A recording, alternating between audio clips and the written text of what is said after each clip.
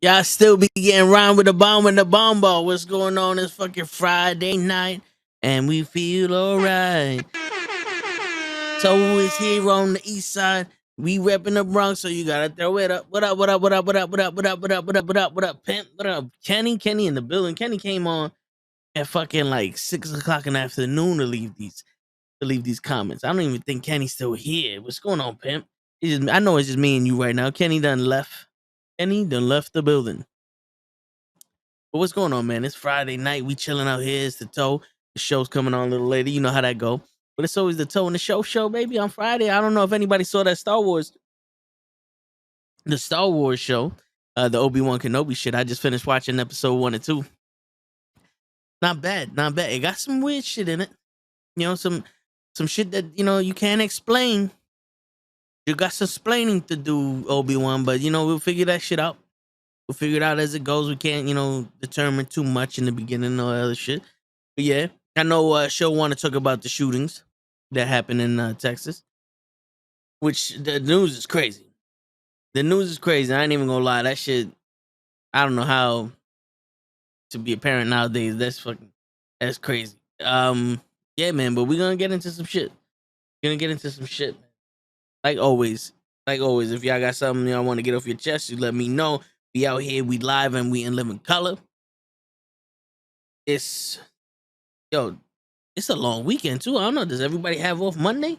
I know Kenny doesn't. Kenny said, "Yo, I'm gonna do a double Friday. I'm gonna do a double Saturday. I'm gonna do a double Sunday. I'm gonna do a double Monday, and I'm gonna call out on Tuesday. But then I'm gonna come in on Tuesday night, and I'm gonna do a double on Wednesday."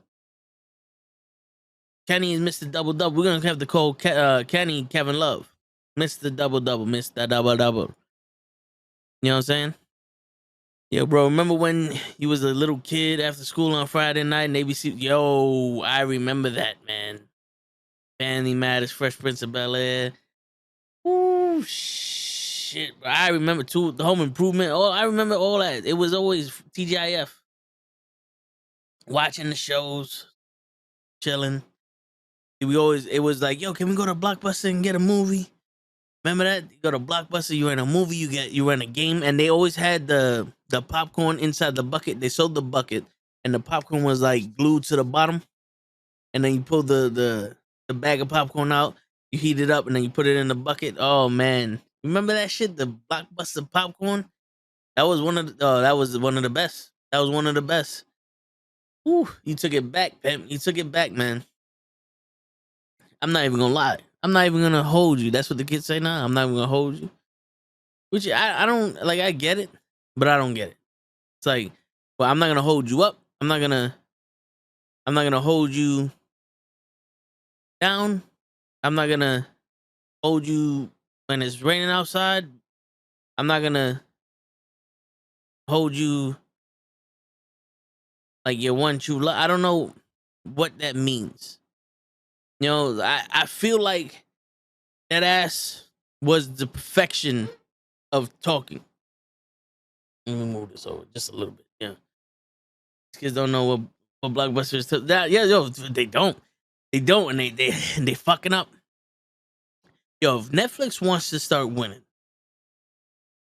they need to send at least like a pack of 6 or like a pack of 10 popcorn bucket to everybody that has Netflix.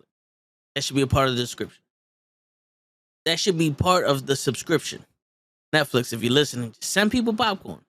Send people popcorn. We get to buy a Netflix bucket, and then every week, every month, send us one of those little boxes of popcorn. Boom, and we enjoy your movies with that shit. I think that would be worth it. That would be worth the price of subscription. What you think, Pimp? You get free popcorn with Netflix. You chilling out here. We outside, baby. That's what the kids say. We outside. I didn't know why you need to tell people you outside. We never told nobody nothing. We was outside, and when you was outside, and we was all outside. You didn't brag about it. We was playing. You know? I don't get the lingo. No cap. I think dead ass is the perfect word. And speaking of dead ass, we got a dead ass guest until show up. And my man Kenny, aka Papa Bear, is in the building. What's going on, Papa Bear? Oh shit, fucking Steve. Somebody had to save this god awful show. Why not me? Why not me? And, yo, all right, that was a good thing. Yo, it's a good thing Lade just popped up because Lade texted me and he The lie goes, detector determined that was a lie. "Oh, that was a lie, Kenny. What's going on?" Not much, man. AKA Brock Boo. That's We getting okay. commentary from Lay on the side. That's all right. It was, yo, how's your Friday going? Did you get caught in the rain? No, I've been inside the house. Nice. Yo, I don't know if you heard, but I was suggesting that Netflix send us like a box of 10 popcorn. Like everybody who subscribes gets an option to buy a Netflix bucket for the popcorn. And then every month for the subscription that we pay for, they send us a box of 10, pack of popcorn. And we'll watch Netflix, with the pop, like Blockbuster. You used to be able to buy the popcorn from Blockbuster. Remember that shit? As much money as we're paying for Netflix, bro, they gotta give us something. Pimp was good. Big Food was going on. Lay. And for everybody listening at home, he gave Lay the finger. So he said, Lay, you're number one. You're number one in my book, Lay. You're number one in my heart. That's right. Big Food, what's going on, Big Food, man? But you're right though, because like didn't like our Netflix subscription went up to like $23 or something like that? Yeah, something like that. Listen, they're lucky that I love Netflix and I love the stuff that they have on there, because certain shows that I watch are on Netflix.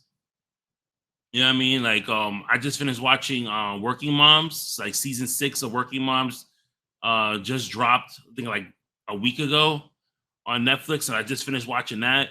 Stranger Things just dropped today, so I'm gonna watch that probably watch that over the weekend, and then head over to Disney Plus, and watch the new series that just came out, Obi-Wan Kenobi. So, yeah, and then like Netflix, I've been finding like little like international movies. That's what's good about knowing 2 languages. Thank God I know Spanish, because I like watching those movies that they put on Netflix that are just all Spanish. Like I've seen some really good ones, and like my wife will come in and she'll be like, "What are you watching?" And I'm like, "Oh, I think the last time I watched it was this dad. He's like a millionaire, right? And he has 3 kids, and they spoil their shit. So he came up with this plan that he had embezzled some money in his company, and they were after him. And now they were broke, and they had to go live in a farm. Yo, that shit was fucking hilarious, bro. The whole shit was in Spanish. Like it was, I was crying. My wife was looking at me. She's like, you really enjoying this? I'm like, hell yeah. Like, this is the shit. Like, hey man, I know 2 languages also. It's just, the second one isn't real. I'm here all week, ladies and gentlemen. No, but yeah, I watched The Circle. I don't know if you watched The Circle on Netflix. Nah, I've seen like 2 episodes. This is all like the influencers. They go into this house and they're trapped in a room. I didn't get to see all of it. I only got to see 2 episodes where like 2 of them made up phony profiles. One was like making one of his mom. Another one made up of his of her dad. And she already got caught in the beginning of the first episode when there was like, oh, what would your memoir be? And she was like, what's a memoir? I'm like, wait a minute, you're 50 years old, you're a marriage counselor, and you don't know what a fucking memoir is? Like, use the context clues. Remember that? Remember they told us that shit, Kenny? No. Yeah. Like, if you don't know something, read between the lines. Like, if you could have waited and been the last one to answer to answer the question, and everybody was saying different things. Yeah. You could have read it like, okay, like, born wild and be free. I'd have just said anything. I'd have like, okay, I don't like, live life, cry later, like that. Yeah, that type of shit. And it wouldn't matter. It's like, as long as something that you have. But this chick was like, I don't know what a memoir is, And the dude, the guy was just like, "Oh, you're fake." I was Yep. just like, "Yeah, she busted." Yo, see the real the best title for any memoir would have been the line from Will Smith from Hitch: "Never lie, cheat, or steal." You know what I'm Mhm. saying? You know, if you must lie, lie in the ones you love. If you must Uh-huh. cheat death. If you must steal the moments that make you happy. That bullshit. You know what I'm Oh man, saying? but you want that long ass Yeah, fucking, you but want that his long ass memoir shit. We gotta read. You sound yeah, like the fucking GPS and be like, go to JFK Bridge, Route but his 973, but turn here's the right. thing though, Kenny. Once Will Smith did what he did, now we just got to go with the old generic shit of my name Jeff. Mm-hmm. That'd have been the title of my memoirs. I would have. You know what the title of my memoir is? Go fuck yourself. Yo, I think I would have That's said it. that shit too. I would have That's been it. like, either you done with that, or you want to fuck? Yes or no? You want to fuck, or you always go fuck yourself. Step 10 program. You know what you should Walter. do? Oh, I'm gonna Oh, let you read Walter's thing. no. Well, he's talking about the tragedy of Okay. on Texas. Go ahead, finish what you saying, and then we'll get to Walter. Every borough here in New York needs their own memoir. Like the Bronx would just be like, "Yo, dead ass." Word. I feel like that ass, before you got on, I said it. That ass is the Dead perfect ass. word. I Dead don't know ass why is you need cap. I don't know why you need fleek. I don't know why you need I'm not gonna hold you. I don't know why you need half of the slang that these kids are coming up with. That ass covers yep. everything. Everything. Like It's yo, like dead forget ass. about That's it. it. Like you be like, yo, for real. Word. It's like you could tell somebody you love them, I just be like, yo, that ass. Like you know me. Yep. But Word. you're not coming in tonight. Yo, dead ass said I'm not. Yo, this is the way it is. Not for real, for real. No, you serious? Yeah, nah, I'm serious, yo. Yo, that ass, my nigga. Dead ass. I'm quitting today. Word. You're What's going on, what's Flocka? going on, Flocka? I'm gonna hold you to that. I'm listening. You gonna hold me to what? I don't know. To the dead ass? You see, it's always another Bronx just holding people to the dead There ass. you go. All right, so now we read Walter's thing. Yeah, all right. I love to talk about this tragedy in Texas when show gets here because I'm a gun owner and I have a license and everything, but I think some people, especially with mental issues, shouldn't have firearms. That's yeah, So Kenny. in New York alone, right? Because I can only speak about New York. You know, it's so hard to get a firearm out here. And even when you go into law enforcement, it's hard for you to like even here's the thing. So like when you go into the police department, right?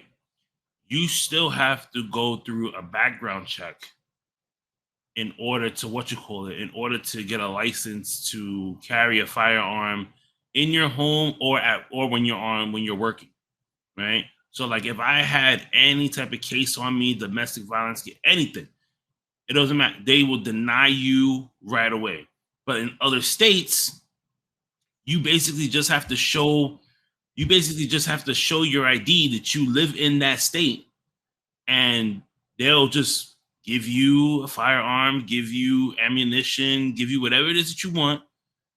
And a lot of the times, like the down south states, they have conventions where you can go to a convention and give them your license, give them whatever, and you can just buy a whole bunch of guns. Like if you go, it's just like Comic Con. You know, we go to Comic Con and we buy a whole bunch of shit and we walk out with it. People, that's how people are over there too. They just walk out with a whole bunch of fucking guns, and you just be like, "Oh yeah, I'm gonna go hunting." And a lot of them are, but they have a license to hunt because you need a license to hunt too, right? So a lot of them do have that, but then you have those people who go to the parking lot and was like, "Yo, if you need something, I got you. You just gotta pay a little Yep. extra." You know what I Yep. mean? And those are the ones that that people get. You know what I mean?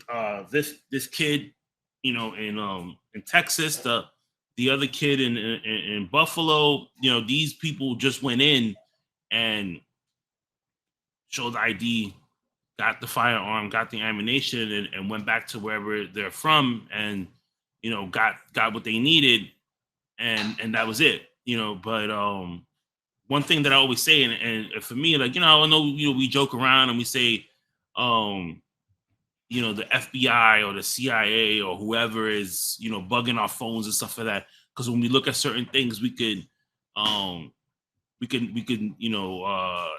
they notice it. Like if I'm looking at a travel thing and I go on Facebook, it shows up on my Facebook feed too. You know what I mean? And the way Facebook and Instagram and all these social media sites, they monitor us, and the minute we do something wrong, they automatically shut us down, right? There should be something in there. Mark Zuckerberg should be looking at something on Facebook, on Instagram, that if somebody posts a picture of a firearm, that account should automatically be flagged. I don't care if it's you just took a screenshot of a news art from the news and somebody waved the firearm on the news. Your account should automatically be flagged. You should get an email. Your account should automatically be in the red. It should be on lockdown for 24 hours until they investigate it. And if everything works out, then you're good. That would scare the shit out of somebody. Because now, imagine me, I come up and I'm just like, yeah, motherfucker, we going right here. We live, 125th Street, Lexington, bitch. Blah, blah, blah. And I'm holding a Glock 19 in my hand. You know what I mean? Yeah, doing stupid shit like that. And then all of a sudden now you come and you're like, oh shit. And you go back to your Instagram thinking you want to, check how many people are going to be like, oh yeah, son. And all of a sudden your shit is flagged. And you get a warning sign saying, hey, your account is under investigation for 24 hours until, until further notice, like your account is blocked. You know what I mean? Like, guess what? Now they can go and find out where this stuff is coming from, who's it from, yada yada yada, whatever. Like, what city? You know what I mean? But I don't know. They need to do something better. If the senators are not doing anything about this, then we need to do something about this. Like, it's almost getting to the point where we actually like, yo. The Bloods and Crips was originally created to protect their neighborhoods from all the stuff, because the police wasn't doing nothing. The police wasn't protecting the ghetto and all other shit. They were originally created to protect the neighborhoods. The same thing with the biker gang, the Hell's Angels, and all that other stuff. All these gangs was there to protect the neighborhood. Eventually, we're gonna have to start policing ourselves. Yeah, nothing's happening. I don't know how a parent was not fighting one of these cops in Texas, especially after hearing that shit. Apparently they were. Apparently this morning they were saying that a lot of parents were getting pepper sprayed. They were getting put in handcuffs because they were trying to like go into the school, and then they said one of somebody who works in the school opened the back door, and people were going into the school to try to find their kids, and they were getting stopped by the cops.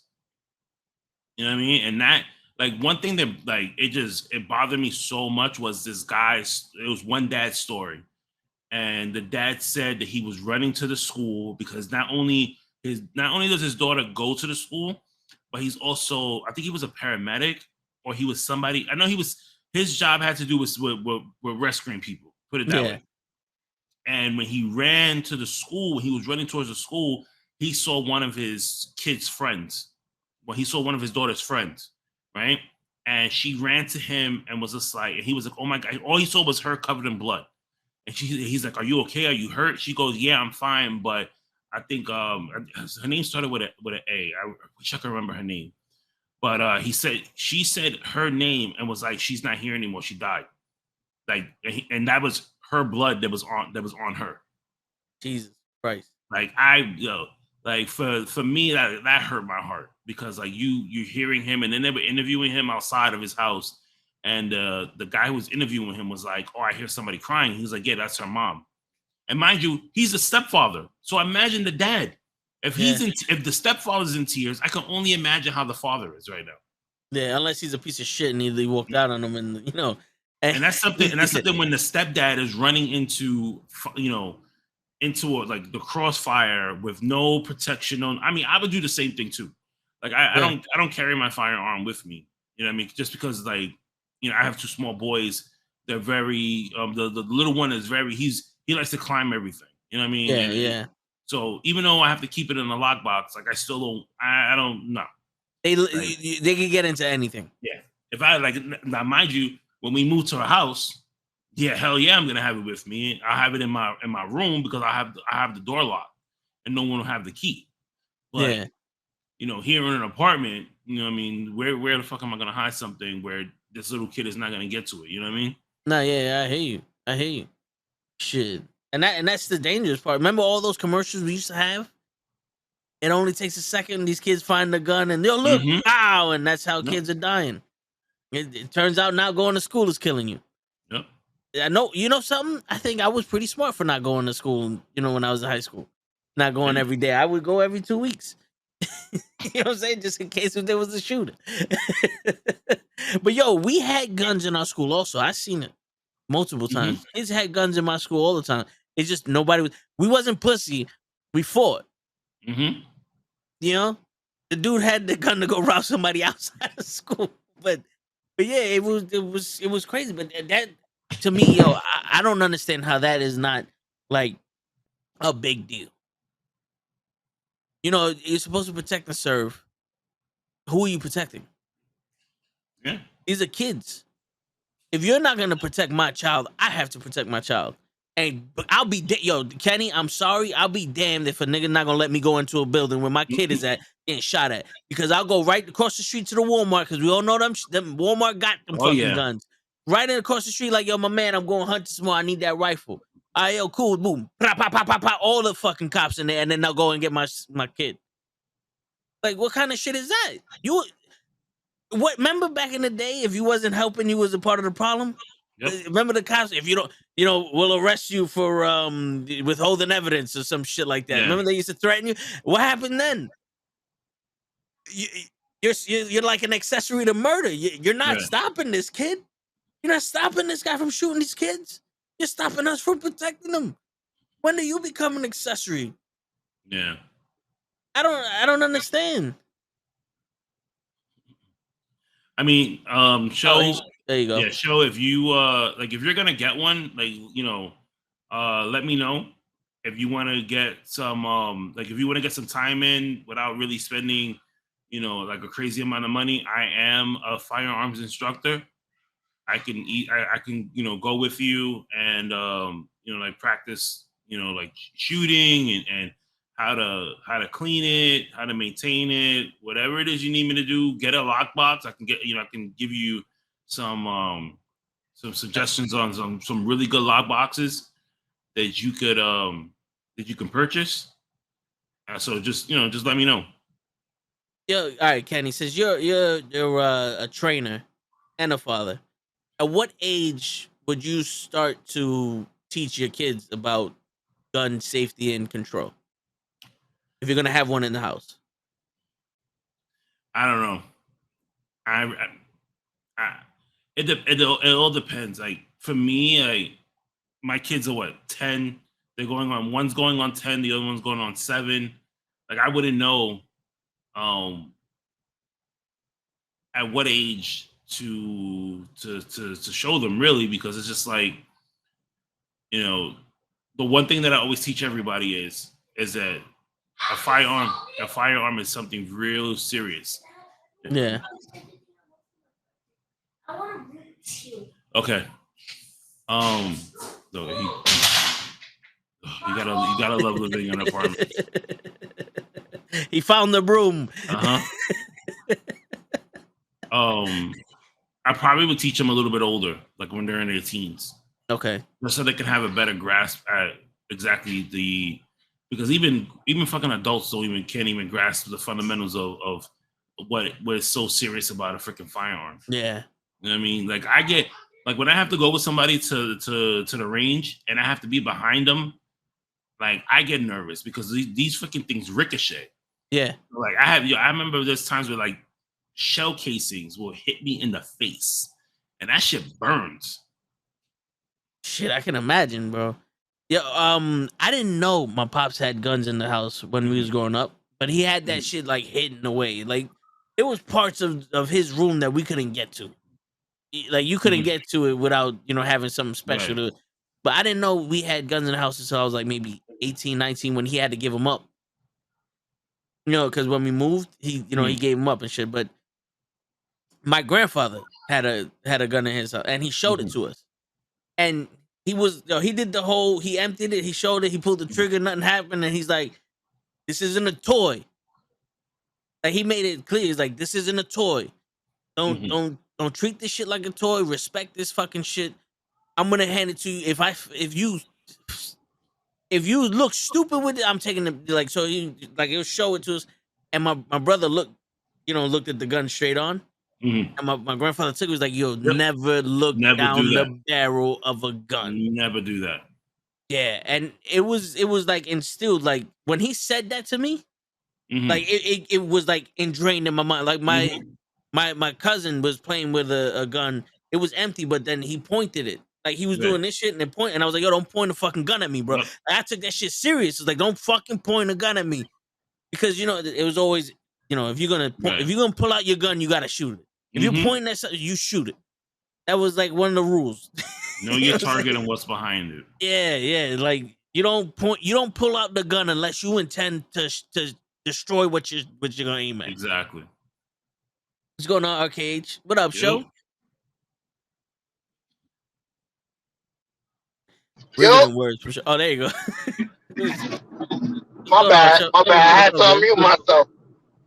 No, my phone was acting up. I'm on my way home now. I heard Kenny. Kenny told me, "Yo, he's an instructor." I was like, "Shit, that's perfect." But it cut off right there. I heard him. He say he was an instructor. I was like, "Oh shit, I forgot." All the overtime in the fucking range. Go ahead. So I've been a firearm instructor now for about 2 years, right? Going on 3, and I just got my certification to be what the fuck do they call a range master?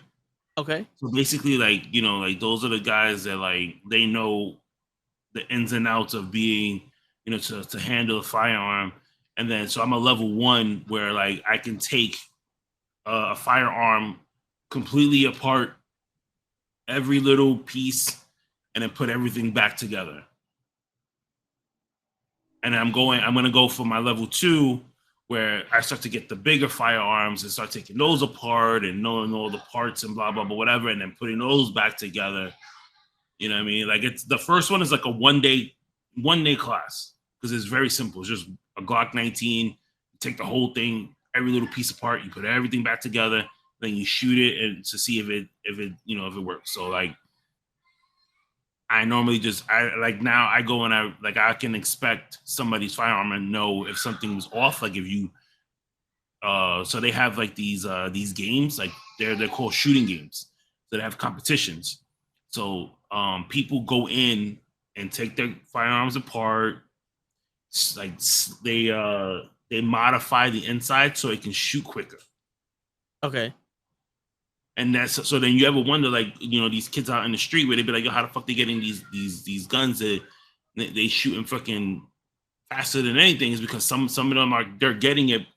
I'm assuming that they're getting it from people who are going like they're doing like these games, and they don't need to use them anymore, so they just give them away or they just sell them for a cheaper price.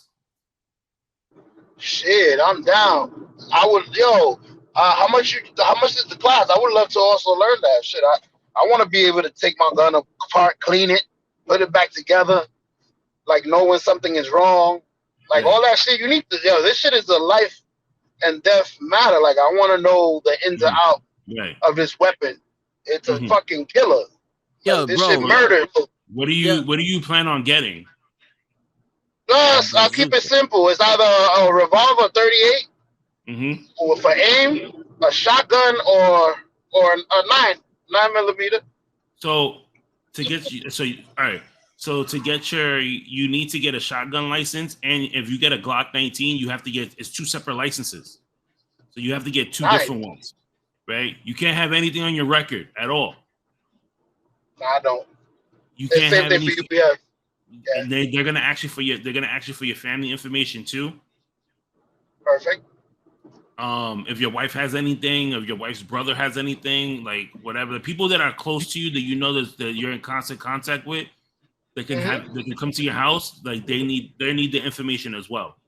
You know what I mean? So it's a process. You know, it's a that's why a lot of people just go out and fucking get illegal guns. Yeah. You know, because it's a big fucking hassle. You know what I mean? Is that for the concealed carry? Sorry to interrupt. So the concealed carry, like here in New York, and I can answer both these questions at the same time. So in New York City, there's different licenses for you to carry a firearm. So like if you are a private security, you can get a license to carry from work to home, from, you know, and then back, you know, back to work type of thing. Here, like, I mean, you can carry a firearm in New York, but you have to have a license for it, and it has to be a specific license that you need in order to carry it, because you could still get arrested for having a firearm on you.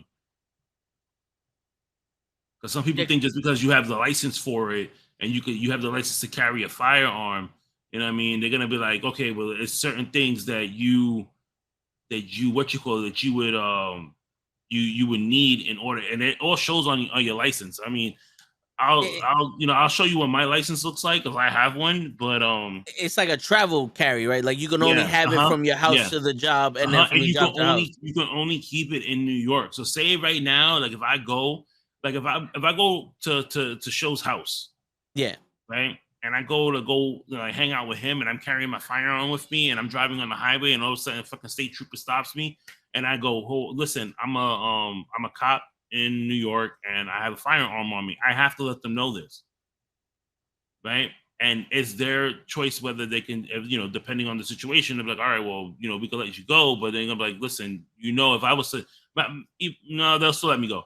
But if I was to use my firearm someplace else and shoot my gun, I can get in trouble, because technically my license doesn't hold weight where I'm at, and it's only in New York.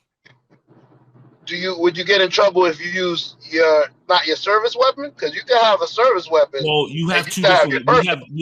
We have two different ones. So we'll have our service weapon, and then we have our personal. So your service weapon stays where you are. Your personal you always carry with you.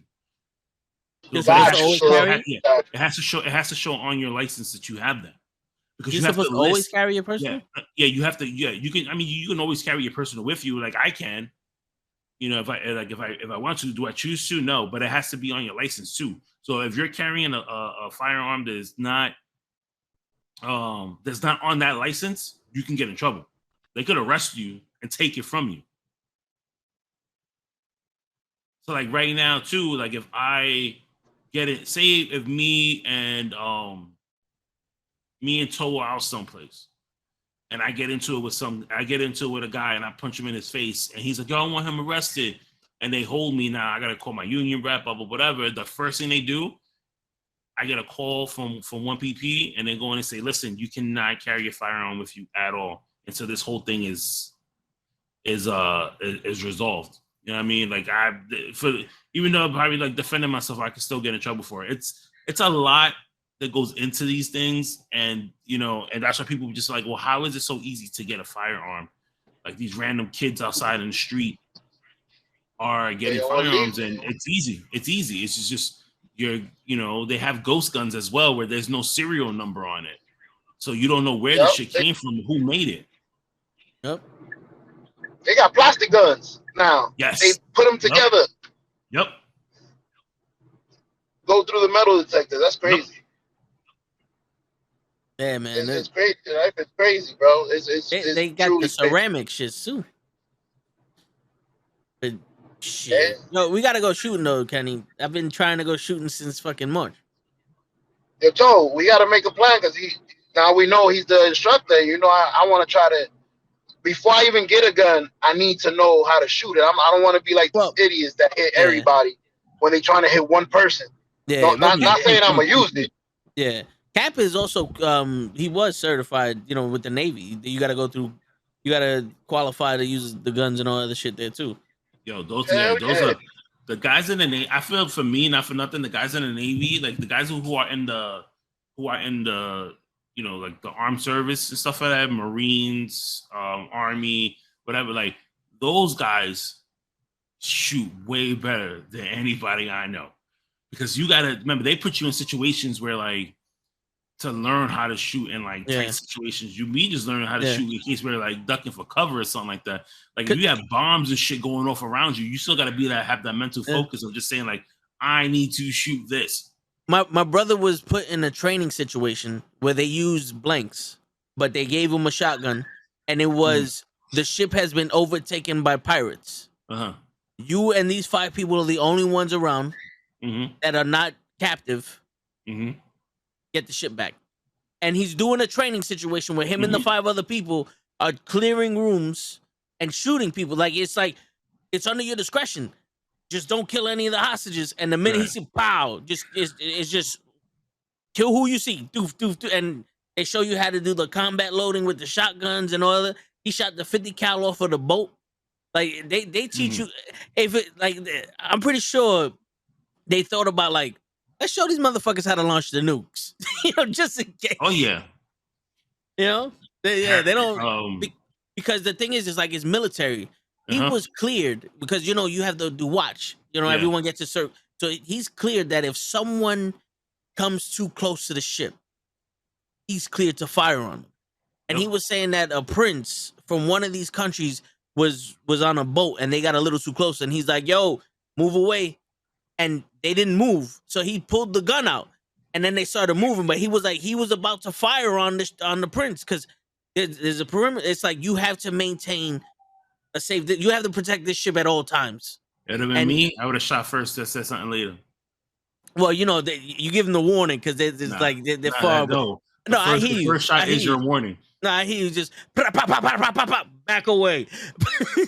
Oh, shoot in the air! Pow, yo, too close. No. If you're gonna shoot, next one is on your foot. Okay. Oh, there you go. This was something. He got hit in the face with a 12-gauge shotgun on that training. In that training, he got hit in the face with a 12-gauge shotgun. Yeah. They don't play around. No, someone actually like they got startled and like threw the shotgun in his face. Cause he popped up and they said, "Oh, boom!" and they just poof right in his fucking face. Yeah, they don't fuck around. All I heard was, "Oh my, catching the virus." Nah, I said, you motherfucker. Fuck, my internet is messing up. Can y'all hear me? No. Yeah, we can hear you now. Yeah. Nah, I said, I'm pretty sure your brother got tight. You motherfucker, I'm gonna catch you in the barracks. You just hit me in the face with a shotgun. I would have been tight. You can tell that story. It's the same link, Cap. If you want to come on and tell that story, go ahead. Please do. That would be awesome. Yo, but as he comes on, I heard Kenny, I really don't need a license in my house in New York. I mean, in New Jersey. Like, I can have my shotgun since I have a property. I could just use it in my property. I heard that some guns, since you can't conceal them, you don't need a license because they're going to be out. But I don't know how true is that, Kenny? Because you need a concealed weapon license. So it's like if you have a shotgun or a fucking assault rifle, that shit's out. Everyone knows you got it. Well, in New York, you need a shotgun license, like he said. So I'm guessing that doesn't count. Well, I don't know if they're giving AK licenses though. Who the fuck needs an AK? Well, why do you even make that gun? Well, for the military. Okay, then keep it in military. Well, that's the thing though. People. They sell it to the military, but then, big game people make it. The NRA, bro, controls everything. Like the AR-16 or the AR-15 is supposed to be the military M16, but the M16 has a burst to it, and for like city guns or for civilian guns, you can't have anything that's automatic. So I think the AR-16 is supposed to be just semi-automatic, but then people would fucking modify it to be automatic because those guns you can fucking alter those guns any way you fucking want. And here goes Cap. What's going on, Cap? Mr. Cat, How you feeling? All right. Thank you for your service, by the way. All right. I just overheard through the wall the conversation going on. Dope. We here for the story. The story, the Navy story. Listen, any cool Navy story you ever want to tell, bro, free range. Just let us come through, man. Don't be like that. Bird. I'll give you two. So All right.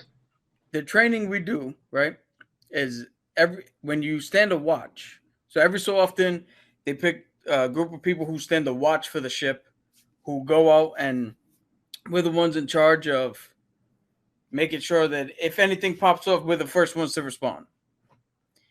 So we did the training where they were looking not necessarily for a team leader, but they had everybody enact a drill in which the ship was taken over and people were in the admin room.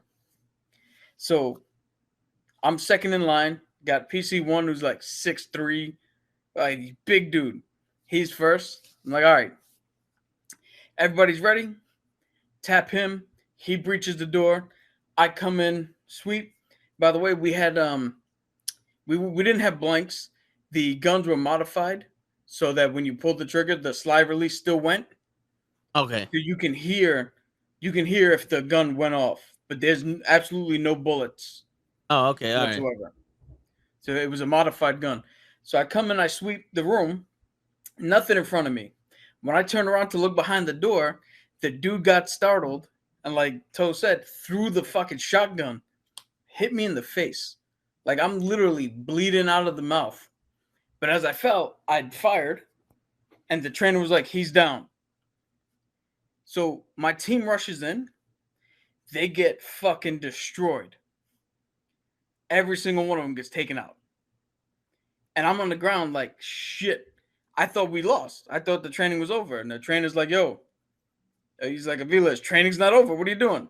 I'm like, shit, all right. So I got up.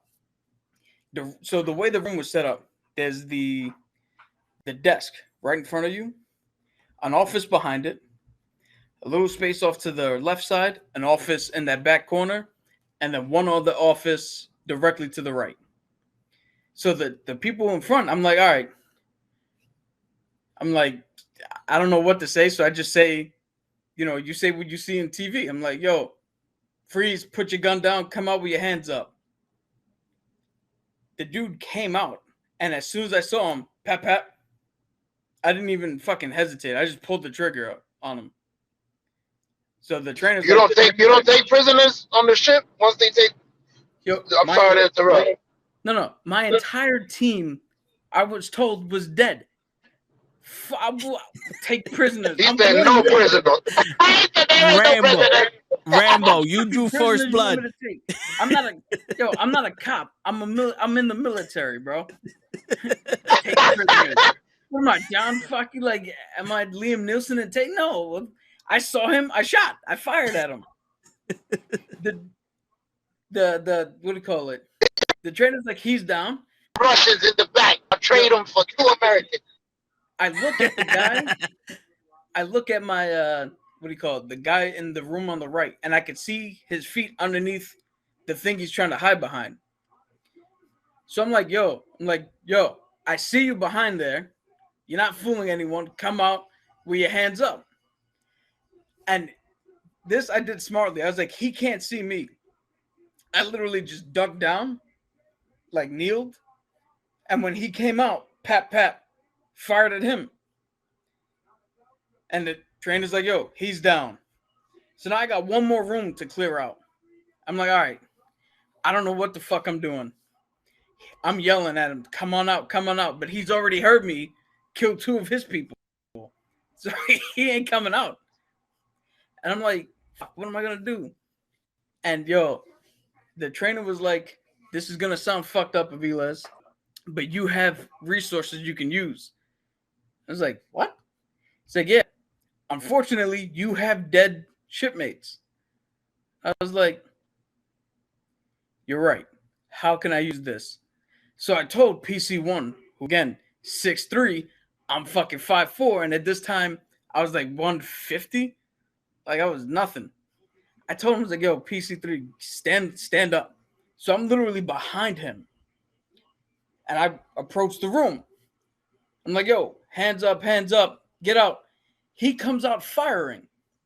As soon as I heard the shots, I let go of PC3, came out from behind him, take him down. The whole time, PC3 is like, you son of a bitch, you use my body as a shield? It's like, fuck yeah. Hell yeah, you did. We're supposed to be training like this is real life and death. Yeah. You won't mind? So we clear the thing. We it comes out as a success because of what I did. They turn around and, like idiots, they make me now team leader going forward. Which I'll get to the second story. So now we're doing more training, and this time we're doing hostage situation. Somebody taking over the ship. There's one person who's holding people hostage in one of the rooms. So there's two ways to get into this room. So I'm like, all right, here's what we're going to do. We're going to coordinate. Somebody's got a radio. Put them in the back so we can't hear. Same on your side. We go in coordinated on both sides. So as soon as you're ready, let me know. And on, once we link up on 3, we bust through the door. So even if they get one of us, they don't get the other one. Quick question: Would you be able to hit each other though? What do you mean? Crossfire. That coming from friendly fire across from each other? No, the way it works is, so here's the room. One corner leads in, the opposite corner leads in. So we came in, we're not crossfiring each other. We're putting the assailant, the terrorist, in a kill box. Dope. That's just the way it worked for this room. So we walk in, and as soon as we breach, I come in, I'm like, put the gun down, because now the terrorist, the actor, or the other shipmate, is literally holding somebody hostage with a gun to the head. And I'm like, yo, let her go, put the gun down, all this shit, right? The person playing the terrorist turns around and goes, you don't want me to shoot her? I'll just shoot myself. And I literally went, go ahead, I'll wait. And they called the fucking training off. It's like, no. I was like, hold on. What do you mean I can't do that? She's gonna kill herself. What the fuck why am I gonna stop that? He's like, no, you cannot let her, there was a woman playing it. That's why I keep saying her. But they were like, you cannot let this person kill anybody, even if it's themselves. I was like, all right, so I'm supposed to shoot this person then? It's like, yeah, if she dies, it's got to be from us. We can't just let them do it themselves. It's like, that's the dumbest fucking thing ever. So we reset. We reset, and the people inside the room now do a completely different thing. So we go back out. All right, we're going to link up. We're going to breach in. This time, we breach. There's nobody holding anybody hostage. We got to figure out who it is. And we don't know. A, we didn't know if the girl was the only one, because we didn't get to that point. And B, we didn't know if the girl was still the terrorist. So we breach, and we're like, all right, everybody, just relax. Somebody point out who the hell's not supposed to be here. That's the only thing I could think of. And when everybody looked, I was like, cool, Pap.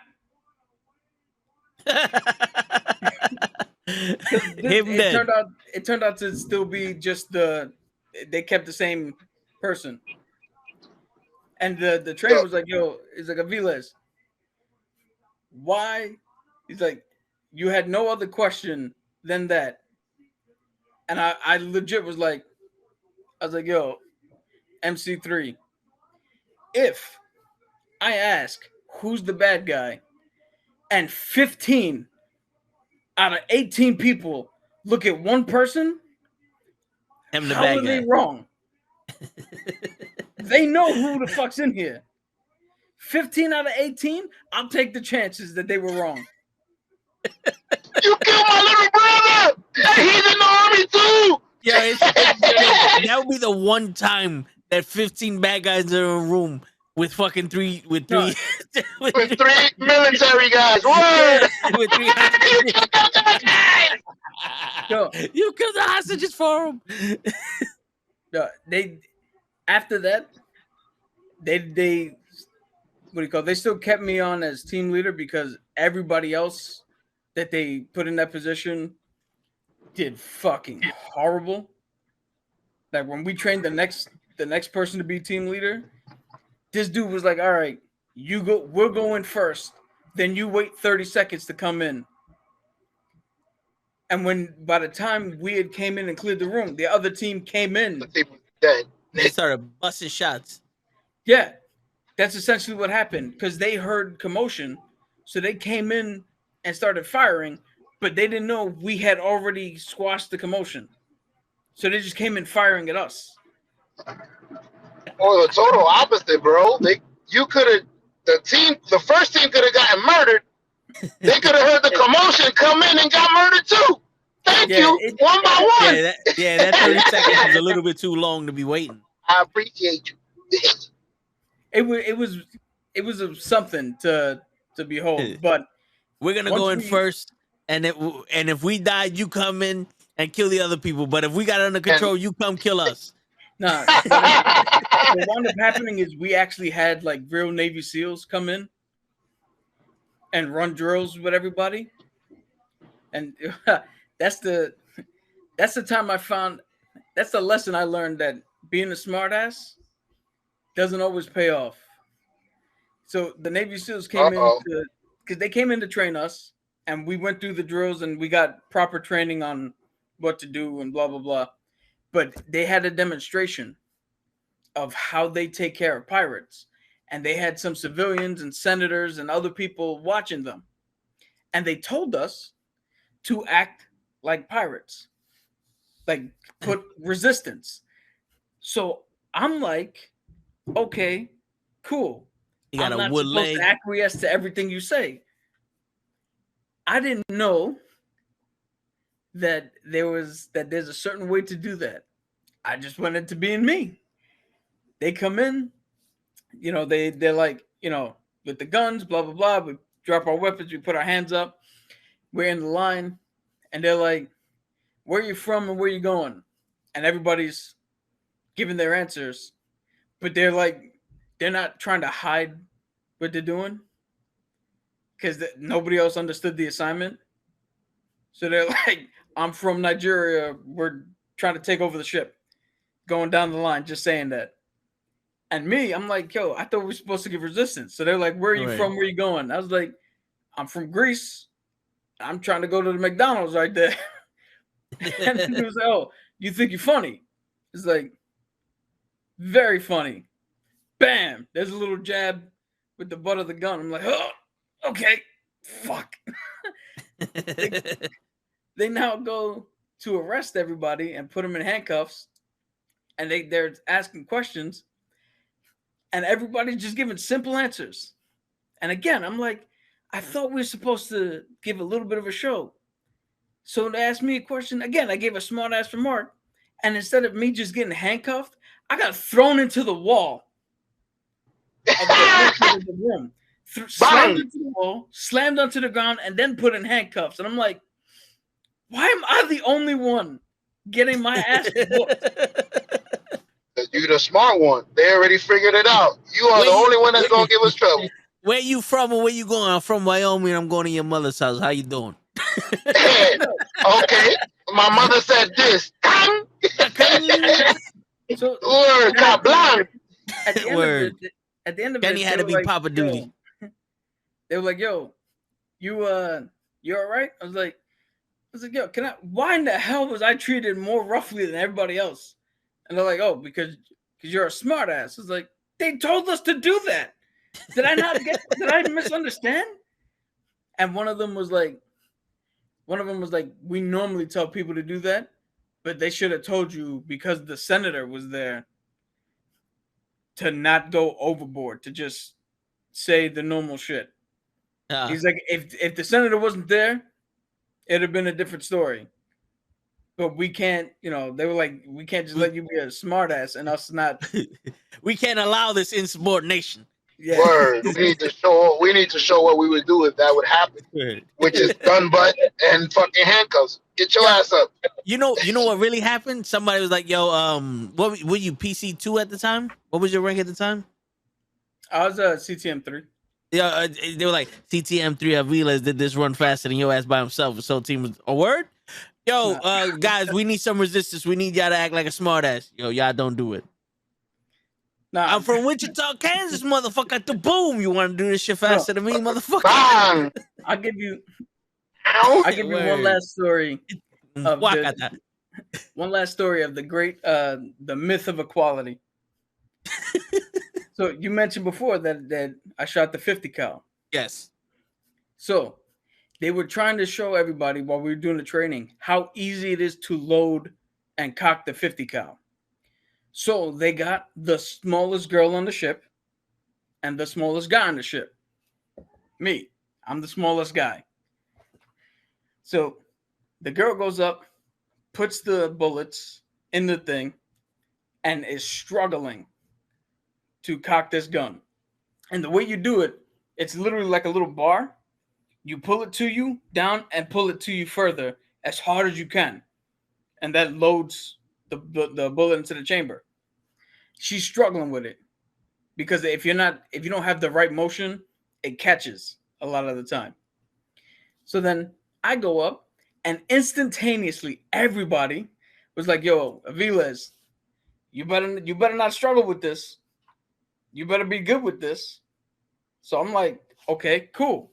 I plant my feet, load the whole bullet chain into the first part. Bam!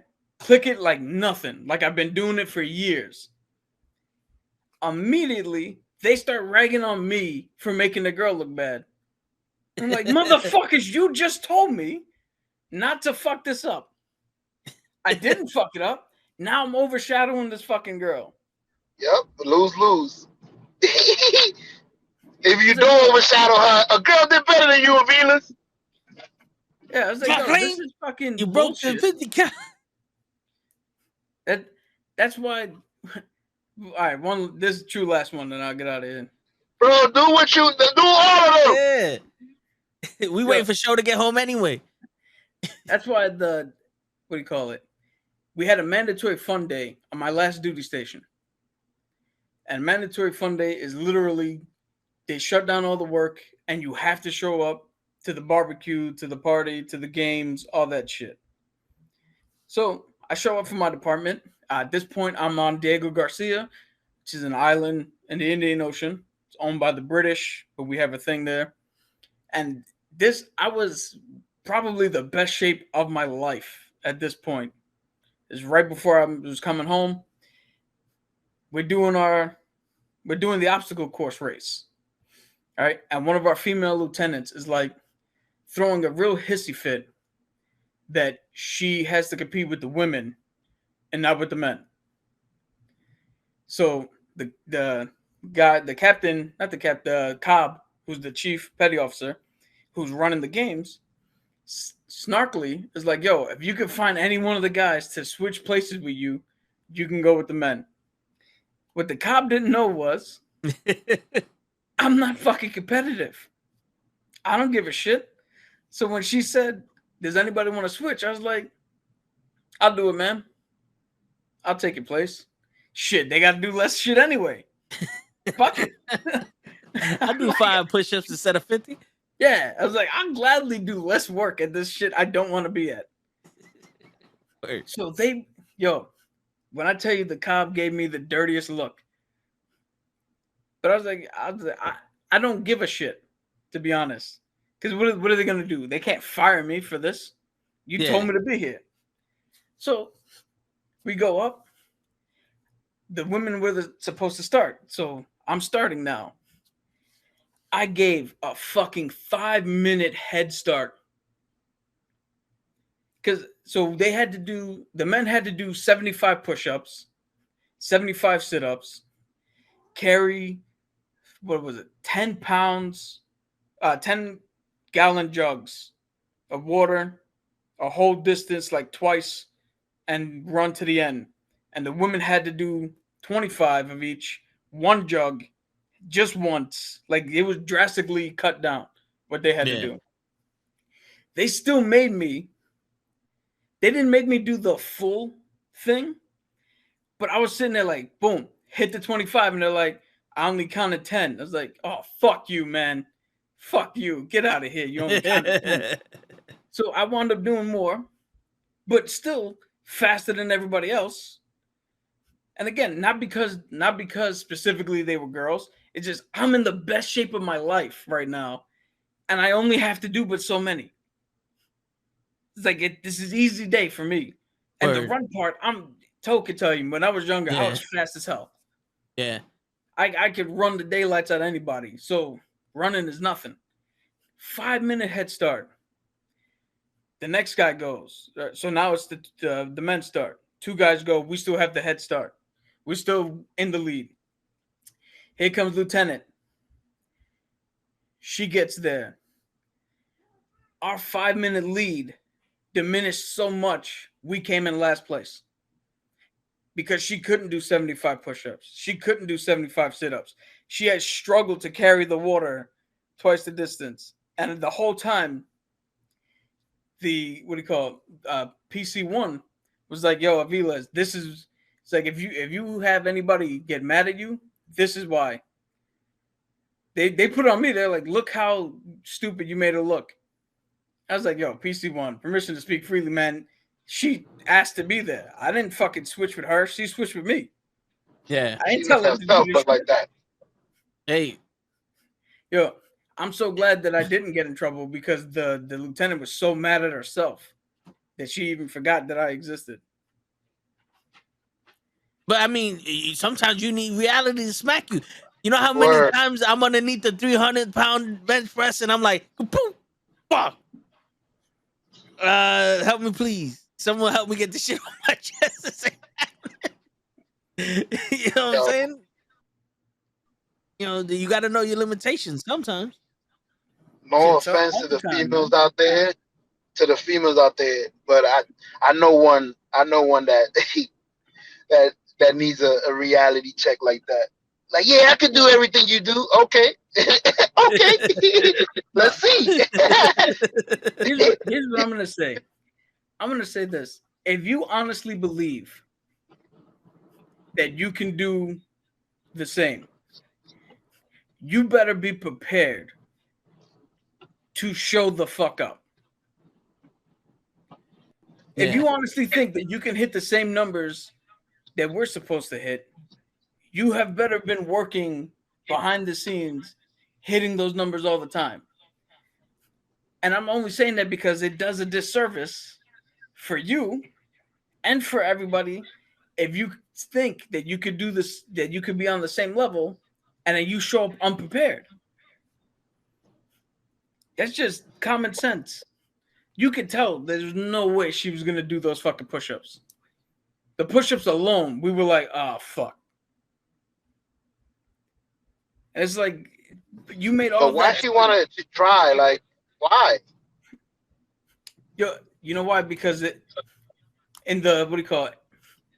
When I was in the military, I mean, it's certainly different from back in the 80s, early 90s, 70s, 60s, all that shit. It was a little bit more like well-rounded, all-inclusive. Everybody, we didn't like shun anybody. But she was still of the mindset that it was a slap in the face to her that the women had to do so little. Was it one of those that it was so easy for her to do the woman shit, she thought she could do the men shit? No offense, she was gay. In that time, don't ask, don't tell was implemented. So she was gay. For some reason, gay women, I'm stronger than you. All right. No, I honestly, good luck. It could have been that. It could have been that she thought the other shit was too easy. But you know what she could have done? She could have just did more faster. Yeah. Like Instead of showed only out. Or doing- just did 20 more regular shit. Or go to where you want to go. Don't do 25. Keep going. Yeah, do 50. Yeah, do whatever you can. Don't overassert yourself though. But Don't go chasing waterfalls. it's the same thing. Like when I got my medal, yo, we were Lebanon and Syria were fighting each other, literally lobbing missiles back and forth at each other. And my ship went in as the communication ship so we can coordinate with everybody to evacuate civilians and Americans. I did a whole bunch of shit. They gave me a medal for it. Not a fucking big deal, at least to me. My only favorite part is while everybody was in uniform, I was off the ship. So I got pinned in my fucking leather jacket with scruff. Like I should have been in pristine uniform, but just the way it worked out, to me, that's my favorite part. But they gave the same medal to both of the girls that I work with, despite the fact that they literally did nothing. And when I say they did nothing, I don't mean that they were in their rack sleeping. They did nothing of what I did. They were doing whatever they were doing, but it wasn't what I did. But they gave them the same medal for the same reason I got it. So would you want a female version of the medal? Is what you're trying to say? No. So Like a women's belt and a male's belt? no, But go ahead, my bad. I got the medal for the hours I put in working, the work that I did, the type of work that it was. They got the medal for the same hours I put in, which they didn't. Nope. The type of work I did, which they didn't, and the sensitivity of the nature of the work, which they had nothing, they weren't involved with. So, Understood. so that's like you, Joe, getting an award, getting a YouTube award for being part of the pro wrestling podcast AEW watch along.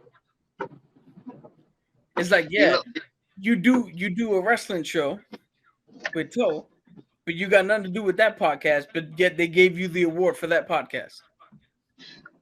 So what you're trying to say is when Toe gets an award for this show, you don't expect me to fucking be there? That's what you're saying? You better not get no I fucking want award. the same award. I want the same shit. I don't care if I don't put the hours. You better not fucking get no award if we win this shit, asshole. I want the same one. You ain't getting shit. Well, I just read here, La Flaca. Yes, at this current moment of this state of my life, you probably out push up me 100 to 10. And TV Vic? Nah, I'm sorry. and this is what I'm saying. Oh, La Flaca said that about you, Vic. I thought she was saying She you said- would outpush up her. She's no. She said she'd out push up all of us. And I'm saying definitely she'll out push up me. I'm fat as fuck, out of shape. But then that's another thing I thought about, Flocka. You pushing 100 pounds. And Cap, we pushing 20. So you got to take that in consideration. Put a 250 pound or a vest on, and then we let's do the same work. That's how I feel. I feel like pushing your body is a lot easier than pushing mine. I don't know if I'm wrong. That's Did a everybody- technically right thing, but Okay. I mean, yeah, Good, well, I you thought know I the broke- thing, like doing the pull-ups. Doing the pull-ups is worse. yeah, I'll tell you this though. Let's go to it. Let's go to the track for like a month straight and see who's outrunning who when that month time's passed. I'm And good. ask Toe about that. I'm good. Yo, my body is designed for one lap. That's what you're getting. One lap. The best I got when I was running every day was 1 3/4 of a lap. Other than that, I'm power. Power. I'll run a 40 in like 2 seconds. But I'll run a mile in 12 hours. I'll do a mile in marathon time. It's like fuck that. I'm good. I'm not a runner. I've never been a runner in my life. I save my runner for the police. Perfect. I got a question for both of you, Nah, especially the Marine. No, the Marine, the Navy. Navy. I'm my bad. I ain't mean to disrespect. Don't I know you guys get mad. I'm not in the army. I know. No, Yo, y'all don't like being called each other.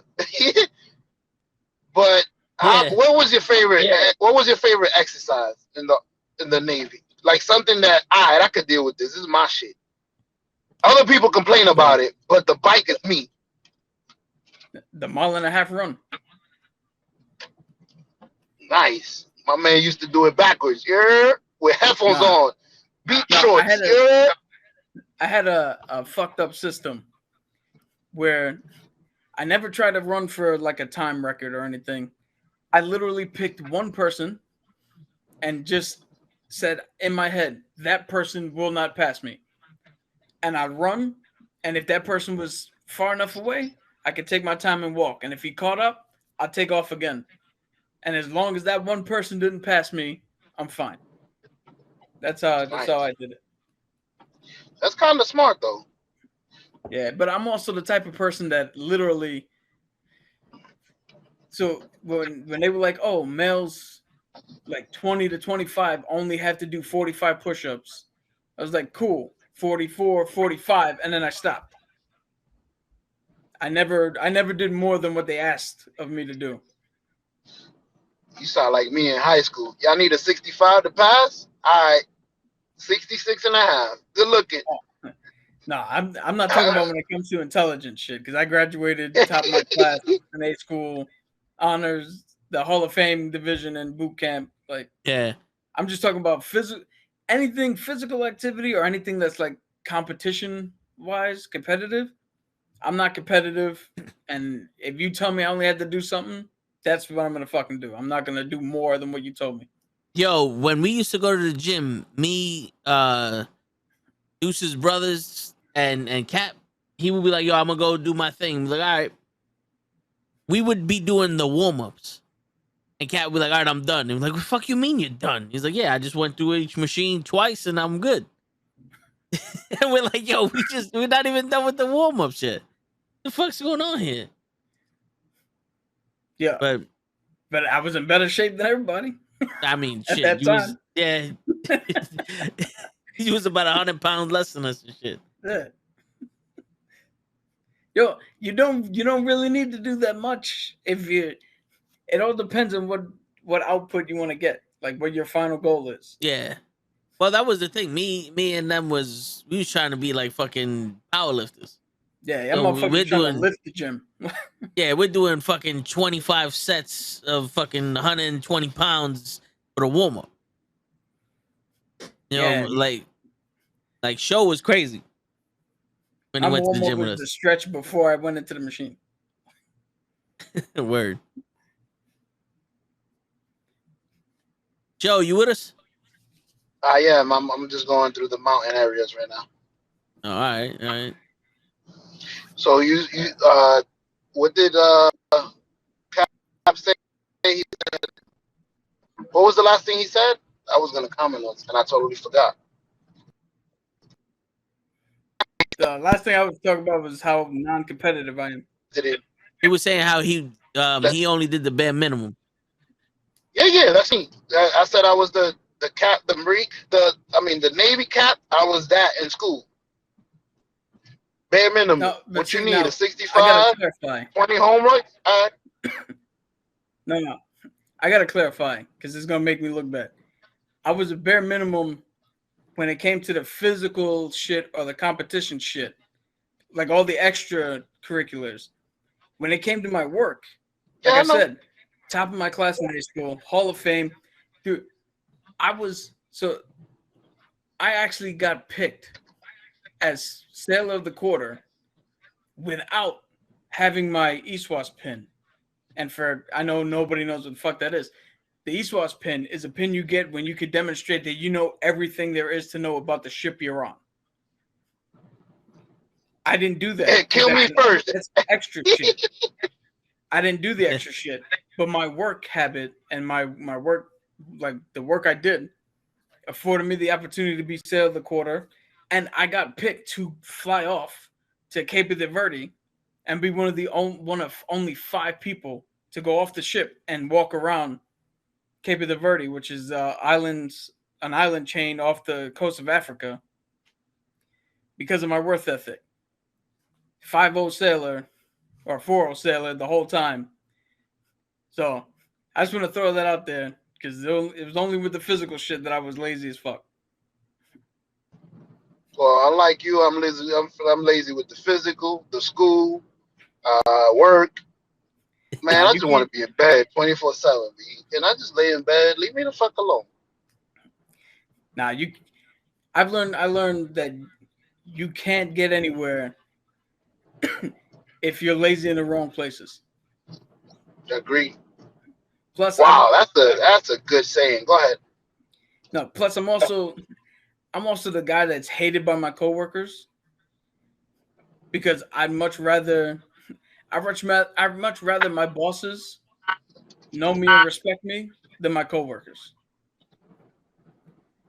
Because I'm not that social of a person. I don't give a shit if my coworkers like me, so long as the boss knows that he can depend on me for whatever's needed.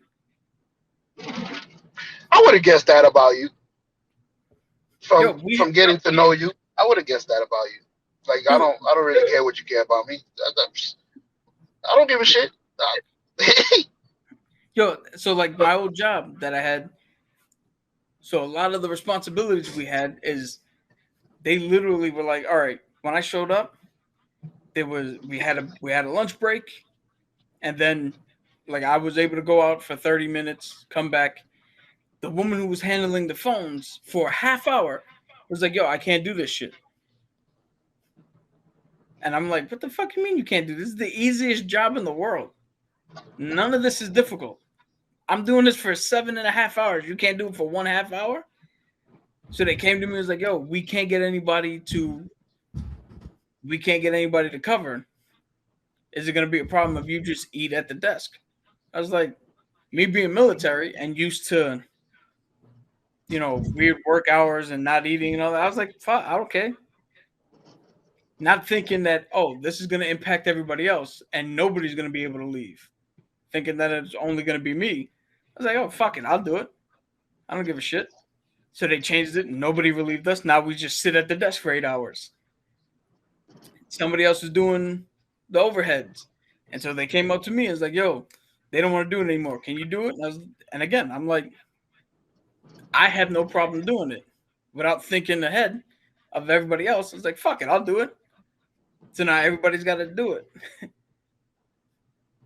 But that's just, that's just me. I'm not gonna shy away from work. I mean, I'm here for 8 hours. Like, what else can I possibly be doing? Yeah. Eating? You fucked it up for us. We could have been outside. What you mean what we could do? Yeah, Don't ask what your country can do for you. Ask what you can do for your country. But but hey, my coworkers got the what do you call it, their payback. I was told how many times I've missed family parties, family functions. I never get a fucking vacation. I never get like a holiday off. Yeah, they don't get shit. 70 hours a week. Like, well, that's you, because I remember your brother used to be like, yo, he's working a double. Again? This guy. He loves his money. Yep. No. Trust me, I am not money driven at all. You don't know how mad I was every time I got called in, or every time somebody called out and I got stuck there. Yeah. I thought you was doing it. Yeah, I'm the one. Anybody misses, I'm here.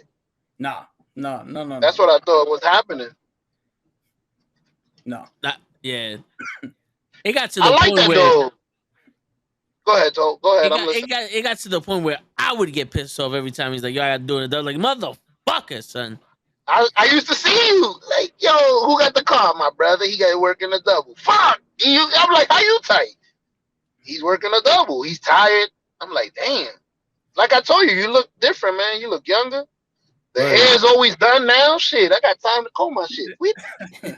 Yo, He got some sleep in his eyes. you know what's funny? Word. This Monday is what, Memorial Day? Yes. For the first time in 9 years, I'm gonna have off this Memorial Day, and all it took for me to do was quit my job. Hey, sometimes you gotta eat the frog, brother. Don't hesitate. Word. Saying shit, man. For your happiness, you can't fucking be miserable. Hey, you good too, man. You from the Navy. You that was way beneath you. Security. You should be in the FBI. Fuck that. You should be an agent. Working quadruples. Word. That's what everybody says. But yeah, I'm a simple man. All right. So protect the president. You right. My bad. It depends on who's president. Damn, that's fucked up. Nah, this president I'm not working for. It would have been like, yo, somebody wants to attack Trump. He over here. Word, I'll give you the location. No. Hey, shoot the motherfucker. No, see, you get it wrong. What you do is you just hesitate a half a second, so you jump after the bullet had already passed, so it looked like you tried, and You do that. didn't get it. You do that. Kapow. Kapow. Word, the president's already in the fucking casket. Oh, my bad. That's not a joke. He's on the casket. I'm protecting him. I got sciatica. Now, funny story. Fire the when I show. What's served- going on, Sonny? When I served, Bush was president. W was president. Oh shit. And I actually, well, you know what's funny? In the military, when you're in the Navy, you're not really affected too much by what the president says, because I was part of Sixth Fleet, so I was in Europe. I lived in Italy. We traveled all over Europe, Africa. They didn't send us anywhere, and except for when Lebanon and Syria popped off. So we're not really, for the Navy part, for the most part, you're not affected like Army or Air Force or Marines. So working under Bush was nothing for me. But then I met him once. Go ahead. He came to Diego Garcia, and I gotta find the picture somewhere. It's in my stack of shit. And he went and he literally shook everybody's fucking hand. Like as a guy, he was not bad. But when he got to me, he couldn't pronounce my name. I don't think he's ever seen Aviles before. So Alvarez. No, he didn't even try. He went like, oh, Smith, Jenkins, Gonzalez. Nigga. He just walked up to me and was like, hey, how you doing? I was like, sir, shook his hand, gave him a salute, and he moved on. And I was like, wait a minute, am I the only one who didn't say the name? What the fuck? Word, it's a V-list. I'm good. I'm not saying that. My man looked said, Abalaz, how you doing? Come on, the V-list. You heard my Woman one, fucking thing shame on on TV. you. Yeah, exactly. Come on. Over the weekend, we heard one Woman of our twice, cousins you ain't gonna called want us sound fucking crazy. Velasquez. So Yeah. our own family don't know what the last name is. Wait a minute. You said over the weekend somebody called you Velasquez? Yeah, one of our other cousins, the only other like legit Spanish cousin we have on my uncle's side there. We thought our last name was Velasquez. Fool. Our name is Aviles, man. Are you family? Let me see your ID. You family? I get Alves a lot. Alves? Oh, yeah. Or Alviles. Yo, everyone calls me Alvarez, and I'm like, yo, there is not a fucking R anywhere in my name. Not in the first, the middle, the last, my saint's name, my godparents' name. None of them have an R. Where are you getting this R from? Oh, Edwards got an R. I got lucky. I've been saying your name right since day one. Aviles. Because you got. Oh, you I am Spanish. Word. That is true. How you know? You know too much. Every fucking other UPS guy that delivers, I tell him my name. He goes, "Oh, you related to this one?" I'm like, nah, I don't know that idiot. Yo, bro. He. Matter of fact, he's just like you. That's crazy. All the Aviles is crazy. He's just like you. He's in the army. Yo, bro, one day he came with his helmet because the supervisor got him to a point. He told him, don't get me to that point because once I get to that point, there's no thinking. I got pills I'm taking. The supervisor thought he was joking. Yo, he went to his truck. He grabbed the army helmet. He put it on. Clink. He came back in the building. He told the other supervisor, if you don't move him, I'm going to kill him. And I think they separated them. And they took him in the office Yo, and they I don't. explained to the supervisor, don't play Yo, with I that don't. guy, bro.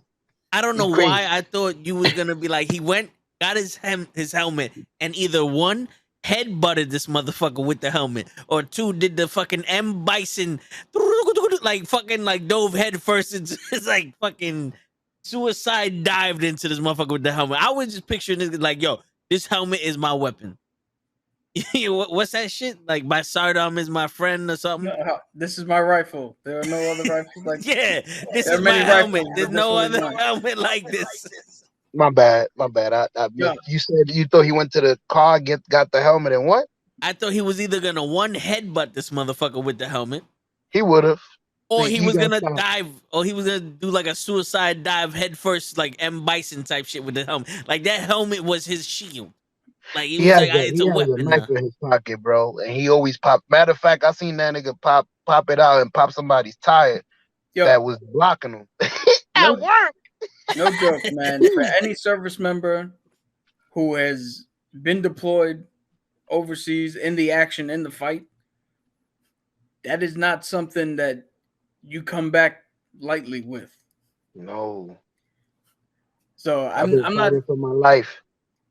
Yeah, no, those guys deserve way more respect than me. Than what I did nothing compared to them. Yeah. Those are the guys you turn around and say thank you for your service. You too. Don't. Come on. Don't undermine what you did. You was No, on that shit, and you was it's not ready to die when they called you. it's not an undermining. It's just a recognition of what in the grand scheme of things, we all did something, but recognizing that what they had to go through is harder, and they might be scarred. You said it yourself. The dude was taking pills or something, right? Yeah. He's still. Yeah. He gets Yeah. deployed like every 3 years. Yeah. He takes pills. Yo, he's going So through something. yeah, I mean he's dead. What he's experienced is not something that's easy to handle No. for certain situations. Like that's somebody who got thrown in the deep end and was told to figure it out. I'll tell you this, Cap. He really doesn't talk much, but he did explain one day. He was like, "Yo, I had to shoot a kid in his face." He said, "Why?" I said, "Why?" He said the kid came out with an AK, and I don't know what he was gonna do, but I didn't find out. I shot him. No, I was yeah, like, whoa, damn. He no, said, but yeah, the kid looked the same age as my son. that's the thing though. Once a kid has a gun in his hand, he is now an adult. That there is no more kid there. Mm-hmm. It's your life or his. But that's the thing. That's what I'm talking about. Like what they had to go through, what people still over there have to go through. They deserve more. When they come out here, man, they deserve more respect. They deserve more attention, more help if they need it. Sometimes you hear the stories of what the VA does or what doesn't get done for them, Yeah. and it's sad what they were told to do for them to come back and not always get what they need in return. So if you know somebody who was actually in the shit, in the sandbox as they call it, put a little bit more respect on that person.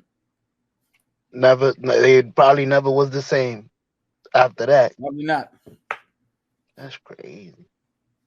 I forgot. I had a question I was gonna ask you, and I totally forgot. But when it comes to me, I'm gonna I'm gonna ask. Oh, is the reason why you guys weren't involved in the war is because you can't really make it to Afghanistan on boat, right?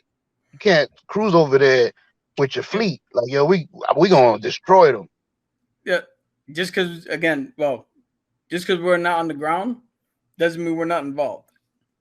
No, I Each, know. each branch of service has their own reason or their own part to play when it comes to certain conflicts.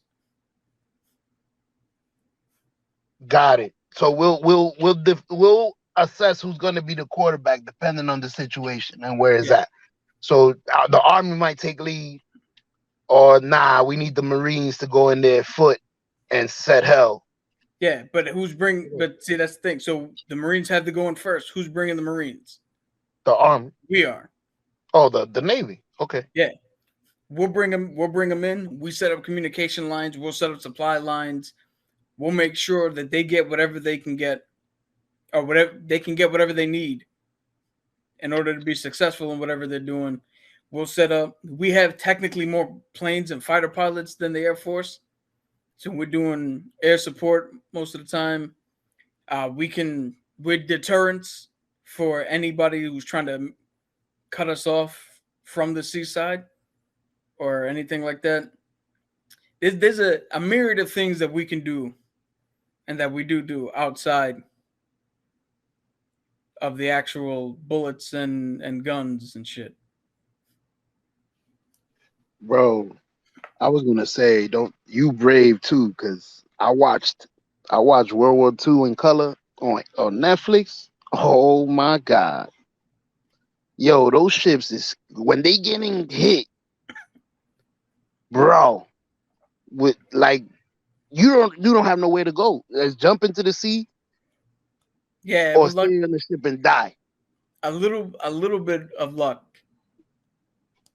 We don't the combatants we wound up fighting in the Afghan and Iraq and all that were landlocked. So ship to ship battle hasn't really been an effect for us for a while.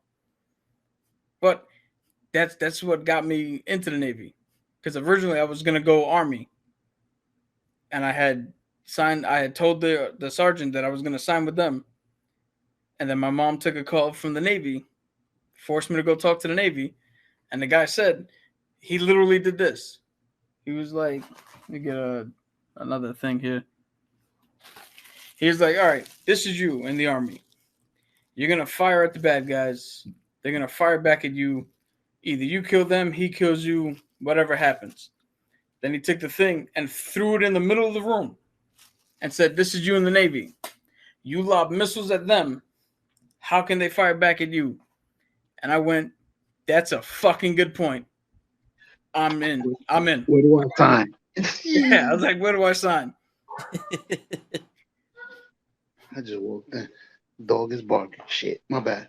And it's funny because they were like, oh, because of my birthday and the way I am, I graduated at 17 instead of 18. Yeah. So my mom, they were like, oh, so you're going to sign him in? And my mom was like, no, when he's 18, he can sign himself in. And I honestly believe that my mom didn't think I was going to go through with it. So I sat around for a few months, turned 18, whoop, name on the dotted line, shipped out, and Toe can probably say better than I can because I wasn't here. Probably shocked the hell out of everybody in this planet. Probably shocked my mom the most. When I don't know why. I'm out. See ya. Yeah, I remember when I heard he's like, yo, I signed up to be in the Navy. I did the what? Because that was the only time I ever heard him talk about the military. I was like, oh shit. I was like, all right. And then For real? yeah, And it doesn't seem so surprising. You seem independent. You seem like I do whatever the hell I want. I'm gonna do exactly what you don't want me to do. You want me to go upside down, I'm gonna flip.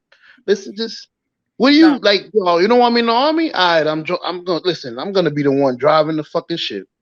Well, what happened was all throughout high school, everybody was like, "Well, what are you gonna do after high school? What are you gonna do after high school?" And I was like, "I don't want to go to college because I don't know how the fuck we're gonna pay for it." And from that point, I was like, "I'm just gonna join the military." I already had it in my head that that's what I was gonna do because I'm an idiot, and I'm like, "Yo, again, I want to be a GI Joe. How hard can it be?" Not thinking past. I just don't want to do this, so I'm gonna go do that instead. Yeah. And you know what? The crazy shit is, he told me when he was out of boot camp, right? It was on leave, where you was like, "Yo, I don't think you will be able to make it in the military because you don't like to listen." You know, I have a problem, with and mom was always yelling at me.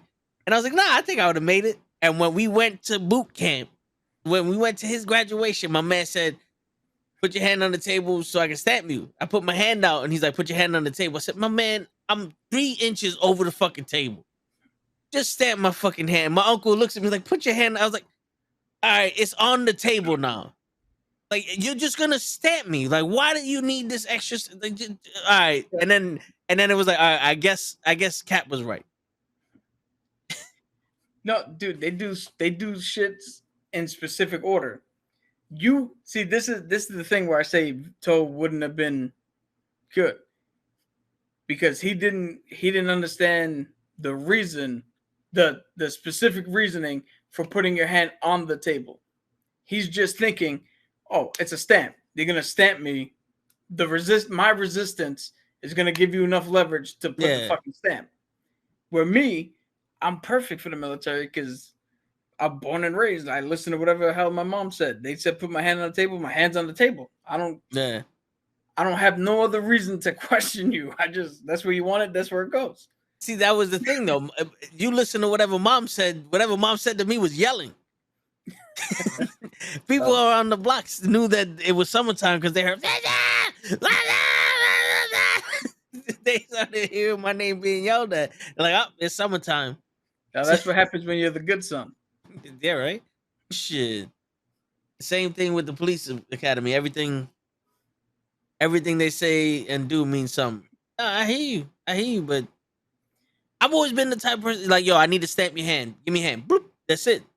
Yeah, no, but see, so in boot camp, the goal of boot camp is it's literally to break you down, to take all your fucking bravado, not you specifically, I'm just saying No, in yeah, general. yeah. All your bravado, all your ego, all your "I'm the fucking man" alpha bullshit, throw all that away, turn you into a little ball of dough, and then they remake you into what they need you to be.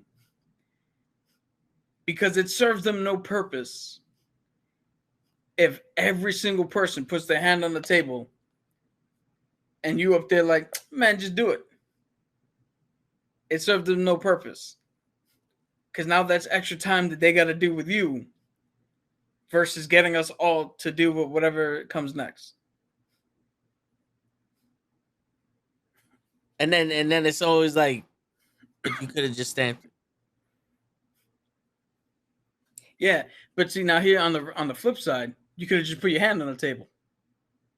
You know how low that fucking table was? Doesn't matter. The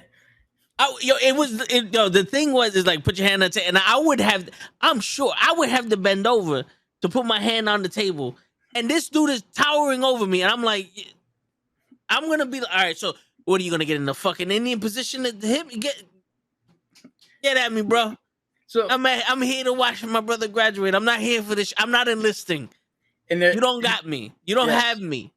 In the civilian world, you can get away with that. What's going on, Rich? And like I said, in the civilian world, you can get away with that. In like policing or the military world, that 3 seconds of arguing with you costs something somewhere else, where it's instantaneous. Hand, stamp, go. Well, then they shouldn't argue. They should just be like, "Yep, let me stamp your hand." Yo, no. It's not on them not to argue. You don't have the rank necessary. You shouldn't have argued. Yo, they don't have the rank necessary. I'm a civilian. No, but you know, like I get it. Like I'm not. Listen, I'm not one of those people that are gonna fight authority and shit. But it's just, I'm also was like, do 27 jumping jacks so I can stamp your hand. What? Why am I the? Because the thing was, I didn't see Uncle Peter put his hand on the table. He just got his shit stamped. He didn't say nothing to him. It was like, well, is it because I'm a a kid and you want to do this bullshit with me? Because at the time I was a grown ass man. I was 17 or some shit like that. You know what I'm saying? I was in my late teens. I was a grown ass man, not knowing shit. Yeah, bro, man, it's good to see you too, man. Welcome to the show, bro. Welcome to the show, Hey. cuz. What's up, man? Yeah, that's what it was. Like, you know, the fuck, bro.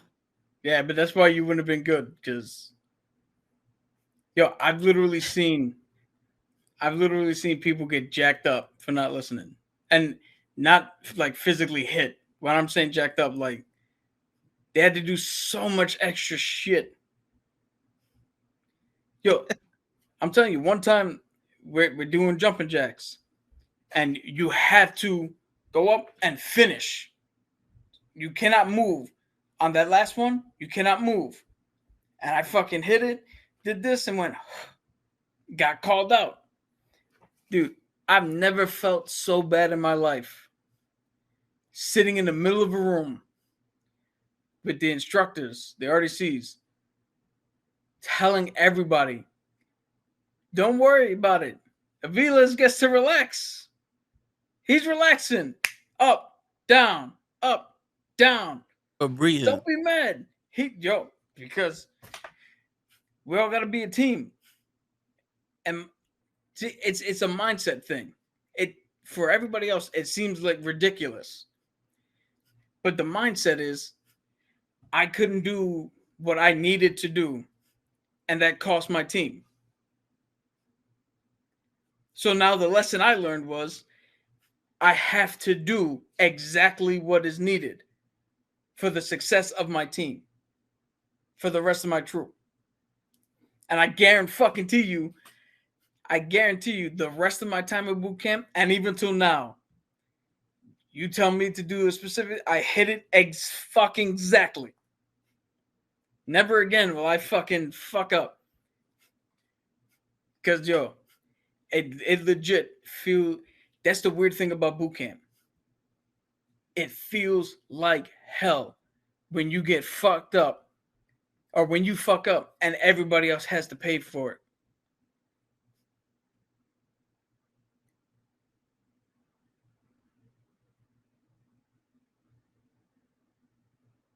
Yeah, he knows.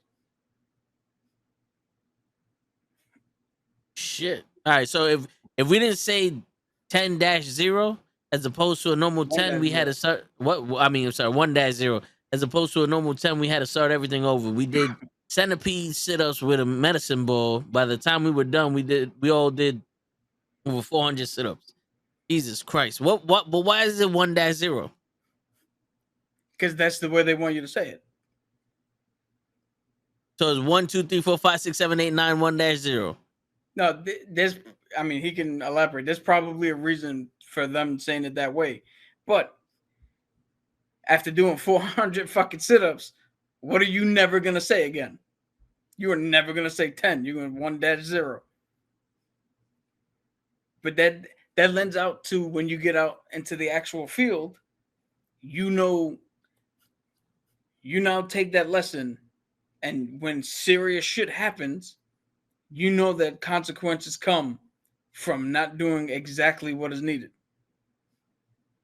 That's something missing. That type of discipline is missing from the civilian world, especially when you see people work today where like they hate their job, they give half-ass shit, they don't want to be there, they don't want to. If they had the fucking discipline, things would be a whole lot better. Shit, I got the discipline. I got the discipline to every once in a while just scream out 10. Yo, fuck your 1-0. yeah, you'd have definitely got beat. You'd have been held down at night and hit with fucking soap bars. Fuck your one that's like, bro. Unless like they're telling you 10 in cop language or military language is a fucking curse to the family. It's a bad omen. I already get it, but just listen, fuckers. We want you to do this, and we're gonna punish you if you don't. So that way, when you're in the street and you're under fire, you go, "Yo, we have a code 7, cop down."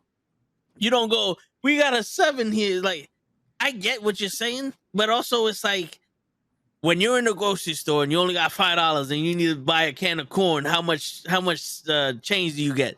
They got machines that tell me the change. Yeah, but here's the difference. See, here's the difference. That's a civilian way of thinking, because at the end of the day, you're not gonna get shot, blown up. You're not gonna fuck up some top secret mission or some actual fucking tangible thing because you don't know what change is. When you're in the military, so like doing my my maintenance checks, you have to do them the way they fucking tell you. And trust me, I've done them so much that I can do them without having to read each step. But I still do each step. Because if I don't, that one misstep leads to something else, leads to something else. Now it's fucked up. Now we got to figure out why it's fucked up instead of just doing it correctly. Yeah, but doing it correctly and doing it the way you want are two different things. But why would you not want to do it correctly? Well, That's what trips me but out. what I'm saying is like doing it correctly and like so doing the sit-ups correctly, but saying 10 instead of for 1-0 is like what Again, is the purpose for one? Like, I want to know what is the purpose for 1-0 instead of a 10. that pro is gonna have to jump in on that, but there is there's a specific reason. But I want to know why you couldn't just go like if you was in the Fifth Element and you All was right. in that situation, like we're all gonna die, and the thing opened up, you would have had to do push-ups for it. No, But so- meanwhile, you saved the fucking planet. You know why I couldn't go at the end of the jumping jacks? Because nobody else could. Why was I special enough to do that if nobody else could? How Because come if anybody else would have done it, they would have got the same punishment. No, but why can't no one do it? It's not like you did the jumping jacks and started walking away.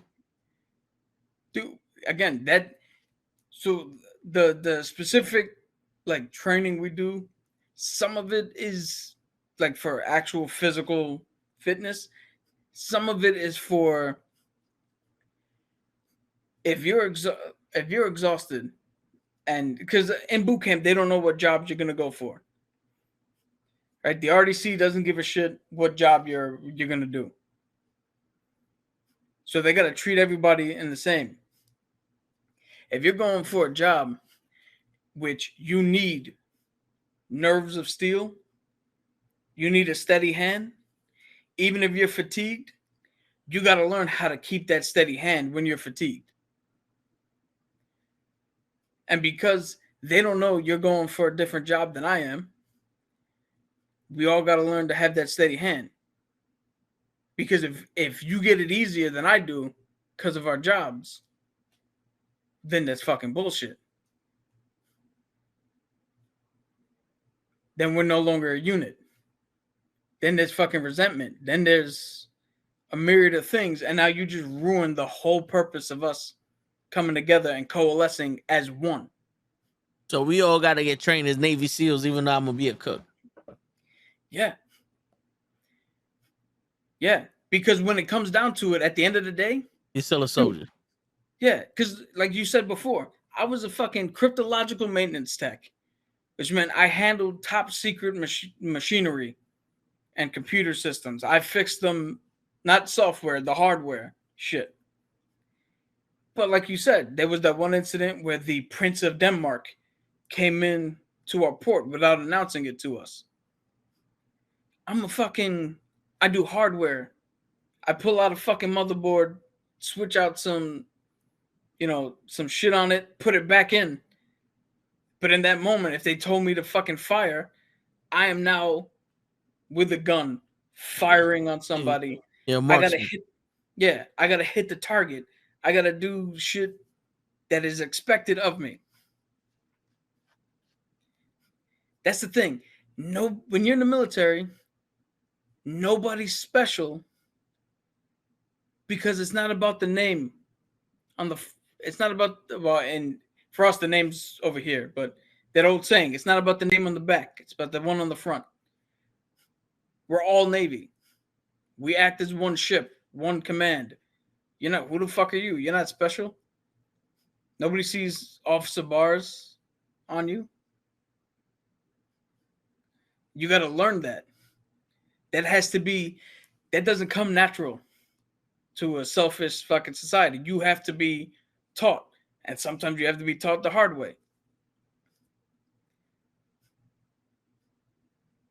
It's just the way it is. I hear you. And to the thing about, you want to know why. See, this is why I'm good for the military and you wouldn't be. Because the whole 1-0, you want to know why. I don't give a shit why.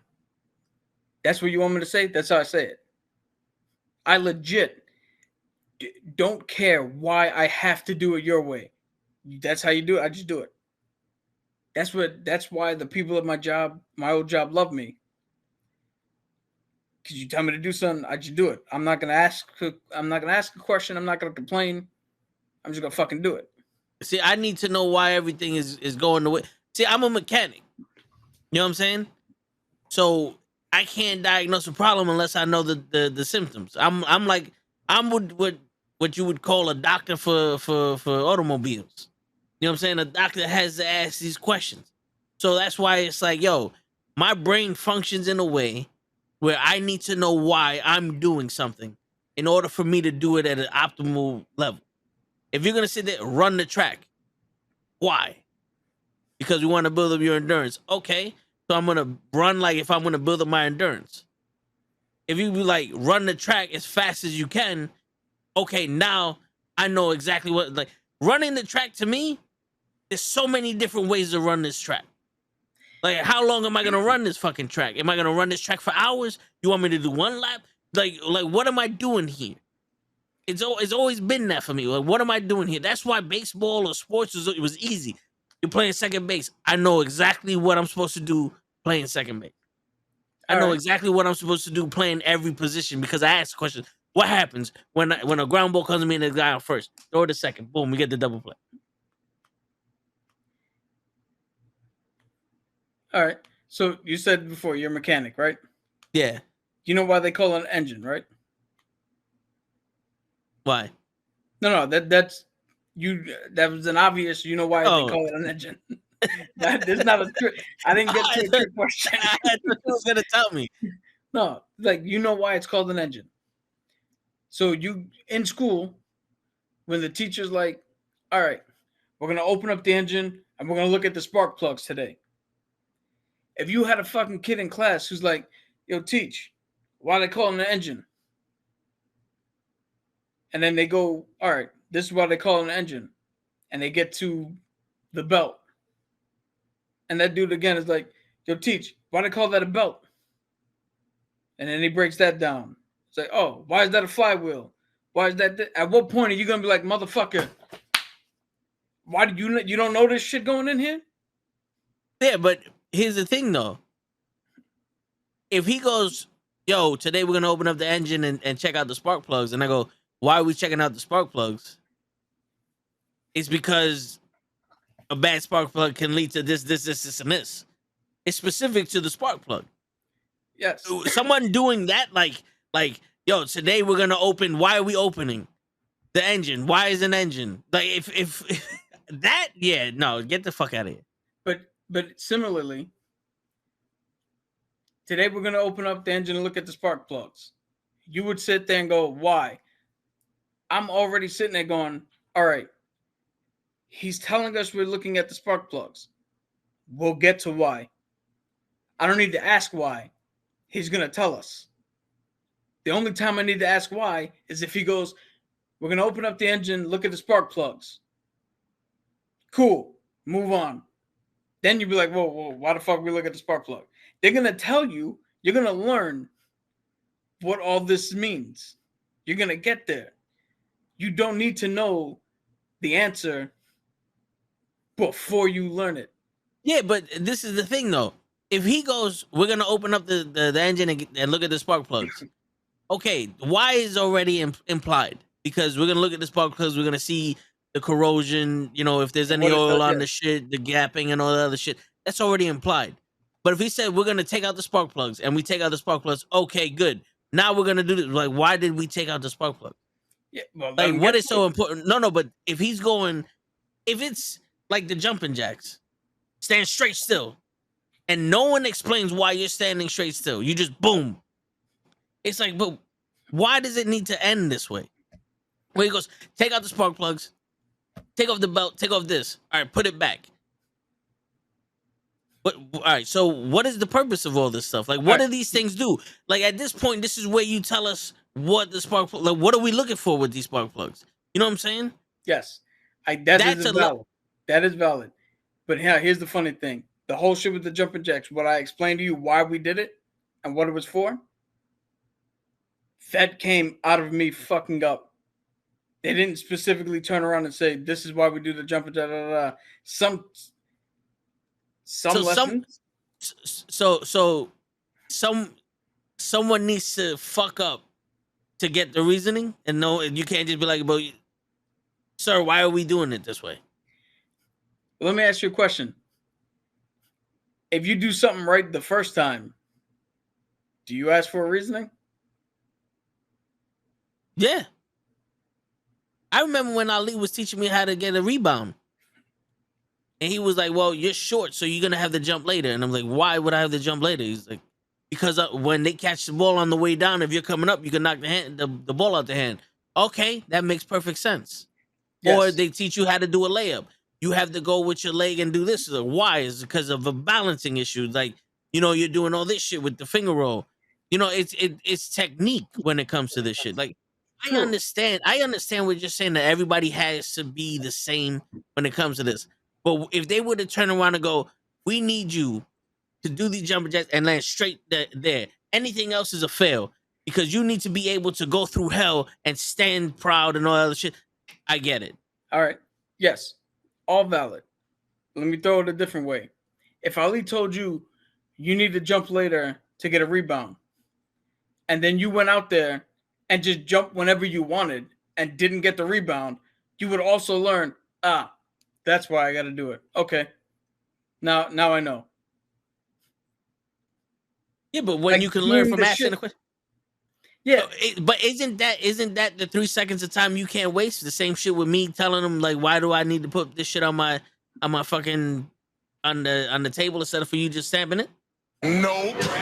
When it comes in training is different. In training is to prepare you for the real shit. In training is where you get to make that mistake and learn. So you don't make that mistake outside. So they're training you to make mistakes. I mean, basically, they're pushing you to make the mistakes so you can learn through experience instead of for them telling. They're pushing you, and if you make the mistake, you learn. They're telling you. They're telling you exactly. Do a jumping jack, and when you finish standing like this, it doesn't fucking matter why. And then when you fuck up, you'll find out why. But it doesn't need to be explicitly stated because what they want you to do is finish that way when you finish the jumping jack. That's an order, sir. No, I hear you, but see, this is the thing. You need to be able to do things on your own. Bro, at this point, we're not children.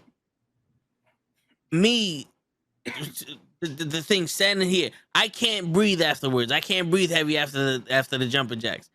Why not? Making everyone else work out isn't gonna make me go, well, I can't now. I can't breathe. And then when I'm in the fucking street and I'm running, You know what I'm gonna think if I'm chasing a fucking a bad guy? You know what I'm gonna think? I What? can't be out of breath. I can't show this motherfucker I'm out of breath. So I'm gonna have to hold my breath, and then I'm gonna have to detain him, and then there's this, and then next thing you know, when I get home, Home. All right. You ain't making you know it what I'm home. saying? Because this is what you're saying. I have to be able to, you know, to be accountable of my own. You taught me I cannot show weakness here.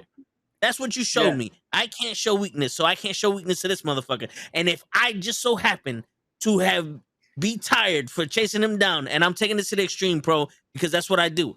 Exactly. If I get tired chasing you down, I have to shoot you in the face because God forbid anyone sees me breathe. So now, again, this is why I keep saying that you wouldn't have been good in the military. Because for me, I'm not supposed to be tired chasing the motherfucker.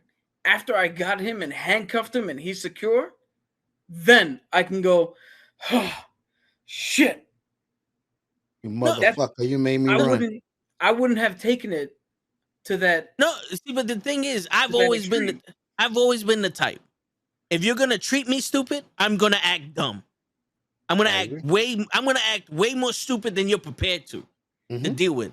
Because I've been raised as someone that can handle shit. Like if you tell me what needs to be done, I'll get it done.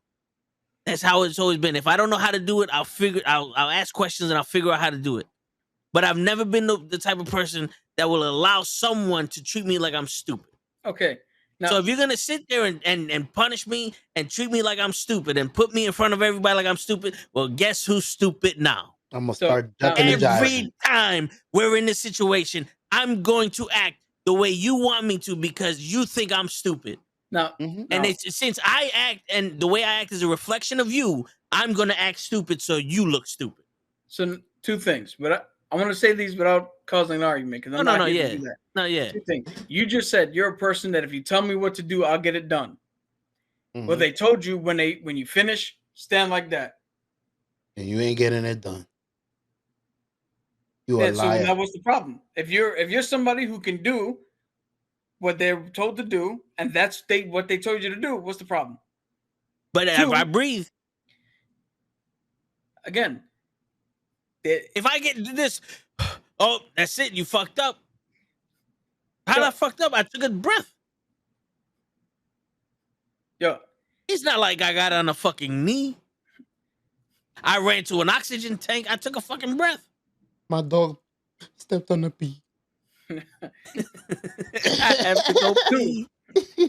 Second thing, if you would have went into the military with that attitude, two things would have definitely happened. You would have been sent. Well, three things. One, dishonorable. You would have been sent home. In boot camp, there's no dishonorable because it's training, and you can request to leave. Okay. But you would have got sent. Well, all right. Let me get through the four things. One, you would have got sent back and would have spent more time in boot camp until you decided to quit. Two, when you decided to quit, they would have treated you like the biggest piece of shit ever. Because one dude did quit. And they were like, he's leaving you to die. He's a traitor. He's this. He's that. They took all the laundry while we were going out to do our drills and shit. They dumped all the laundry on him because he was supposed to be doing the laundry for us.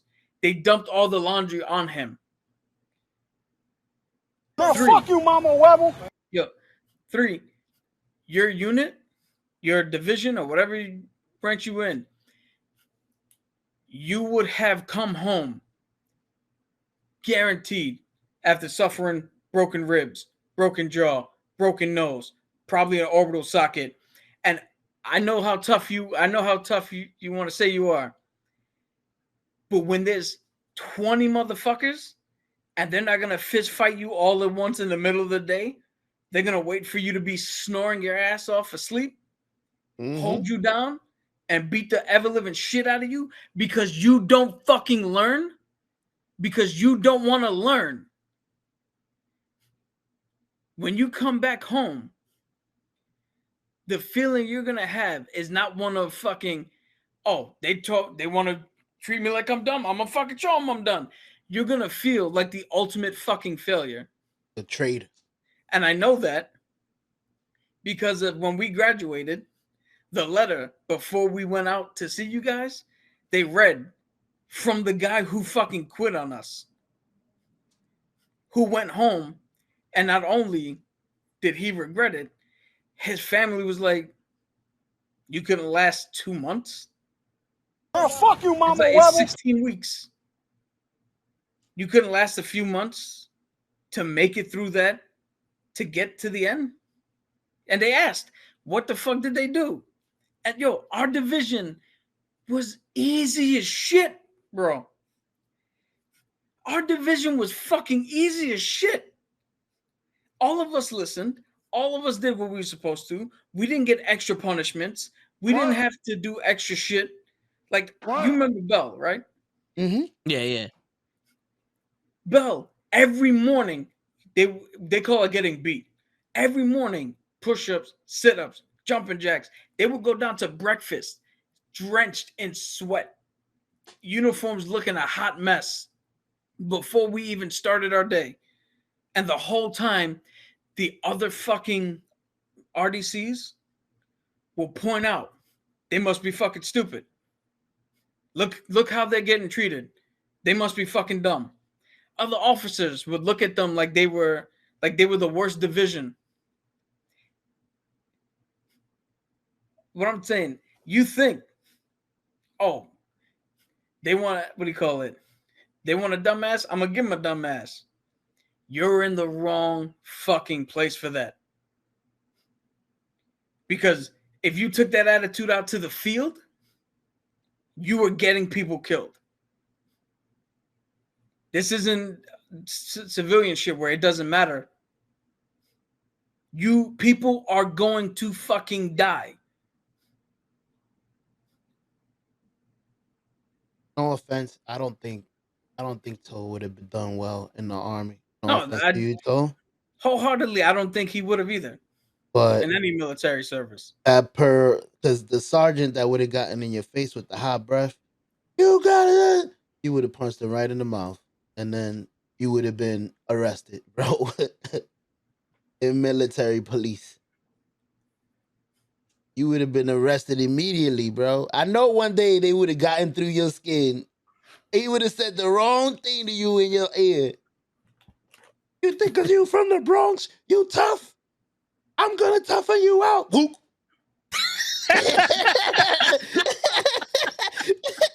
Security! It's over. I knocked him out, but I was in jail for 8 years. I can't imagine what they would have done to you if you put your hands on a drill sergeant. Are you kidding me?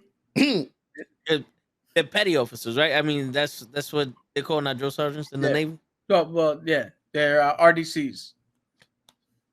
Assault on the officer, then. Yikes! It would have been a quick felony. A felony, bro. Yo, see, now here's the thing. There's three RDCs to a division. Well, at least when I went. All three of them are standing there. So you think you're gonna headbutt one and the other two are not gonna jump in? Fine, you headbutt one, you hit the other one. The other 25 recruits, you don't think they're gonna jump in? You're not Danny Yang. I don't care how tough you think you are. You're not gonna fight 30 people and be successful. Yo, I just did the jumping jacks without moving. Nah. Not even that, Cap. You gotta understand, he's new to this. These drill sergeants been to war. They fought they've killed, they've murdered other people. Like they've had to fight for their life. This is what I find so funny about the difference between the civilian world and the military world. In the military, when somebody says we got to do this, and people are like, "Why?" And they're like, "Because I said so." We all go, "Okay." In the civilian world, when they're like, we got to do this, why? That becomes a 30-minute conversation as to why, when we could have already been finished with what the fuck they asked. without arguing, without fucking fighting, without saying shit. You'd have forgot about the shit. You'd have forgot about why 40 minutes after the done. Like you guys make it so much harder than it has to be. Because why? Who gives a shit why? As long as they're not telling you to do anything unlawful. Like if somebody went up to you in your mailroom and was like, hey, go into the newborn section and slap one of the fucking children, yes, then you ask why. No, that you just all right. We know why. Sergeant. No, you know what the crazy shit is though? It's like, all right, remember, I'm taking shit to the extreme. Because Cap knows I'm not this fucking hard-headed when it comes to doing shit. Bullshit. Do you see how I work? Do you see how I work? Show seen how I work. No, but I've also seen you be hard-headed. Nah, so I can't imagine a drill sergeant on your ass 24/7. From the time you wake up to the time you go to sleep, boy, you are mine. So I've seen I've seen you hand the phone to me when mom called. Don't tell me shit. Oh man. She call you on your phone and I'm answering it. Don't tell me. Hello? Don't tell me. Where's your brother? I could only imagine. Hello? This is not you. Where's your brother? Stop fucking with me. No, but anyway, like I was saying, it happens with the people that show work with. We have to sign for each individual package. And in the beginning, it was like, yo, this is stupid. It makes no point. It makes no sense. But, yo, we got to do it. If it's not Show or the other guy that comes when Show was not here, everyone, why the fuck we got to, why the fuck we got to do this? Why the fuck we got to, it's stupid and never blah. And then after 12 minutes of them doing that shit, they scan in each package and I signed for it. I was like, yo, we could have been done with it. And we could have had fun doing it. That's literally what I'm saying. And you said you were on the other side. But the thing is, when they go, why do we have to do this? And we go, because you guys tell us that we sign for packages that we don't get. And then you can't prove to us that you gave us the package. We have to cover our ass. You're still telling us that it's stupid. We give them a why. I give them a why. Like, yo, bro, we got to do it because there's been missing packages. Yeah. And after you get all right, in this scenario, after you get the why, that same person comes back and complains. Now, how do you feel in your head where you're like, yo, just shut the fuck up and do it? Oh, he's I try to save you, bro. And I walk around, I look at Ebony, and I go, he's all yours. Ebony don't have a problem. Yeah. I love it. Jason? She come out so professionally. Let me holler at you, Blair. Like, yo, she was built for that. Arguing is just so smooth. No. We not arguing. We talking. We need to sign for the boxes. I don't care. Smooth it. No. We don't want it then. Yeah. Smooth and easy. I love it, man. Some people are built to argue, and some people are not. So that's why she go like this. Because if I handle it, I know what's happening. Yeah. Please go argue over there. If you start arguing over here, you ain't gonna be talking much longer. Yeah. I know my boy, man.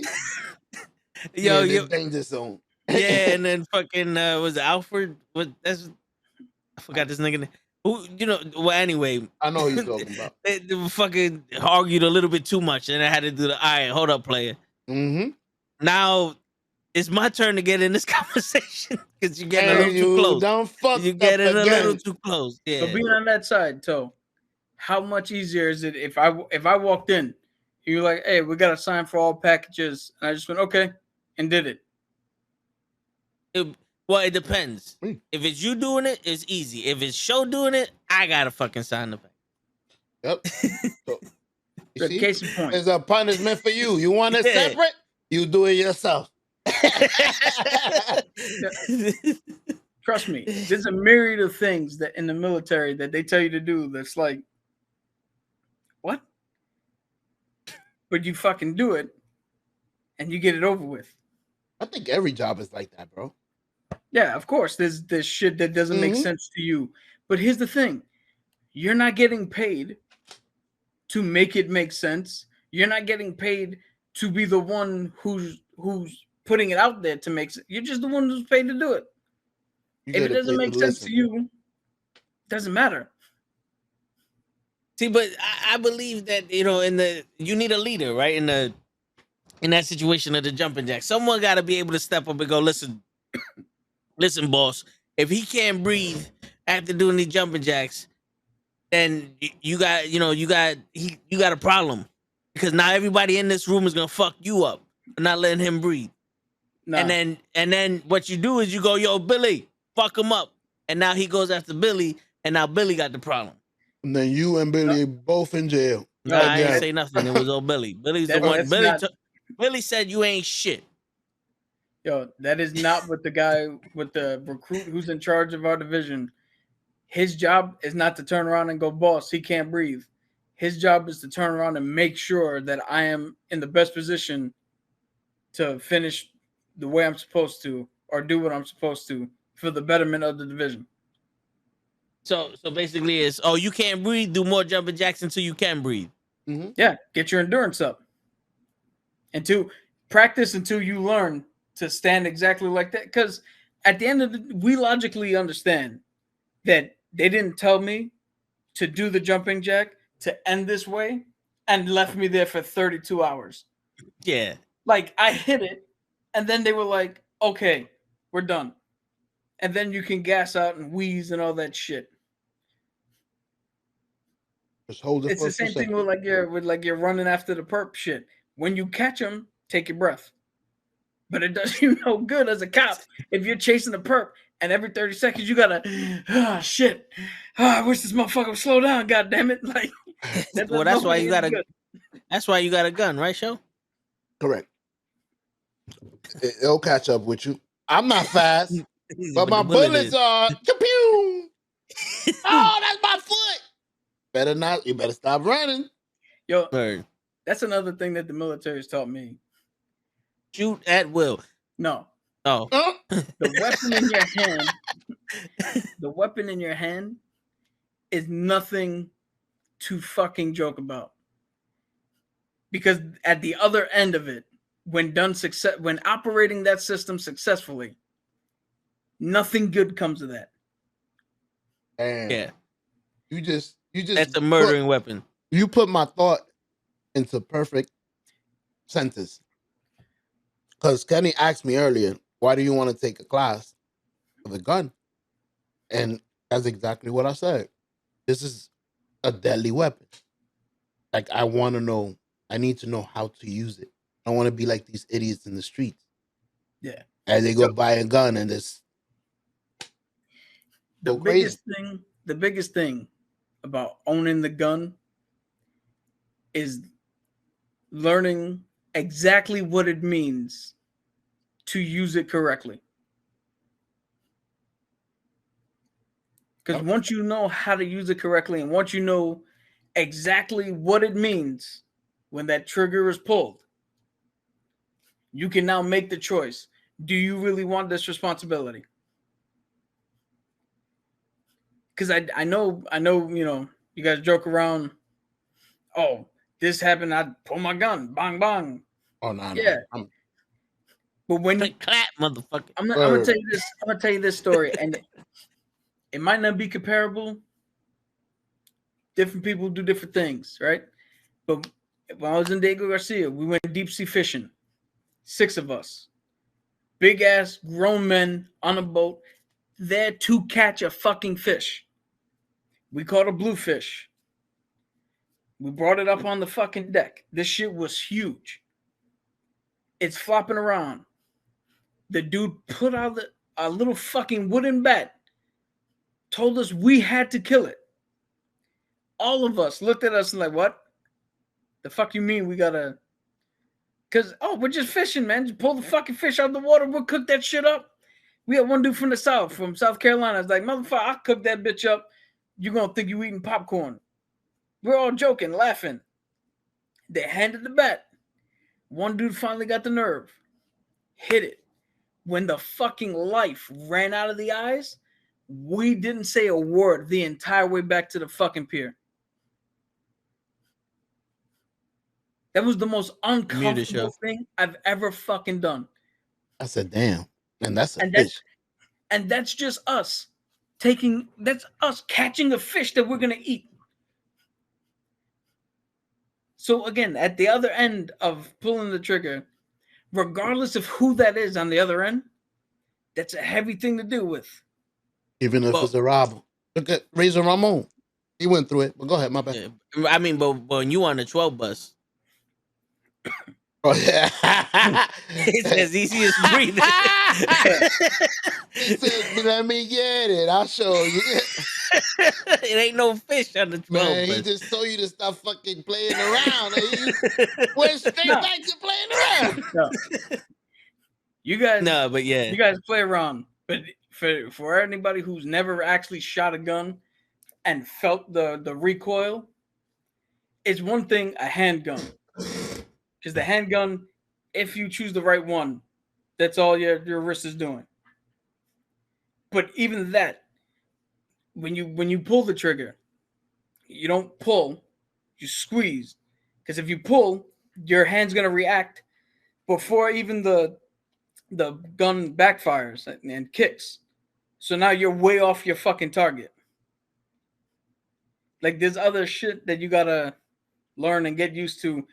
Dude, I had a bruise on my fucking shoulder for 2 weeks because the first time I shot the 12 gauge, I thought I was smart and and instead of putting it straight up on my shoulder, held it out further and was like, oh, I can just roll with the fucking thing. I'm fast. Pulled the trigger, bang, hit me in the fucking shoulder. I had a bruise for 2 weeks. Like these, if you're gonna get something for your house, especially sure you got kids. That's what I needed for my house. Yeah, Like, but you better learn and respect every fucking aspect of that gun. You could tell I am going to because I am terrified of it. Like I'm a little anxious thinking about having to go to the range and feeling like thinking about. That's why the other day I asked you the recoil. You hold your elbows in, out, extend it. I know it's gonna be uncomfortable for me. It's not a fun thing like I see. I got a couple of boys, man. Dude, let's go, man. They love it. For me, it's like a necessity. Like, because you see it as a killing machine, they see it as a toy. And I don't want to see it as a toy. I want to see it as what it is. Yeah. This was my last resort to protect me and my family. Type of shit. When that box is open. Dude, you know what it is, man? You make a lot of mistakes. So I'm not saying you can't have fun with the firearm, because you can go to a firing range, and once you're comfortable enough, then you can, you and your boys kaboom, sit there and who's closer to the target, who's whatever. Sideways. Pow, pow, pow, pow, like in the movies. It's the respect for the weapon. Once you have the respect for what this shit is, it's the same way I look at driving. Like, I'm never gonna fucking speed and do all the. I'm not Tokyo Drift. This shit is not a fucking. This is not something. This is a 2,000-pound machine that if you make one wrong move, either you or somebody else gets hurt. You know what the crazy shit. Now here's the thing. I can contest to the driving aspect of it. Now a lot of people are adrenaline junkies. I've driven a car 120 miles an hour in traffic, fucking going in and out and shit. Not once has that ever excited me. It actually scared the shit out of me. It's just the fact that I knew my car well enough, and I was behind someone, and I was lucky enough to survive what I was doing. Let's put it this way, right? But some people get that adrenaline, and it is like I don't feed off adrenaline. In that situation, I was following someone. It's like I have to keep up with him. You can ask Cap. I don't usually drive fast unless I'm pissed off because some fucking asshole from Connecticut's in front of me. You know what I'm saying? Like there was only one time I've ever driven fast with Cap in the car, and I was on the viewing from Mom's. And I'm going down the fucking residential street, fucking 60 miles an hour. Pull me over. Yeah. I'm gonna tell you. But because when we was taught how to drive, my pops always said this is not a toy. You have the lives of everyone in the car in your hands and everyone around you in your hand. You know what I'm saying? It's like you have to make sure who's around you at all times, you know, in the car. If it's up to you, like if you get hit or you crash somebody, that's your fault. It's no one else's fault in the car. You know what I'm saying? So I have that respect. It's just also I've done stupid shit in cars. Oh, I've crashed into someone driving with one eye. Because I was in Toyota, I was doing the oil change. I took down the metal skid plate on a SUV, and rust fell in my eye. And I was like, What? yo, I went to the eye wash station. I was there for like a half hour. I couldn't get it out. I called up my uncle. I called up my mom. I was like, yo, I got shit in my eye. I can't do this. I tell my boss, like, yo, I gotta go to the emergency room or something. I can't get this shit out my eye. He's like, all right. Instead of going to one in Queens, I was going home. Psych, I'm going home. And the thing was, I'm driving with one eye and I'm looking at the mirror, and this dude is speeding behind me. And I'm like, fuck. And I'm trying to like I'm like, there's no way for this nigga to go. And he's coming up my shit, and the person in front of me stopped short. There was no traffic. It just stopped short, and I was boom. Went right underneath their fucking bumper. It was a little scratch in that bumper. My whole hood was fucked up. Those are the best though, because listen, Poppy, your shit is good. They called the cops. For what? And then look at left. my shit. I think it was one of those people that would just, you know how back in those days they stopped short to get the insurance claims? Yeah. And the thing was, they left. And I was lucky enough that I called my uncle because I hit the thing right over the bridge, and my uncle lives over there. So I'm waiting for the cops. My uncle comes with me, and when the cops come, they're like, well, if she's not here, we can't, there's no report to file. So when the insurance called me and said that they filed, I told them the story. It's like, oh, okay, this is a classic case of them trying to cheat the system. So I didn't get in trouble for the shit. Like our insurance didn't go up because they left. So I got lucky with that one, but it would have been worse because I literally was, you have no depth perception with one eye. So I've been in an accident. I've done stupid shit where I pulled the emergency brake trying to drift. And you know where the White Stone movie theater is? You know that drawbridge where the fucking curb is like 18 inches high? I smacked that shit. Fucked up the car, bro. And they asked me, like, why'd you do this? I said, because I was stupid. There was no other answer I could give, but I was stupid. I did a stupupid thing and I was stupid. Whose But car other is this? It was mine. Okay, so Yeah, I would never do anybody else's. Like, my boy gave me his car so I could align it. That was the only time I've ever driven under the speed limit. And he had a sports car, and I drove under the speed limit. I was like, I don't want to risking any. Yeah, I'm not risking anything with this fucking guy's car. Shit, yo, you can ask Toe. I drive like a 75-year-old woman. I announce it to I announce it to my group chat to my friends. Like, yo, I don't know what got into me. I went 80 today. Yeah, that's great. Like, yeah, I gotta slow down. I drive 85 everywhere. Well, that's because you're in Jersey, bro. Like, when you're in like the country, you have an open road. 85 feels like the speed limit. Yeah. You're going to Florida traffic. You're going your Florida traffic. In the city, you have no choice but to go 20 because there's a fucking bus or a fucking idiot driving the speed limit. A bike. You have to go out your way to speed in the city. You could speed by, like, in the country, you could be just in the cars off going 80 miles an hour. You in your driveway going 80 miles an hour in the country. Shit. That is crazy. I just thought about it. Man, when I drove up to like 3 years ago, something like that, we went up to New Hampshire. Yeah. And heading up there at a certain point, the highway was like, oh, it's 70 miles an hour. And the whole way I'm like, I don't like going like this. Like, I was But- doing it, but I was like, this is why is it changed this drastic? Yeah, but Was it really that fast feeling? Because Yeah. 65. Well, here's the thing. I don't ever drive steady up driving. to 70. So now you're telling me that not only do I have to get to 70, because that's the fucking everybody else is doing it. I'm not doing this. I drove what 5 hours, 5.5 hours by myself. yeah. And for me, I don't normally drive 70. Now you're telling me I gotta drive 70 the whole way. I was like, yo, this is And you know, bananas, bro. and show maybe you know this better than Cat would. You know how you have to train your car to be a certain way, Mhm. right? Like the more often you drive your car fast, it reacts faster when you do that. If you drive your car slow, it takes a while for it to catch up. Cap drives the car most of the time. When I drive the shit, I have to reteach this car how to fucking drive. How to drive, you know, at the speed. Yeah, at the speed I'm driving. At the end of the day.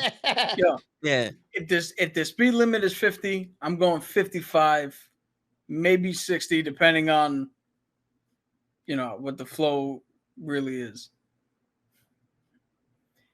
Because my mindset is I leave early enough that I always get places early, but I'm not in a dire rush to get anywhere. He's like, I'll get there late. Don't worry about it. My thing. Go ahead. My bad. No, I was gonna say I've told my wife that before. Oh, we late. We late. I mean, our craziness ain't gonna get us there much quicker. Like you can't miss fast enough to make up for. You can't hit fast enough to make up for a miss. You can ask. So if you tell me to be somewhere at 5, I'm there like 4:30. Yeah, that's free. But Please. you see, the thing with me is it's like walk. Like I don't need to rush to go anywhere, but I don't want to be stuck behind somebody that decides to fucking walk slow as shit. Or like I don't want to be at your pace. I want to be at my pace. Don't disrespect me, son. I know I'm going that speed, but don't guess Like- that I'm gonna go at that speed. Get out my You know way. what I'm saying? Like if I'm driving on the left lane at 60 at the speed limit, and you come in the left lane, and you driving 2 miles under the speed limit, now it's like, all right, yo, bro, no. Whoop, I can't be behind you. Mhm. But now you holding me up. I got nowhere to be, but except from behind your ass. And as soon as you go in front of them, they right on your bumper. Even though you go at 90 now. Oh, now you know how to drive. Okay. Okay. Motherfucker. Listen, I'm the opposite of y'all. I don't know why. I could have been Mario Andretti in a life. Who that? I love to drive. Wait, why is that the opposite of me? I never said I didn't like to drive. Oh, okay. That's the opposite of me. I absolutely hate driving. I was gonna say from what y'all saying. Well, I guess I heard his story. Yeah, I'm like, bro, I always drive my shit. I drive my car somewhere nowhere. Dude, I helped my boy move the other day on Monday, and I had to drive his car behind the U-Haul truck. I've been driving now, since I was 25? So like 10 years, 10, 11 years. He handed me the keys, and I was like, God damn it, I'm the only one to fucking do this shit, man. Word. You sure this little kid over here can't? Yo, you know how to drive? I don't want to do this shit. What is it about driving? I mean, you were on a big ship in the middle of the fucking sea. That shit is. I've been on a fucking cruise. That is so eerie. Like, have you seen? I don't know how you were gonna equate that to driving. I wasn't driving the ship. No, I'm saying you were on something even You can creepier. stand out water, but you can't drive. No, you can. That's a lot creepier than driving. Like I thought, driving would have been the least. True. Like, so here's the thing for me. He never had the fever. Now, being in the middle of the ocean the only thing that makes it creepy is your own imagination. Damn, In a man. car, like Toe said, I don't have to be the one to make the mistake. That's what bothers me. Is I can do absolutely nothing wrong and still get fucked up. You see, this is where I agree.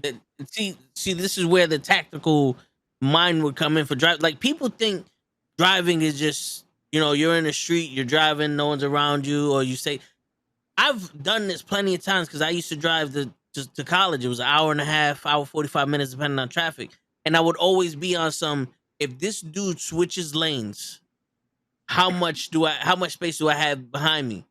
Like it's one of those. This guy behind me is too close. If this guy switches lanes, I gotta swerve around him because I'm in a box. He's gonna hit me. You know what I'm saying? And then that's why, like Mom always say, you make sure you're in the island when no one's around you. You know what I'm saying? But it's always been, you have to find out, all right, if I go this way, like you see the path. Like I can get in front of this guy and this guy, but if I get in front of this guy, traffic's moving slower. Like this is speeding up, but if you look, there's a truck in front of it. So they're speeding up to a truck. So it's not gonna help me if I switch lanes. I see a lot of people switching lanes because traffic is moving faster, and then you pass them. You have to read the flow of the traffic, but you have to also know where everyone else is. It's like I see a football field behind me. This guy's swerving in and out of traffic. I don't know if you ever noticed when I'm driving and then I just slow down out of nowhere. And then phew, somebody just passes me because I know this motherfucker's gonna want to get in front of me. So I'll slow down because I know the dude that's in the next lane in front of me doesn't have enough space for him to cut in front of me, and he's gonna try it anyway because he's too fast. He's going too fast to slow down. So slow down, get in front of me, go cut traffic, be speed racing. I'll catch up to you when you get in the wrong lane. Because once you pass me, there's no path. There's no path for you to go, sir. That's the mind that you have to have when you're driving. People don't really have that because they're just, oh, well, I got to get from point A to point B. Sometimes it's not always as easy to get to point A to point B. Like Show, it was difficult for him the other day when it was raining. Remember, that's why you wasn't on the. Yeah, I wasn't It playing was that yesterday, game. right? Yeah, I wasn't playing that game in the rain. He's thinking all that. All I'm thinking is, if the dude in front of me is doing a comfortable enough speed and I get just enough behind him so that there's no space for anybody to try to cut me off for shit, I'm just sitting in there until I have to make a lane choice. I'll stay in the same lane the entire time. I don't give a shit. No. See, but that's also bad. Yeah, you're in the danger zone because you smack need right into. Yeah, because if you're going 50, you need 5 car lanes. You need to have that 3-second gap between shit. And I do count. I don't know if you count. I count sometimes. If I'm going a long way and I'm following somebody for a long time, like it's open, I'll start counting. Like, all right, I'm gonna save distance from this dude. Oh, Uncle Pete told me something how to deal with that. You know, because you know what it is. Like when the guy passes the exit sign, if you're 3 seconds away from him, you're a safe distance. To stop, yeah. You know, to stop. Yeah. So I'll do that. What Uncle Pete always told me to do is you don't need the accelerator all the time. So I'll coast. Take my foot off I'm not pressing the accelerator. The car slows down naturally. And if I need to catch up, I'll hit it. If I need to brake, I'm already on a fucking descent. So I'm not trying to stop. No, I just, you know, and also it's like, you know how my pops was like, you know when you're about to stop when you start seeing brake lights. So I don't necessarily look at the car in front of me. I look at the few cars in front of me. When I see their brake lights, I go, all right, we're gonna stop. Because if he's stopping all the way up there, the stop gonna come to us. You know what I'm saying? So I get prepared to stop when I see people like, you know, 3-4 car lanes in front of us with the brake lights on. It's like, all right, and I'll start, you know, getting ready to stop because I never believed in that. Like, why do I need to be on your bumper? That's what Dad always says. Like, why do you need to stop so close to someone? You need to stop so that way if he gets stuck, you could go behind. You could go past him. You don't want to get stuck with him. I do that too, but that comes the whole thing where I take the foot off stop pressing the accelerator, let the car naturally start to slow down, so I don't have to stand. You know, I don't have to stamp the fucking brake. Yeah. The show is on some not fuck that. You wanna stop now? Bow, and he'll push you because he got a truck. He got a truck with the bulletproof metal in front of it. So he just boof. And Wait, then he'll so climb over the shit and just keep I going. got a question. So you drive a Tesla, right? Show. Huh? You said toe. Oh, Yeah, sorry. yeah. Sure. I'm so Ah, used bro, to talking I to had, you. I was like, I don't have a Tesla. You have a no, Tesla, right? I had, yeah. When you had it, were you not afraid of baseballs being thrown through the bulletproof window? Those windows are not bulletproof. Every Trust me. time you pass a little league field, you must have been shitting yourself. Hell, bro. That was only for that truck, I think, because this I glass know. on that car is terrible. You would It have you would have cracks thought by that itself. motherfucker would have tested it beforehand. My man hit a pothole. Ah, All the windows are gone. so it's beautiful though. Have the whole top glass. It's a beautiful view, and it's not too hot either. Hold on. See, now this is where I now would turn into toe and ask why. Why do you know that it's a beautiful view with your glass top when you should be looking at the front? Well, there's times where we stopped at the red light. Come on, bro. You're not You like look this up there. 20%. Word. You know, I'm not dropping. Oh, look at the tree. That's not. Yo, hold this. Yeah, he's like, the moon is mighty fine tonight. Word. Pow! Word. Yo, Toe, hold the wing. Hold the wheel. I'll be back. Nah, when we stop. Oh, that's nice. It's a lot better than having a regular ceiling. But yo, A glass ceiling is never good, but yo, it's crazy because I'm sitting here listening to y'all, and one told you would be a great truck driver. I don't know if you ever did it or because you done mentioned. I'm gonna say there's about 50 things in the manual where I work, and you must have mentioned about all of them. It's crazy, and you probably never worked at UPS, so Nah, I half of the almost did. things that you mentioned is like what y'all was saying earlier. UPS would shove it in my head, and I'm like, "Fuck, I'm gonna do that for? Like, what's the point? Like, what is that gonna do? Like, but I'm capped. Whatever you need me to do, I'm gonna do it. You want me to flip upside down? That's safer. All right. Don't ask me no questions when I flip upside down and this shit don't go right. I don't want to hear it. But that's how I am. But everything you said, I used to question it. Now, 18 years later, I'm like, I understand. 4 to 6. You need a 4 to 6 second follow time when you're going under 30 miles per hour. It gives you time to react to whatever the fuck is going on. Like you understand. Like you said, you pick a stationary object, you count after the car passes it, and that's gonna be your bump, your gap. Like 15-second eye lead time, drive 15 seconds ahead. Yeah, Don't drive with the guy in front of you. yeah, Like I said, you fucking mentioned all of them. It's yeah, crazy. because I took the CDL test, You for the motherfucker. permit. You Well, dude, motherfucker. I fucking told you this shit, but it's the weight of the vehicle you have to account for. Yeah. The Yeah. weight of the vehicle, it takes a longer time to stop. Plus the length. Yeah. Yeah, that's dope. You would have been like I said, but that's the thing. You took your CDL doesn't mean you have to implement this as you're driving your regular car. Oh, I've been implementing this before I even took the CDL. This is how I was taught. Yeah, they did a great job. That's awesome. yeah. You know how I was taught? The one thing that my pops, he told me, he was like, I was like, yo, teach me how to drive. I want to get my driver's license. He told me, nah, not yet. Like, why not? He goes, you got the fever.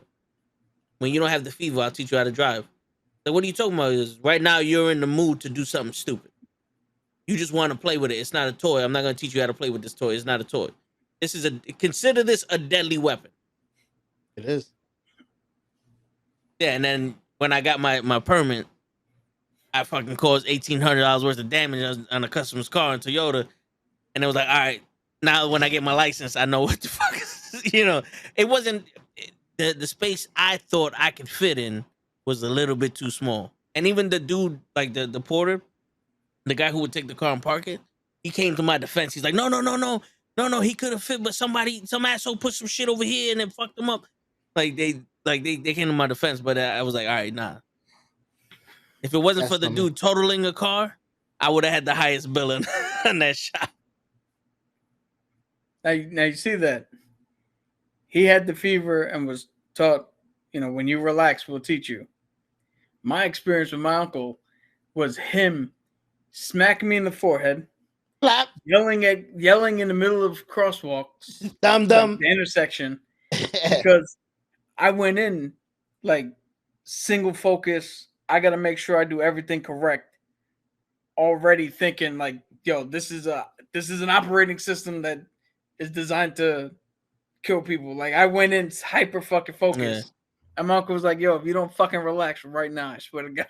Yo, dude, but the first time I ever drove with my uncle, he's like, yo, we got to go to Jerome Avenue because there's a body shop over there.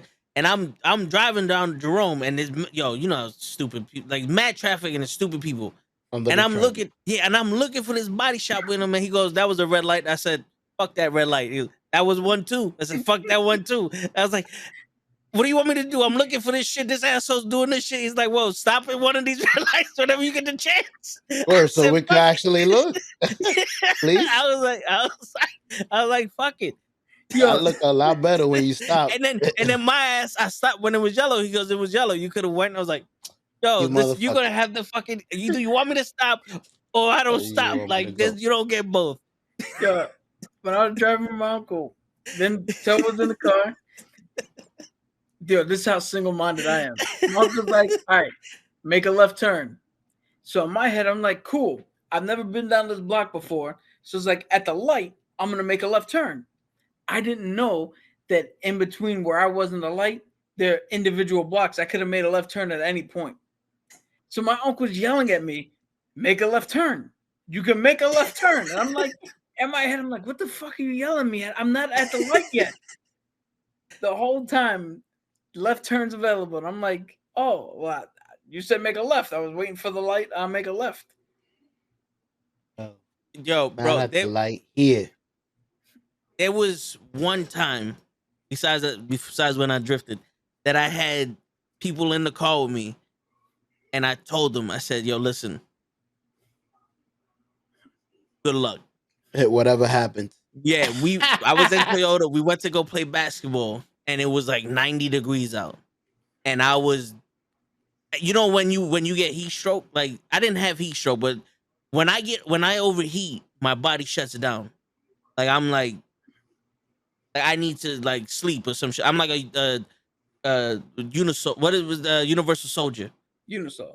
Yeah, I need to fucking be cooled rapidly. So we played, and I'm overheating, and I'm driving back to work, and I said, "Yo, good luck." And dude, I counted 4 of them. My boy said it was 8 continuous red lights. I did not stop once. Drove all the way back to the Toyota.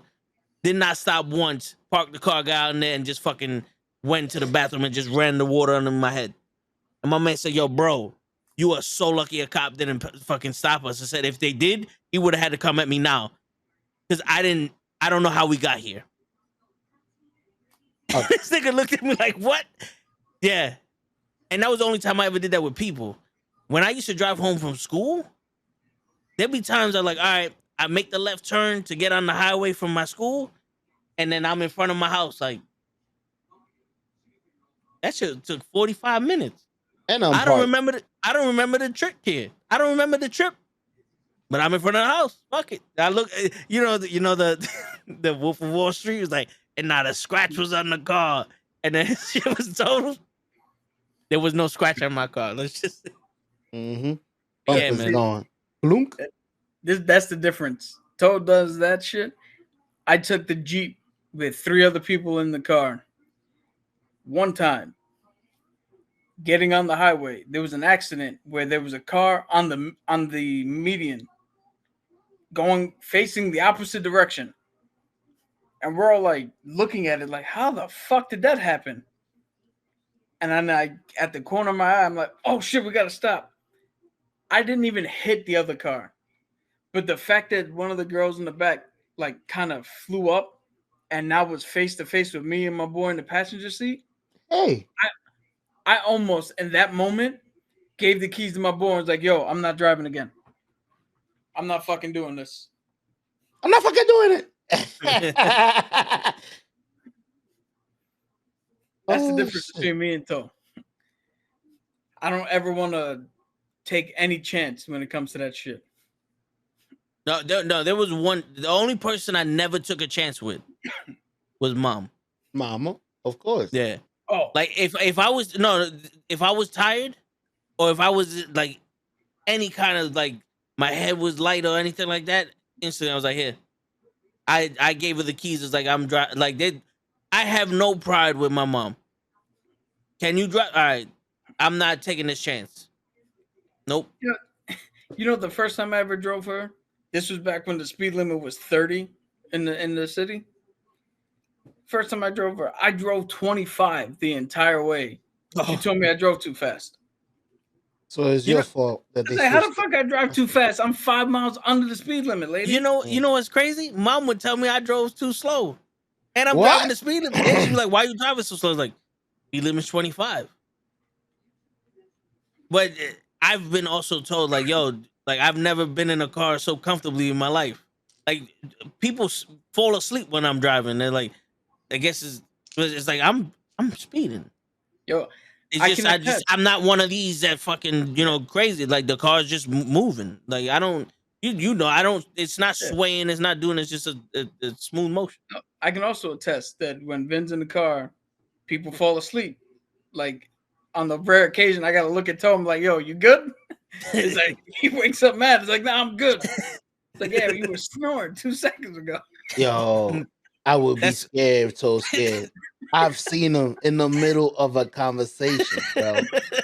We're talking face to face. He's looking me in the eyes.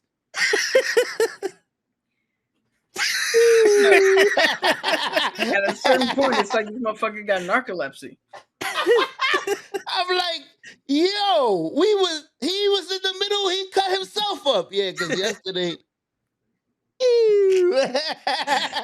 Oh, snap, he cut himself off and fell asleep. Nah. If you tired, bro, I can't imagine you drive. How did we get here? I don't know. Yo, you gotta see him in the morning.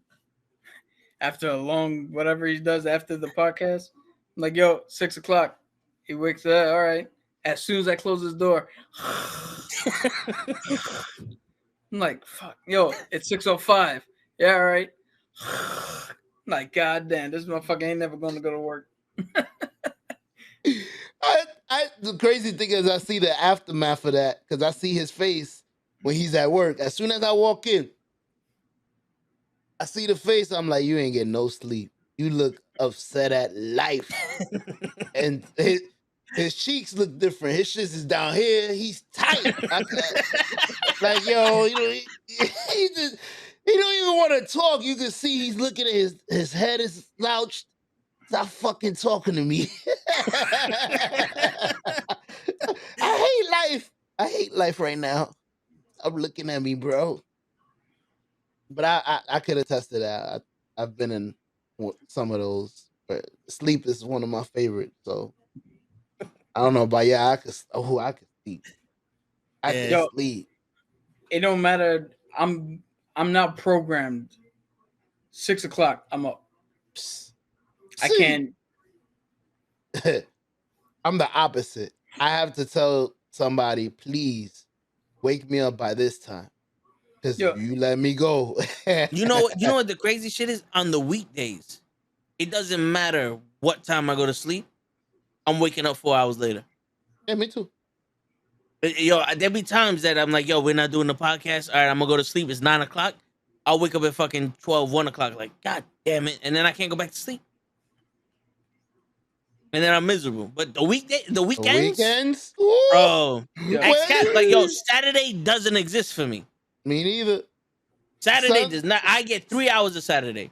Sunday at 5. It's Yeah. 5? We Most work days on tomorrow? Most days on Saturdays when he wakes up, I'm like, yo, what do you want for dinner? Yeah, yeah. I'm the same way. Or you see the sun, you look out the window, too, and you notice it's dark. Nah. Before you look at the time, nah, I gotta go look. You start looking for your phone. Where my phone at? 7:30 on a Sunday. I gotta work.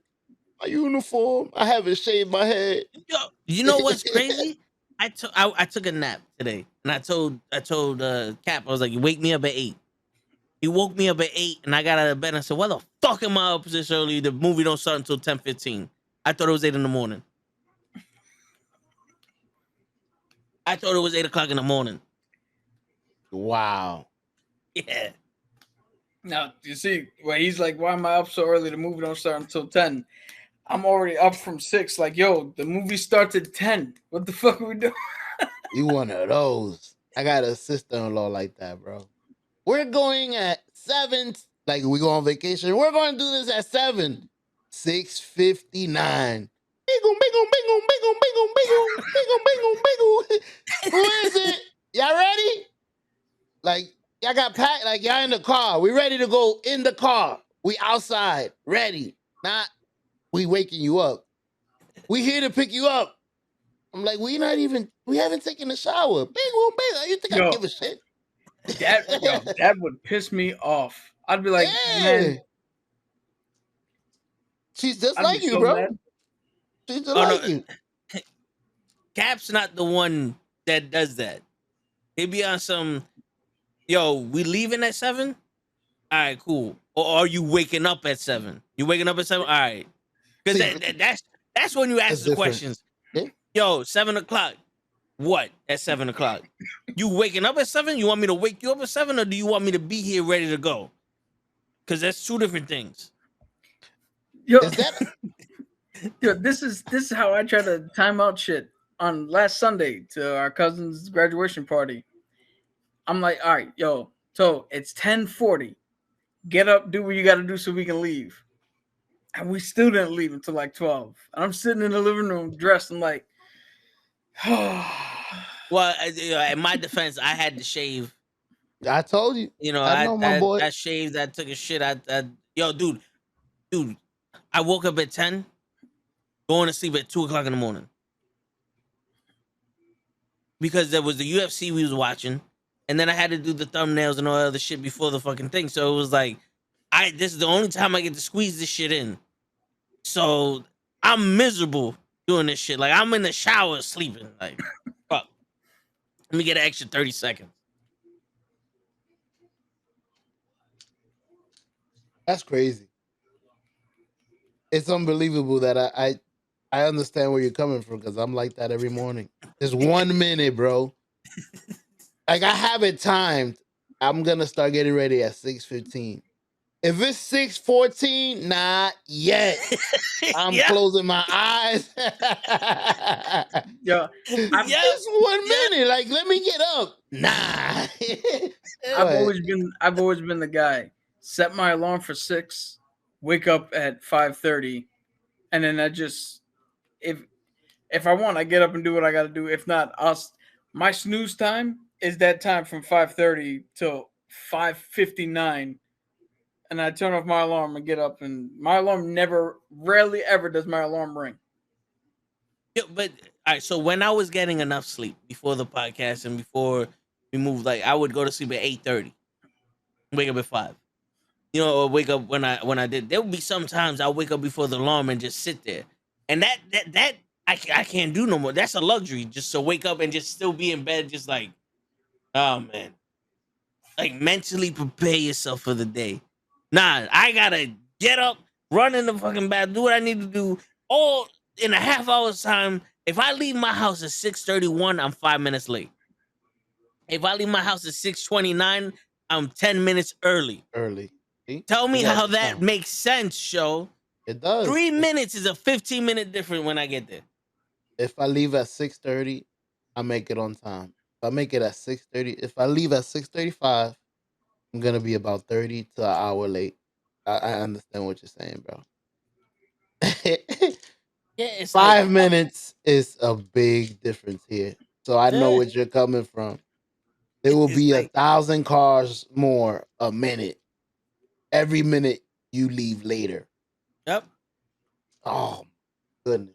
That's why I leave so early. Shit. There's sometimes you gotta get a significant amount of shit out of your system before you wake up.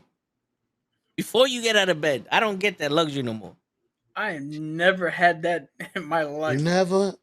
where I had to wake up and Bro. go, ah! Yo. But ain't it the best feeling when you set your alarm for 5 and you wake up by mistake? Like I've woken up by mistake. I don't know why. And I'm like, fuck, I gotta go to work soon. I don't know why I wake up. And you look at the time and you're like, oh shit, it's only 3. I got 2 more hours. And I already feel rested. This shit is good. Like, you ever woke Yo. up early by mistake? No. No, for some reason I have. Like, I wake up and I'm like, shit, I already know it's time. My alarm is about to go off. I know it. I know I'm gonna be annoyed in a couple of seconds. You ever just laid in bed with your eyes closed? I know I'm gonna fucking hear that alarm. I'm gonna punch it. Yep. Yep. The glass on my clock is no longer there because of how much I hit this fucking thing.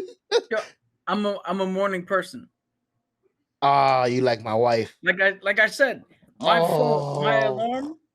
So I don't know if you've ever, even when I had to do doubles and like I'm asleep. Yeah. Have you ever heard my alarm go off? Nah. Never. Oh, she cringes me. That's my wife. She wakes up loud as fuck. Good morning. Fucking music everywhere. Bitch, what that shit down? I'm still not done sleeping. I need 5 more minutes. The only time I'm loud is I'm only loud on the 3rd time I gotta go in the toes room. Like, yo, now you gotta get up. It's 6:20, bro. See that the last time I appreciate that. You went soft though. You started softly. He didn't always. Okay, I was gonna say when he woke me up for school, the first attempt was ripping all the covers off. That's my wife. Yeah. Music, Yo. water. Ah! So you weren't the best at school. At showing up to school. I only showed up to school when I was running late. Hey, you sound like the show. You the show. Showing up late all the time. He Yo, said, shit, good morning, man. sunshine. Oh, I hate that shit. Kenny. Yeah, see, I treat that shit like my being a morning person. I treat that like religion. That's something between me and the morning, and it is not to be spread or indoctrinated to the rest of the world. I ain't gotta shout it out. I'm the opposite. I'm a night person. I could stay awake till 4 a.m. Oh, doing whatever the fuck I want, playing video, like enjoying that's the best part of my life, I think. But there's Everybody's nothing to do at asleep. night. Everybody's asleep. Oh shit. I walk around the house like Home Alone. I be having fun. I be slipping, sliding, playing with my fucking kid's toy. Blink, blink, blink, blink. 4 o'clock come, I go to bed. I don't fuck with me till like 4 in the afternoon. But now that Toe doesn't want to wake up on a Saturday, I get my Saturdays to do whatever I want. There you go. You like me in the morning. Home Alone. Before this fool wake up. I've already played 3 hours of Elden Ring, 2 hours on the wrestling video game, streamed like 6 seasons of some shit. It's a beautiful thing because y'all don't clash. Y'all get to play y'all games freely when y'all need to. You in the morning, him at night. Word. You can ask Toe. Whenever he wakes up, I turn around and be like, yeah, you watch whatever you want. Because I'm already done with all my shit. I just watched 30 hours, bro. I've been awake for the whole day. That's dope though. Word. It's like y'all take shifts being the son to your father. In the morning I got the morning shift. Go to bed. The afternoon I got it. Don't worry, Daddy, I'm here. It's my turn. I'm clocking in. What you Yeah, need? except that's when he's taking his naps, so they don't gotta Right. do nothing. Yeah, so that's why I told him, hey, got him.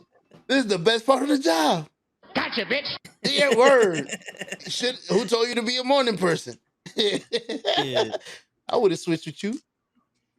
But oh man. Is there any suggestions? I'm not gonna lie. Yo, I you admire have people like you. you have to be wired that way. Yeah, you do. That's Well, not something you can. Look at you can, Tosh. you can Fuck train outta yourself. here. Here's the thing: you could train yourself to wake up at a certain point every day, but you can't train yourself to be a morning person. To be happy at waking up Yeah. every day. Yeah, at that well, time. it's not even happiness. It's just like when I open my eyes, I don't need coffee. I don't need anything. I'm awake. I'm ready to go. Shit. Ask Toe, Oh, please, yeah. I'm dying. Can I have some of your? I'm begging them for this. Can I get your coffee, please? Listen, I Yeah, promise you, I'll replace it. It's like drugs. Yo, I need it. I've never once in my life needed coffee. I don't even drink coffee. I was Not like even that for before. fun. Yeah. I don't know what happened. I think I drank my first one. I was wired. Then the second one, I was semi-wired. And then the third one, it was just smoking a bogey. It was tradition. Yo, It was customs. there was one time this girl, I told her, I was like, yo, I'm running on an hour and a half of sleep. I'm dead. I need something that's gonna taste good and wake me up. And this girl gave me some shit with 3 shots of espresso in it. And that held me up for 2 hours. After that, I was going back to. And yo, and the craziest people look at me like, yo, dude, that should have you should have been for a week. I'm like, nah, man, yo, I've trained my body to. With all the fucking soda we drink, Words. that caffeine ain't. Yeah. Growing up, my dad always had his cup of coffee or his cup of soda, just mad caffeine. And he's just like Toe, narcoleptic. You put him on the couch too long, he's well, out. no, I'm only out because I'm running off of 2 hours of sleep every day. Yeah, I only get sleep on the weekend. Doesn't matter where you suffer. It doesn't matter how you suffer from narcolepsy. You got it. Yo, shit, you do.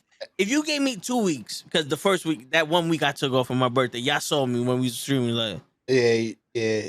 The next week you look fresh. Then the next week I was like, hey, good morning, everybody at 3:00 in the afternoon. How you fucking doing, you son of a bitch? I'm gonna be like this forever. He went back to work 2 days later. You want to WWE. start getting more sleep? Start watching that Big Wheel movie on the loop. Cause you were out. The movie. Oh we watched on Wednesday. yeah. I was out, yo. He was inches from headbutting the goddamn mic in front of him. Yo, I was like this. Yo, this is stupid. Was it really that bad? Yo, it didn't help that all I heard was meow, meow, meow, mad loud in my ears. Like, this is like white noise. Like, word. That's what it sounded like. I'm going tonight.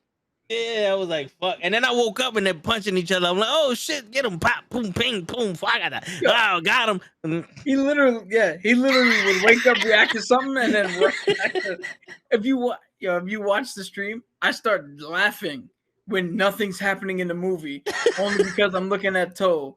I'm looking at him powered down. And you know what I've seen that before. Do you know what the crazy shit is? I woke up because I saw him laughing and I knew he was laughing at me. So I woke up and I started reacting. It was like no one else saw this. Word, that's me. Yeah, I'm not sleeping. I'm not sleeping. Look, you know how many times I heard you? Look at him. Look at him. Look at who. I've been looking this way for a reason, bro. I was in my head. I was like, it would have been better if we just watched the game. Yo, and the funny thing is that movie was probably the best movie we've seen so far. For real? And I'm over here like, this movie sucked. Like this movie sucked. I fell asleep during it. Yo, me and Curl, there was a car crash. Me and Curl's like, oh shit. Toes like, huh? Yeah. Motherfucker flung out the motherfucker. He said, "That's not it. This bores me." Were they showing the guys actually racing? Yeah. Yeah. But Like the car. Well, it's, they were it's showing some racing footage, and then these motherfuckers in front of a green screen just doing this. yeah. So not like Ricky Bobby. It's time to engage. Not he wasn't behind the Yeah. wheel. Nah, yeah. Yeah. I always love how people are driving straight doing this.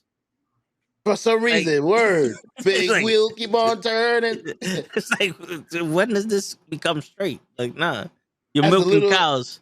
As a little kid, I thought that's how that's how you drive. I'm like, why do like everybody shows this when you talking about driving? Like, you don't drive like that. You drive like this. You better hold that shit. Maybe occasionally you turn.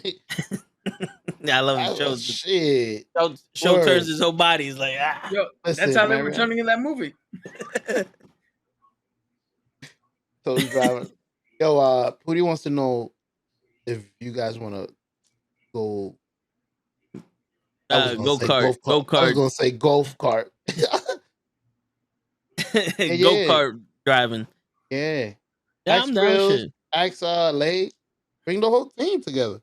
Yeah, man. I've been trying to get shit done. Kenny wants to Yeah. go to Buffalo Wild Wings next Ask Saturday, Kenny. but Hey, I'll sit out the go kart. come on. He just told you he doesn't like driving. How dare you? Not even in the fake situation. Now that you know you won't get hurt. even Like, more it's in the fun. fake situation.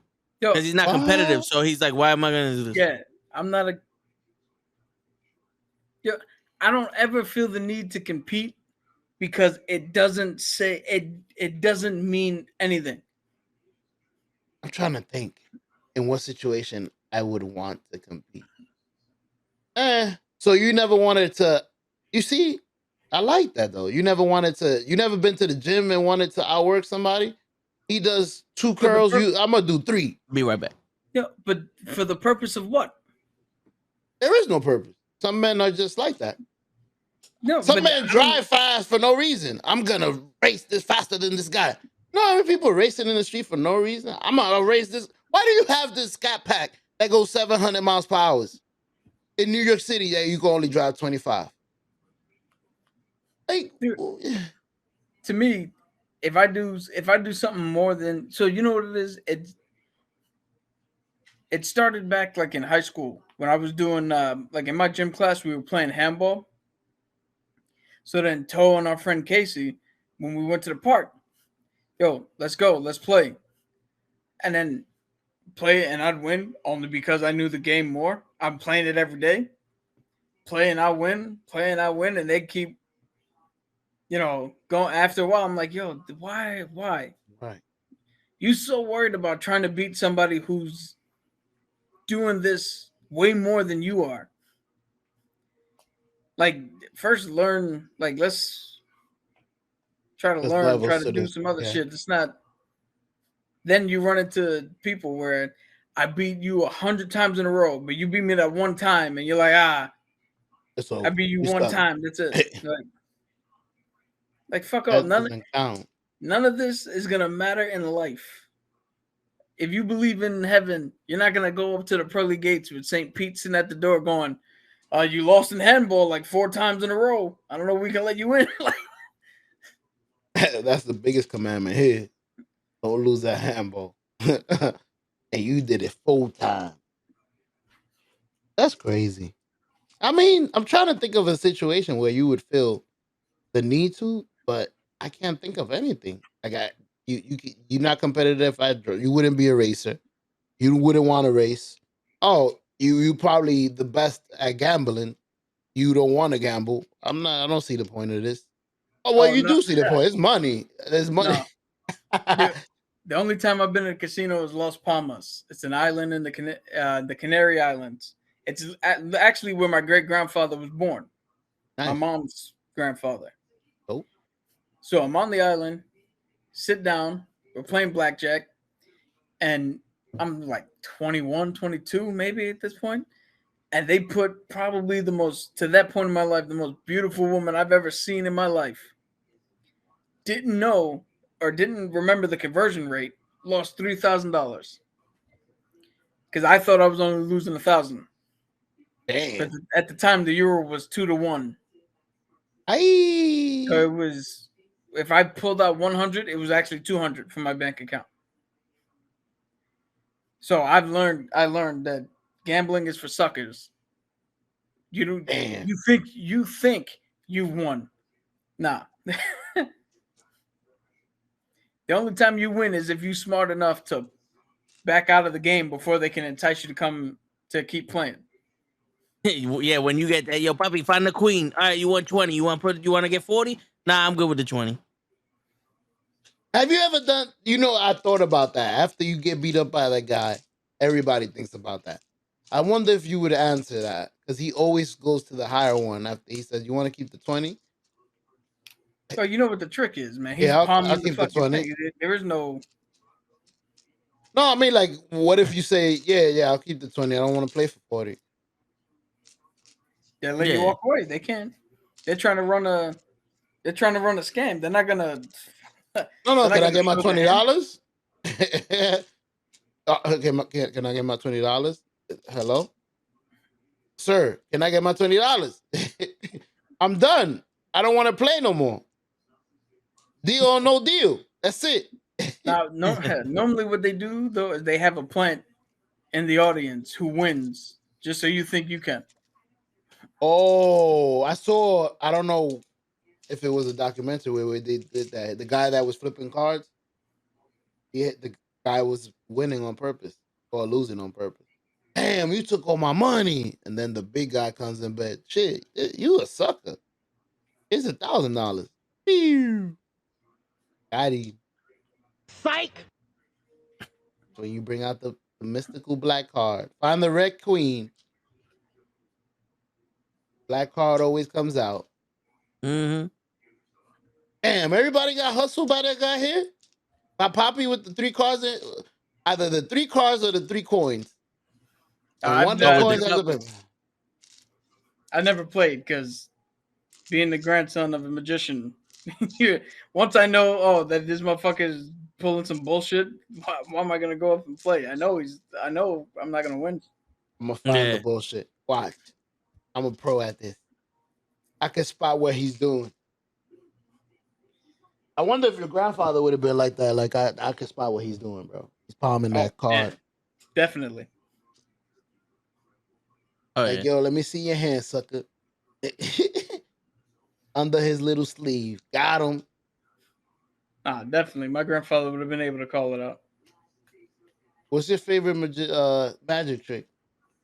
Even though it's a magic trick, it does look amazing. So I had one. I had 2 of them that I used to do, but I don't do them anymore because you can't repeat them. Because once you repeat them, then you give away the secret.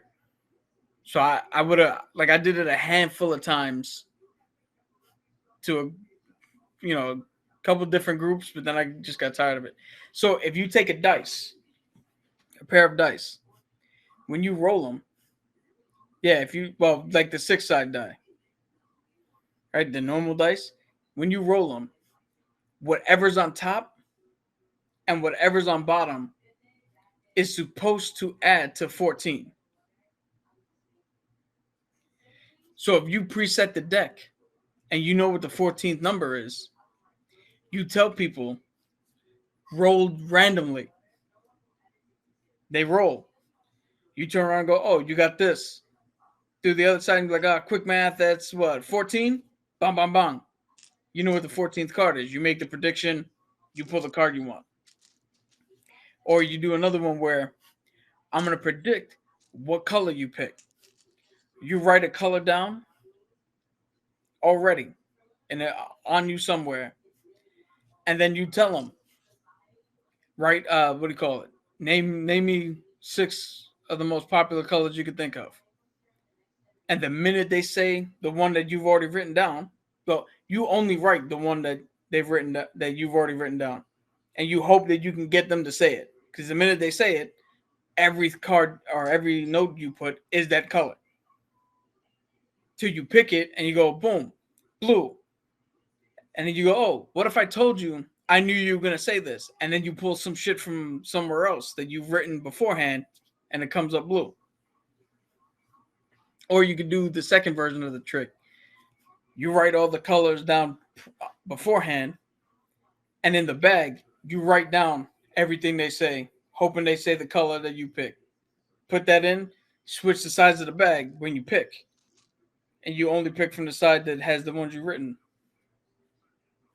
Damn. When y'all explain it, it's so simple, but it looks so awesome and realistic. Yeah.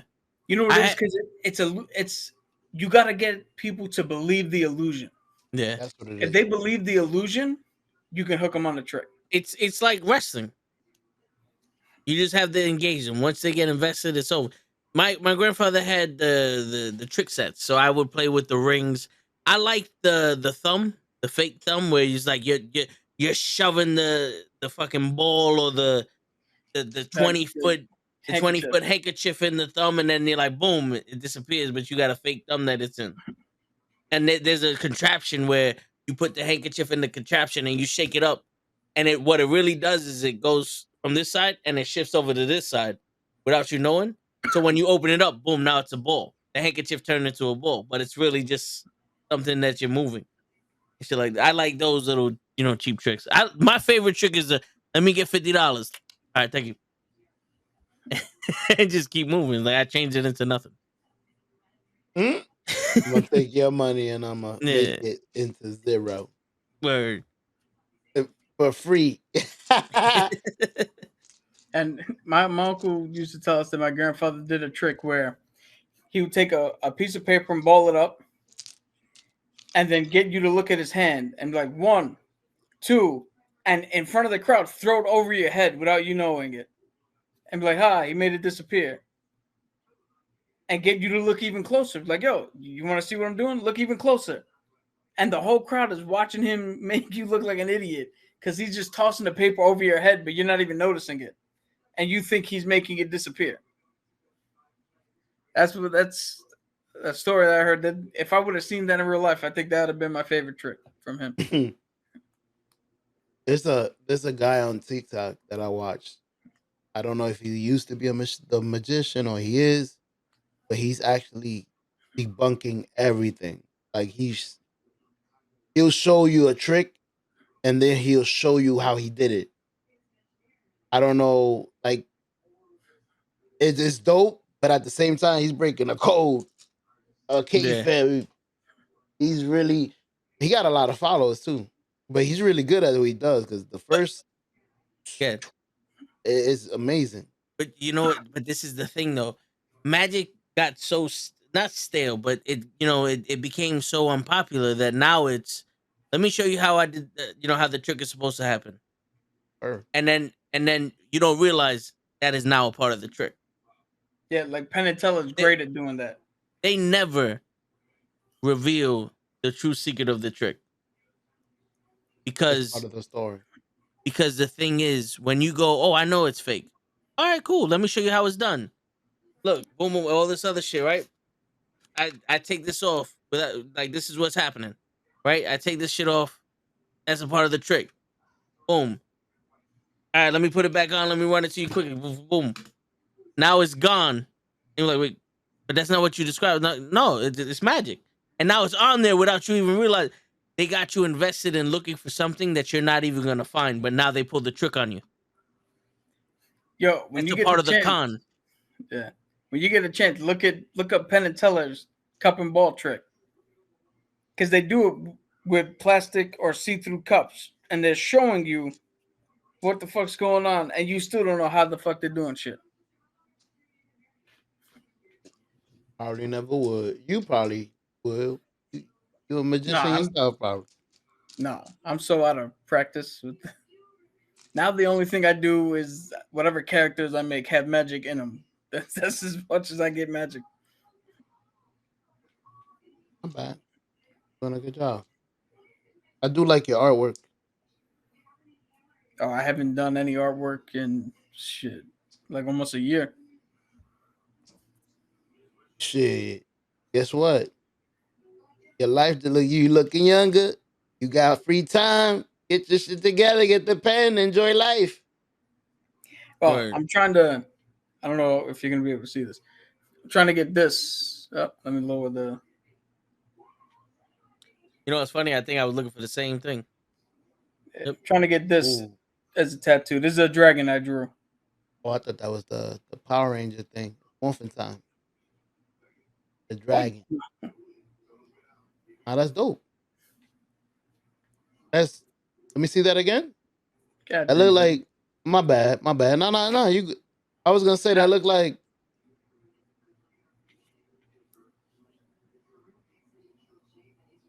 Yeah, that shit is dope.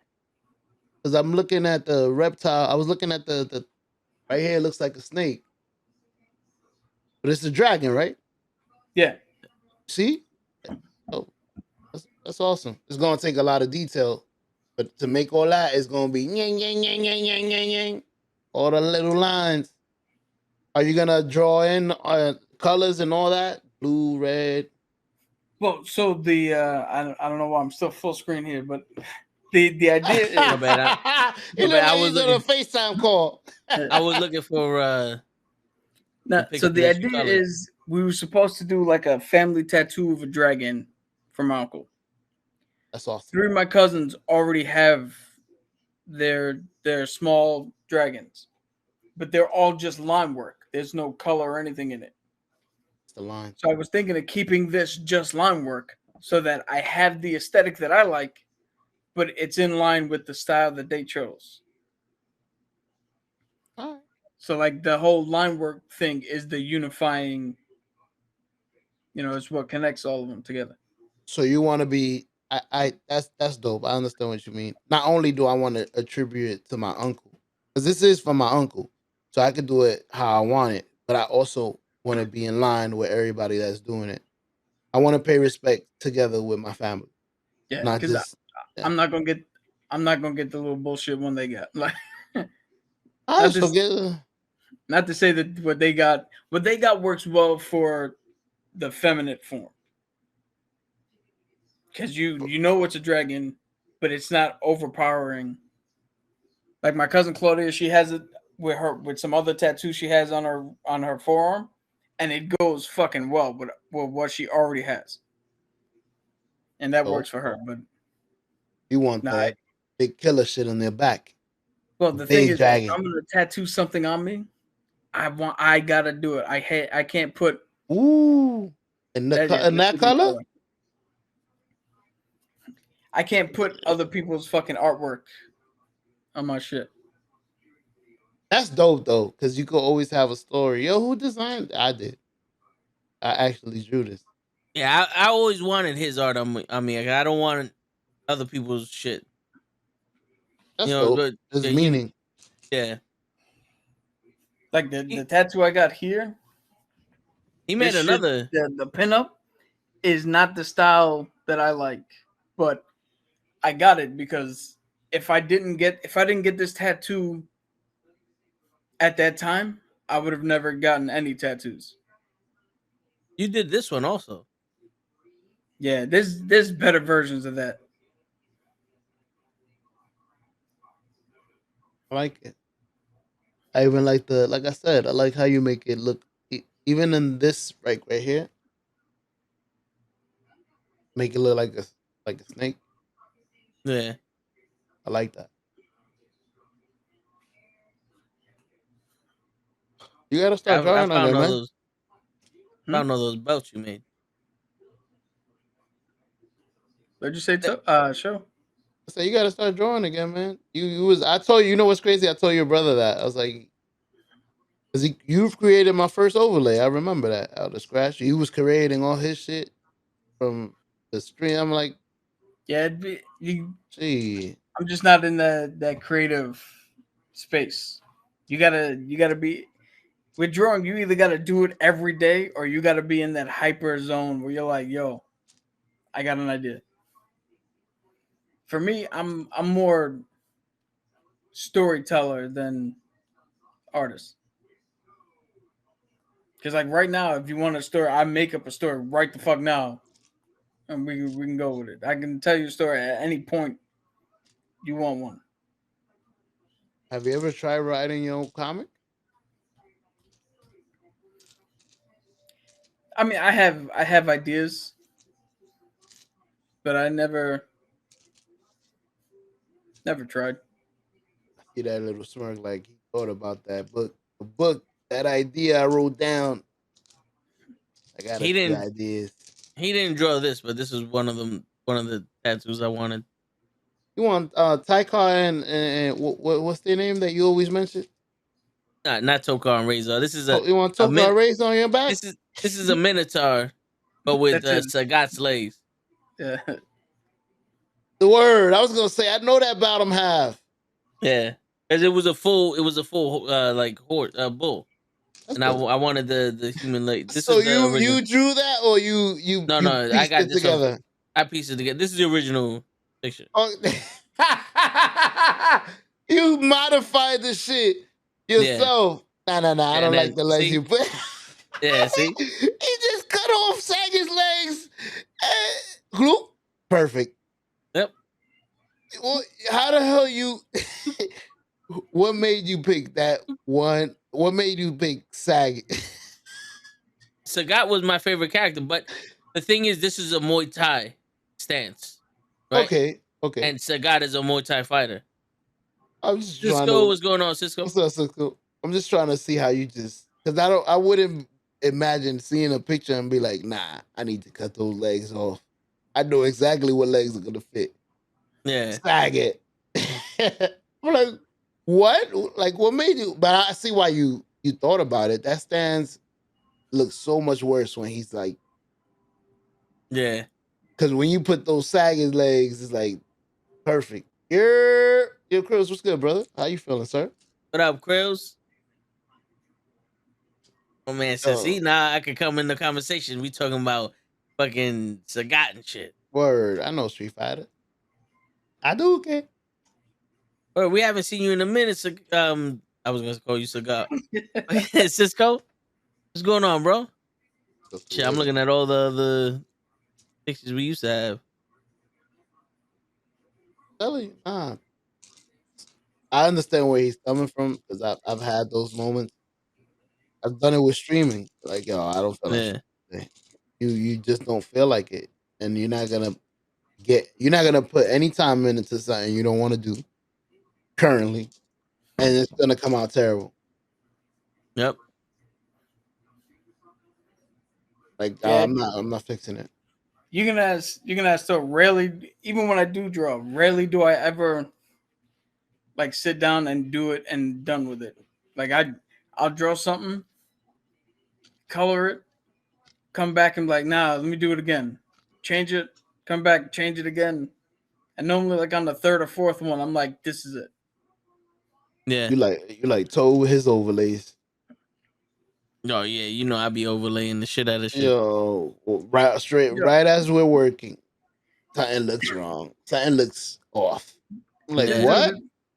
Yo, Toes asked me, he's like, yo, come up with an idea for an overlay. And I'm like, motherfucker, I've given you everything I can think of. He's had You about switch 'em 30. out, like, yeah, you switch them out every 2 seconds. I can't think of them fast enough. You know what's funny? I was gonna change this. Here you go. This overlay. But the thing is, I tried, but I would need caps because I want this same gradient, but over a brick wall. Like I have a black brick wall. I want this over that. That should be I think that would be dope. Like a brick wall behind us, but this overlay, and then maybe change the font of the tone of the show to the graffiti. You about to turn 17 in a couple months, Cisco? Oh shit! Okay, grown man status. Time flew. I see you. Word. I remember when I was dunking it on you, son. Word. But yeah, Yo, man. Is the Yeah. Elden Ring free? no. Nah. But it's Yo, worth the money. Here's the thing, though. You have to Elden play that Ring- by yourself, and I can only help you fight the boss. Yo, Elden Yeah. Ring is a stand-in for life. The point of the game is to throw situations at you that you cannot win until you either get strong enough to do it or you figure out a different strategy in which to do it. And then once you succeed, you're like, yo, that fucking A. So if you're not prepared to die 100 fucking times to the dumbest shit ever, if you're not prepared to walk in it like you walk through life, don't fucking play that game. Word. Because I tell you right now, when I started the game, I wouldn't go near any bosses. I was like, nah, too strong. I'm not gonna. Yeah, it's funny because Cap sees me and he goes, "I don't know if you're ready for this boss." I was like, fuck it, let's try it." And then I'd kill him. He's like, "How the fuck you did that?" Yo, Toe goes in there like my the tiger leg. first couple of levels. I was in there getting fucking white. Mollywop. I was getting hammered. Like I didn't know what the fuck to do.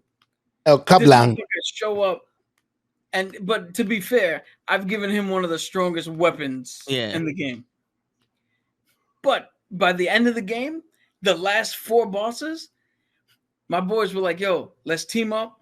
We're going to each other's world. We'll handle it there, and then all 3 of us will win in everybody's world." And I helped both of them win. And then when it was my turn, I was like, "All right, I'm gonna get off the game." And then I just was like, "You know what? Fuck it. I'm gonna try it on my own." And went in there, just beat the game on my own. Word. That's Yo, crazy. Yo, Pimp, you missed everything. We talked about gun control. We talked about the military. We talked about using guns. We talked about driving. We talked about how apparently I'm not suitable to be in the military. He We going spoke straight about to jail. yeah. We talked about sleeping, and now we're talking about Elden Ring. We went everywhere in this fucking. We talked about everything except for women. For the first time ever. Word. We like Bitcoin. We went we everywhere. Word. That's what happens when I show up. Hey, but that's what Nah, happens. we This is need that. This is the most people we had consistently in a long time. They like, who's this new guy? Word. And why he's not talking about ass? And Word. what is it? Told you is cock? Was it cock? What was it? Cockpit. Cockpit. There you go. Why isn't he talking about cockpit? Elden Ring, I heard of it. I want to try it, but I know my control gonna be gone by the time I'm done. Yeah, no, it is frustrating. It is frustrating, bro. Because you be pressing a button to jump and your guy doesn't jump, and then why the fuck? It's frustrating, bro. If you get frustrated through 2K, I almost broke the controller a couple times. I almost broke the table. But the funny thing is, it's only frustrating until you figure out how to do it, and then it's not anymore. Because there's a secret boss, right? That literally in the game you have to go back in time to fight him. Because by the time it's the time period you're in, he's already fucking dead. It's called the Dragon Lord Parallax. I went in there with my boys to try to fight his ass. And we were like, yo, I don't know how the fuck we're going to do this. We were having trouble with him. I figured out that my lightning that my character does, hurts him a lot. And I fucking went in there and in like 30 seconds just destroyed his ass. Fried him. Yeah. So it all depends on once you figure out how to win, it's not frustrating at all. But before then, it's frustrating as shit. No, yeah. I gotta get some. What? What'd you say, Joe? He said he was got to go get something. All I heard was I was like, he malfunctioned. He sharded. By the way, I love your dance, bro. On Instagram, my Toto tags. You are invited to the barbecue. Yeah. So that dance was just to prove a point because my cousin asked if anybody had a request for a song, and then all of a sudden didn't want to fucking play the requests. So I had to put down the fucking fine. You play it, I'll dance shit. Don't expect that at all. That's not an all-time thing. That's just a. Yeah. I want to hear this goddamn song, lady. Yo, Cisco, I played the new 2K, and you can ask Cap. I played the career until the point that I'm in college, and I have 65 points, and I lost the game by 40. I said I'm not playing this shit no more. My guy is still a 66, and I'm like, you know what? I'm good. I'm not playing this shit no more. This is stupid. I haven't This is even put stupid. my headphones on, and I This can is hear the stupid. trash he's talking. Yeah. Yeah, I was like, you know what?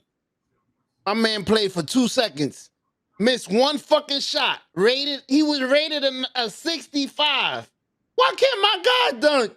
Because you got no attributes. You were just born. He can't shoot one shot. No, you're not even in college. How many shots can you make when you was in high school? All of them. Yo, he wanted to 360 dunk at 66 rating. Nah. I mean, I got 65 fucking points. I want to at least win the game. I want to at least have a close game. I don't want to get blown out. Imagine Michael Jordan having a game where he scored 70 points and he lost by fucking 40. Who would have died that night, Joe? Be real with me. I agree. The owner of the Bulls and the mayor of Chicago would have been murdered if Jordan had 65 points and lost by 30. But it's a game. They want to dictate that you're losing. It's a game that no longer needs to be played by me. They'll sub you out on purpose. Right as you're getting on fire, substitute. Right when you're about to catch up. Yeah, we down by 2. Yeah, pass me the ball. Beep, beep. Substitution. Fuck out of here. You see how frustrated he is with that? I don't know why he's playing Elden Ring. I honestly don't. You don't know how is more like it. How is he surviving? How are you patient? Like, when you can't do something, you just don't walk away. Like, I'm done. I don't want to play this no more. No, see, me, it has to be like, I don't mind losing a game that's close, but I do mind scoring 65 points and losing by 40. When my team literally had 15 points together. Yeah. Like real high school. You're the only one that's a monster. Yeah, but here's the thing, Show. Is they're all better. They're all supposed to be better than me. And no one scored. No one scored. I can't accept this shit, Show. I don't understand how crazy, you can. I don't know how, Show. I'm supposed to be drafted number 1, and I cannot shoot. I cannot dunk. I cannot do a layup. I can't steal the ball. Dude, if the guy that I start an NBA career with came to my fucking playground, he would not get a game with us.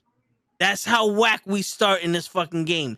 I don't plan on playing 12 fucking seasons in the NBA 2K20 to make my guy a reasonable fucking player. I'm sorry that I don't want to spend $150 to get attributes to make me suck again. I don't know. Dude, you know how many times I had guys 95, all of my badges, all of them set to when I press this button, it goes in the hoop, and I'm 0 for 96 shooting. Sorry, Show. That makes no sense to me.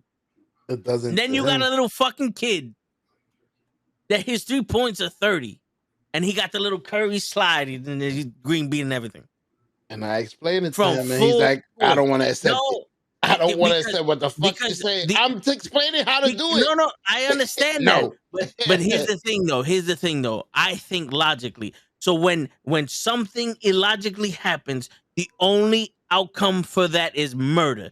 I need to kill whoever the fuck thought that was right.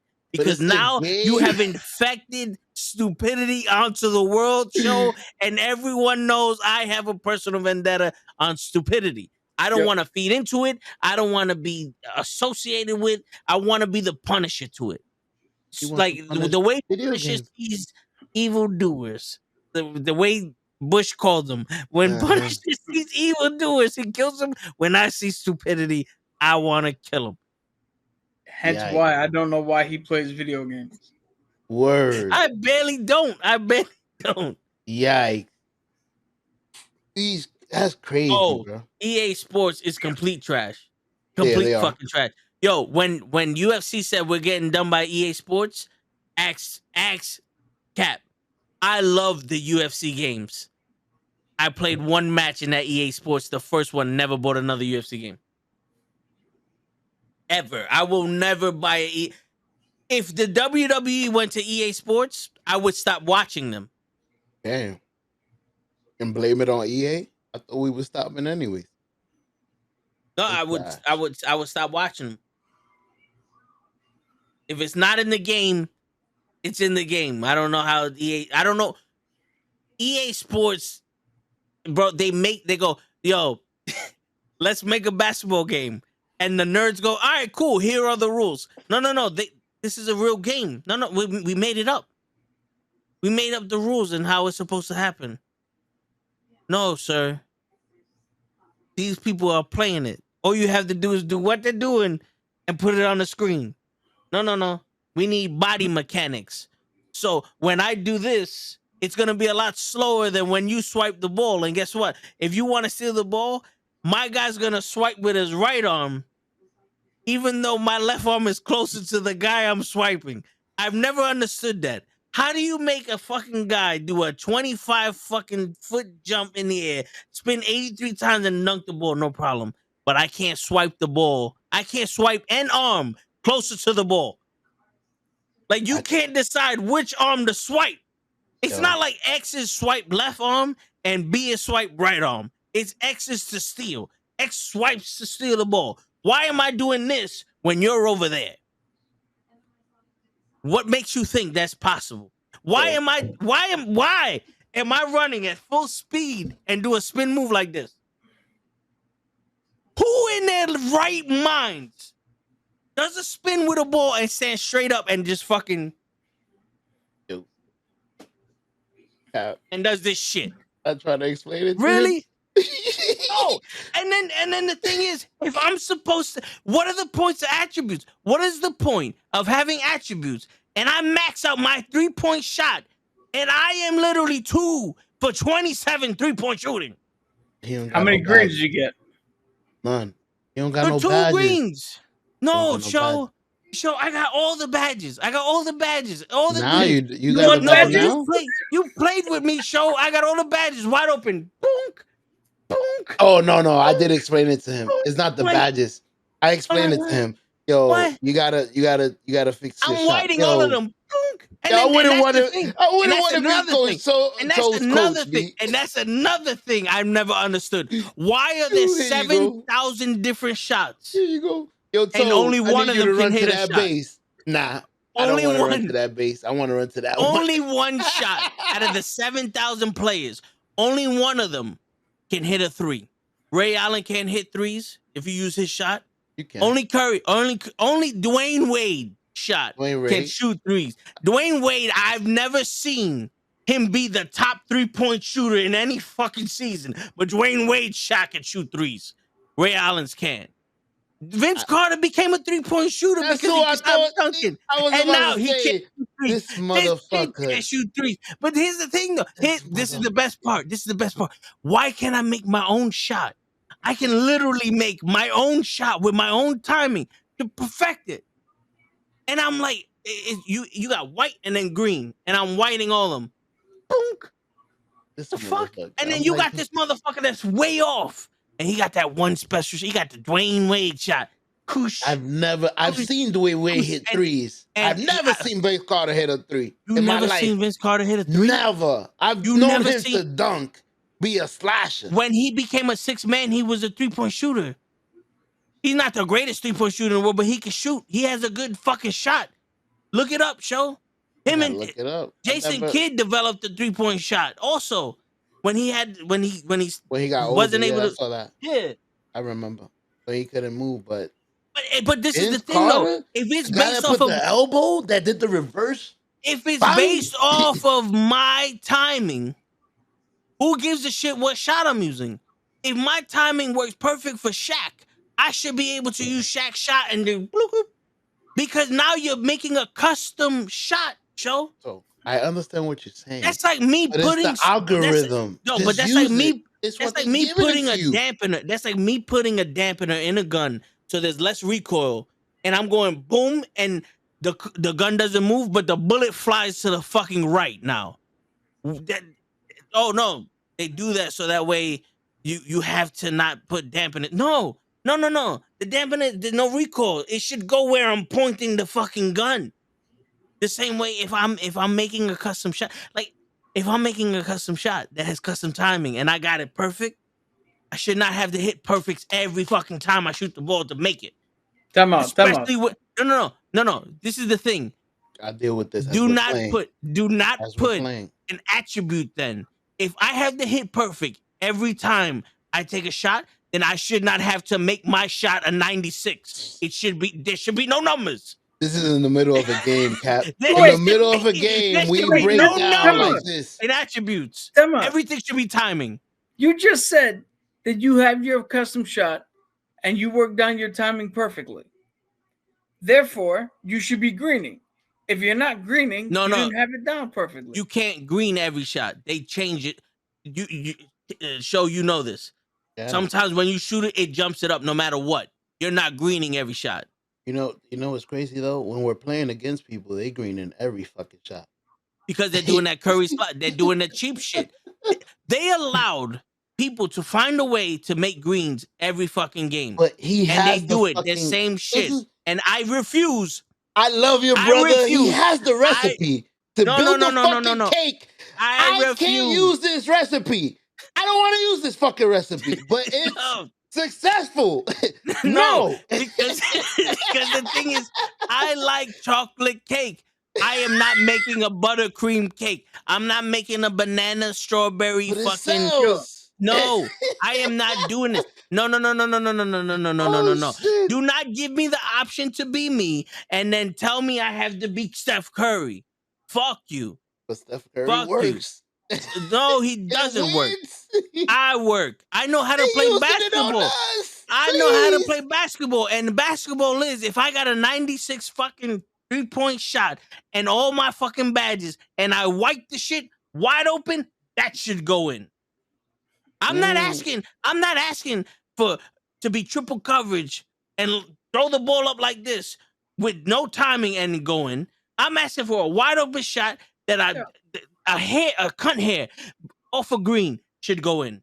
Hold on. Let's say 90% of the time. I don't mind missing once, but when I'm 0 for 76, after I put all that fucking work in to make my guy a better shooter, and then you tell me, oh, there's only really one shot that hits. Then why have 87,000 fucking? There should be one shot for everybody, and one dunk for everybody, and one block for everybody, and one swipe for everybody. I'm the opposite of so. He's like, why have 87? Why are you using 87 shots if I just told you that only one works?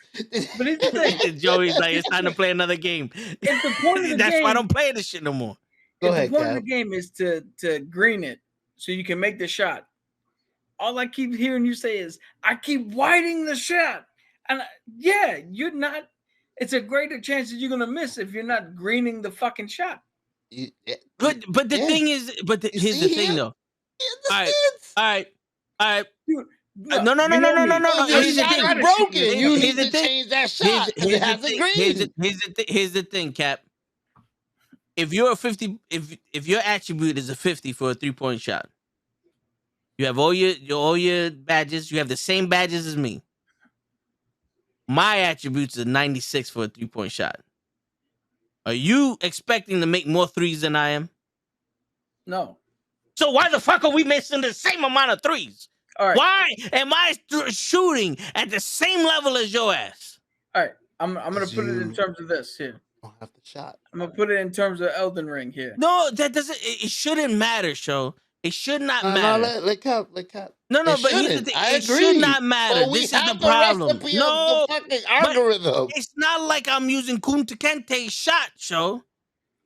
Yo, but here's the thing. If the person at 56 is more consistent at greening shots his than time. you are, then Yeah. it doesn't matter what level you are. I'm gonna expect him to make more shots than Word. you. No, but but the thing is, Word. it's my shot, bro. How do I I got explain this? I got Dwayne Wade's fucking setup. I got Kyrie Irving's fucking upper shot, and then and Vince Carter's release, and I timed it so that way I get the motion, and then motherfuckers is missing wide open shots. I could But are have. you greening wide open shots? I No. green more coverage shot than wide Yeah, open. than green one. His shot is But off. here's the thing: you just said you scored 65 points in a game. Layups. Oh, and you dunks. score in high school. So then stop shooting the fucking three, layup and dunks. Yo, that's what I told him after the 20th miss, because he missed 76. But after the 20th, you know, you could always get an assist instead of a shot. Well, when I'm wide open Why in the you, corner, yo, my boy will come down the upset as hell. Why I can't do this? Bloop throws it up. Another fucking miss. You see? Pass me the ball. Pink. Again. Yo, all I do is assist, play defense. I don't take no shots in that game because I know I can't fucking get the timing down. You see? But you gotta practice it to try to get it down, though. no. But here's the thing, though. That's only in the park that I'm having this problem. Axe cap when I'm playing in the career mode. For three, That's everybody. Wherever, mode. yeah. That's But everybody. that's another problem. Those same shots that I'm missing in the park, the whites, I'm draining.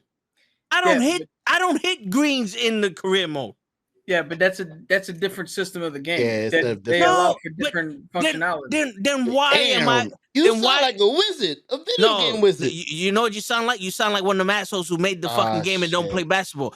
Because why then for that, I should not have to spend money or coins that I earn to raise my attributes. It should literally be, listen, go practice, and the more you take shots, the better your guy is at it.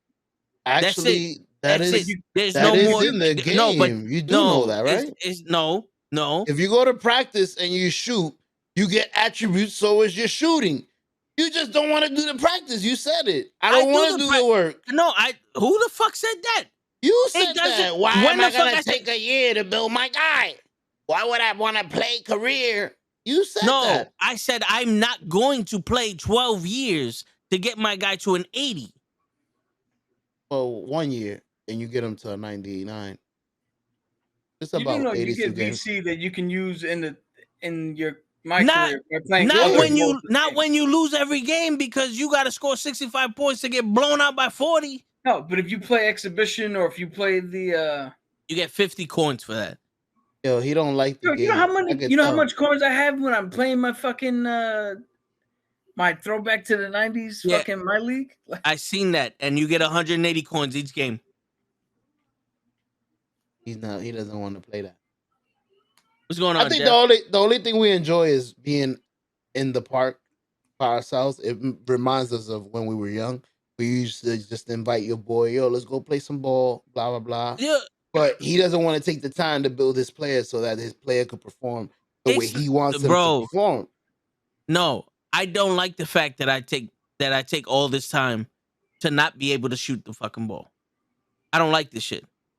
Because you can ask Cap. I'm a 2-time fucking champion in the last game in the career mode. I played that shit religiously. Mm-hmm. Every fucking chance I got, I played. I was rookie of the year, MVP, 2-time champion. I went to the point where I was a 97 in the shit. I let it go. I didn't pay any money for that. I went straight up hard body. Then we go to the park. Dunk, dunk, dunk, dunk. You know, What the fuck is this? Joey quit the game last year because of that. Yeah, it's like, and Joey's a pro. He said, "I ain't playing this." He would play the year before his game. He said, "I like the shooting in this one." See, I know my boy, yo. Yo, I had to bring him back with you one day. We invited him to play. And he's like, yo, I never make my shots. That day, he didn't miss a fucking shot. He's like, why did I quit this game? And he started playing again. He's like, yo, I just made all my shots. I was like, I thought you said you couldn't make shots. Oh, my bad. He started playing. Here's my question. if you're trying to shoot threes and you miss 72 threes out of 72 shots, shoot a different shot. Yo, I wish Do I had your something different in the your game. brother. I think your brother's the only one that could talk to you because he's saying exactly what I was. Why are you still taking that shot? Stop shooting the what- fucking threes. yo, You can't hit it. Hold up. Don't say amen. Don't say facts. Don't say none of that shit. Don't say none of that shit because let me ask the chat, geniuses. If you go to the fucking corner wide open behind the 3-point line and I pass you the ball, what are you doing? Shooting it. But after my third shot, this game is broken. And every time I'm open in that corner, I miss. So either my play is broken, it's not my night tonight. So from that corner, I do not want to shoot no more. Matter of fact, you're not going to see me in that corner. I'm going to that corner. And I missed 3 more shots over there. My 3-point shot is busted. I'm going to pick a spot in the 2-point. I missed it from there. Fuck this. I'm dunking it on somebody. But I'm switching. I'm figuring something. 72 from that corner? I don't give a fuck if 2K built this game wrong. I'm shooting it from here till they fucking fix it. That's beautiful, show. But guess who doesn't pass the ball unless I'm in that fucking corner wide open? On purpose, because I know you're going to miss it, sucker. But maybe that's your entry point to get the ball. But once you're there, then do something else with it. Yeah, what? Pump fake. You could drive in the lane. No. The thing is, Toe makes draw a player coverage to pass it back out to somebody else. When I got catch and shoot at fucking Hall of Fame, you see? Hold on.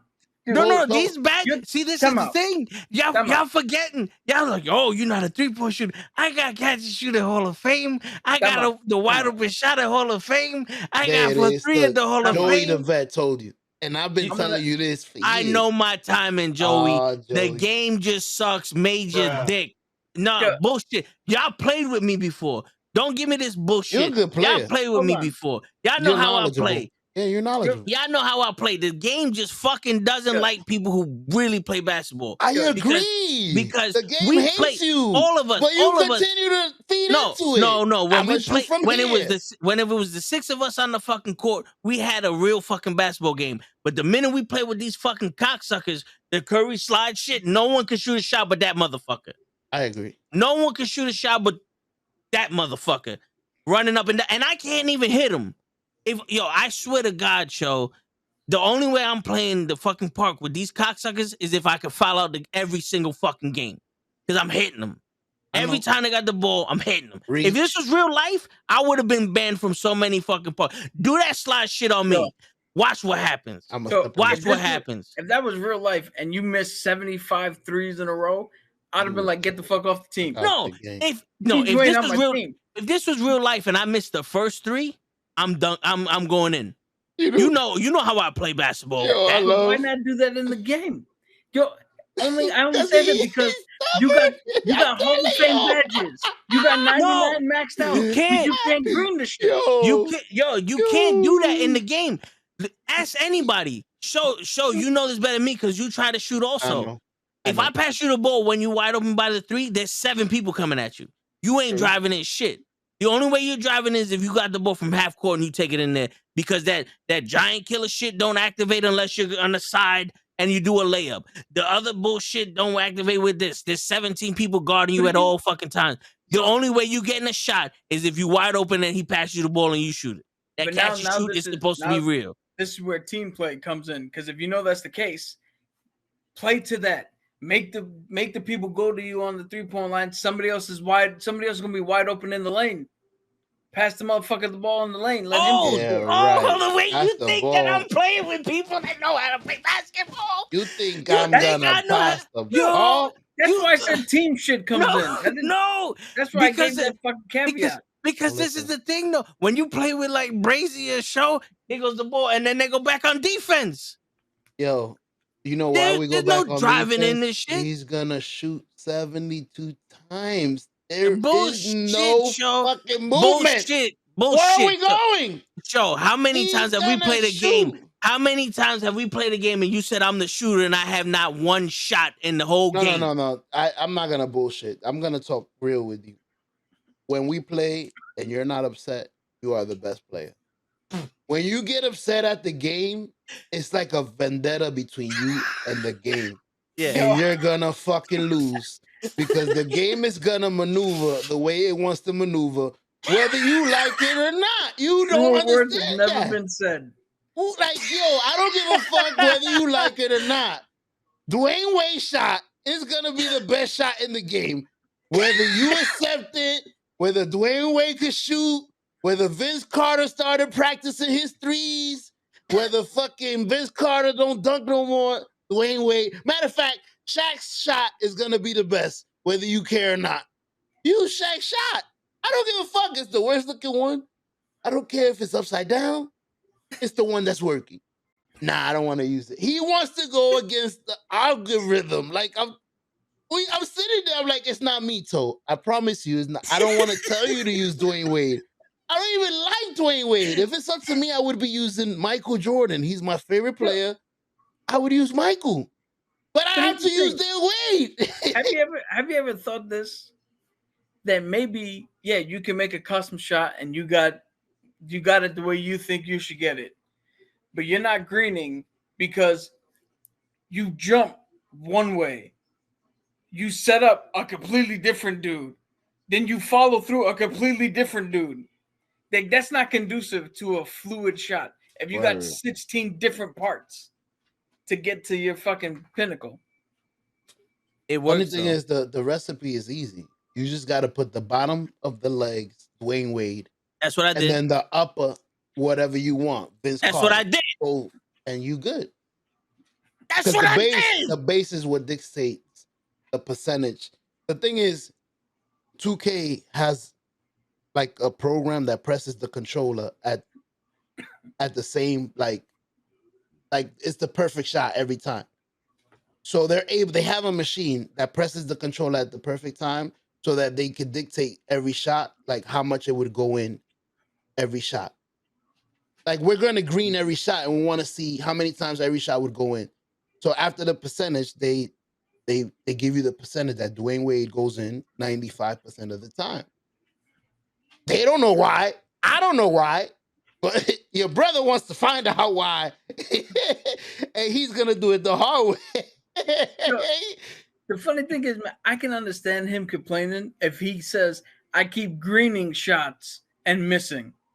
But to him go, I keep whiting shots. It's like, okay, but that's not a guaranteed end. But it shouldn't be a guaranteed miss either. True. But they made it that way because you know what it is? Years before, all the whites used to go in. And everybody would complain, not everybody in real life is Curry that could shoot from anywhere. There's only one fucking Curry. Why everybody at the park could shoot like Curry? So it was like, all right, we're going to boost it down. Your greens are going to go in 100% of the time. But if you white, you fuck. 2% of the time it goes. Yeah, whiting, it's like basically shooting a bad shot. Like, your wrist flicked wrong. It's not going to go in. It's not. So they made it that. I like it that way because not everybody could just go and green it. But at the same time, like Toe said, if you know some of the glitches, which is the Curry slide, and he knows the glitches because he could mention them to you, but instead of going on YouTube and learning how to do the glitches so he could get in with the glitches. It's not fun for me, bro. I agree with you. It's not fun, but you basically play the game then to wait till you don't meet those assholes to enjoy the game. That's how me and Joey do it. You'll run into a couple of guys that they play either they suck or they play normal. Okay, no Curry slide. Okay, this is gonna be nice, and you enjoy the game. But then the next game, when you win and they on the on deck circle, and you should be able to fucking hit him, bro. You should be able to hit him. But here's my thing. Why hit him if they're taking advantage of what's in the game to play the game? Because hitting him should be advantage. Take the time to do the same. Well, the same way the fucking bad boy Pistons beat the shit out of Jordan. Think twice before you Curry slide him. Damn. Think twice. You know what? You never did the level up fucking glitch in Mario No, where you got like 100 life jumping on the turtle? You never I never, used the glitches? I never really played Mario like that. Wow. I've I was done that. gonna say I've even done the thing where you jump over the level and skip like 16 like levels. And slow. just You see, you like me. When there's a glitch, Yo, I try it. Okay, it's in there. I'm using this shit. you yo, can you can that's you how can I ask beat one of Cap. the fucking bosses. You can ask Cap. You can ask Cap. The only games I really played like on my own was the wrestling game or a free world driving game. Those are the only games that I actually was like, yo, I'm gonna sit here for hours. And you didn't find a glitch in the wrestling game? Like, yo, if I hit him with 2 stunners, it's over. No, the glitch in the wrestling game was if you flick the right stick, you automatically kick out of a pin no matter what. There you Yeah, go. and we wasn't allowed to use it when we played each other. And I Well, tried my best not not to. against each other. Once it was, I was like, fuck, I really want to win this, but I don't. To me, that shit is. I would rather have a competitive fucking game. Like, all right, I played Fight Night, and I'm playing Evander Holyfield, and this motherfucker's knocking me down every fucking round, and I'm like trying to get up and beat me. I'm playing Fight Night now, and I'm Roy Jones playing Bernard Hopkins, and I lost like 7,000 times. I have not beat him once, and to me that's okay because he's just outboxing me. That's But realistic. if it was one of those things where I hit him 3,000 times, he's bloody, he hasn't touched me once, and my man jazzed me once, and I lose, then I'm getting pissed. I would rather lose realistically than fucking win or lose illogically.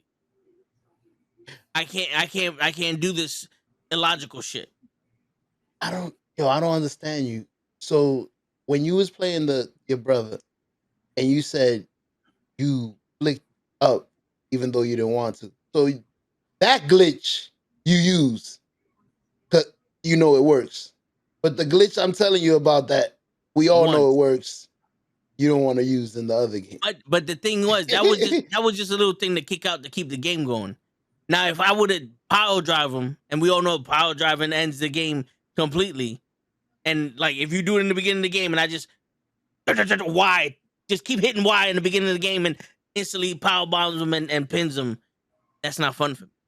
I agree. That is not fun for me at all. Yeah, yes, but here's I understand what you're saying, but now here's the thing. If you're gonna play the game where you take 75 fucking threes, then that glitch is gonna make the game fun for you because you're gonna hit more fucking threes that you're gonna take. You imagine you made 50 shots back to back, even though you using the shot that's glitchy, even though maybe you look something up, now you know the Yeah, trick, but that's the green. what you want to do. Yeah, like yo, I just made 50 shots in a row. Don't ask. I'm not gonna give you my trick. There's a trick to it. It's like a magic trick. It's like being a magician.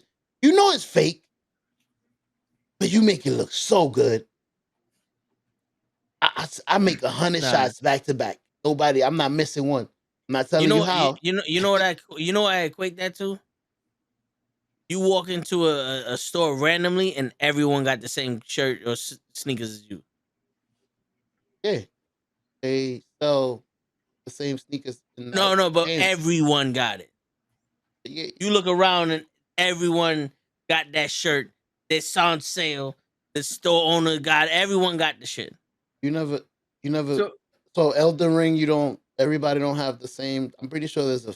There's like special 14 gun. different builds. So, Elden Ring, you can build your guy Yeah. the way you want. There's not a There- favorite gun. Like, yo, this is the gun everybody uses. I Okay. have one of the best katanas in the game.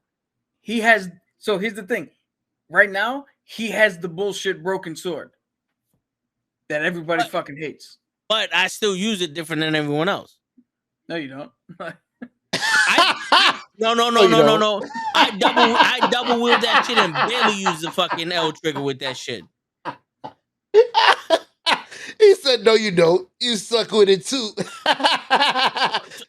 So Oh, people have high shit. faith with that sword. That shit was hilarious. No, that sword is arcane.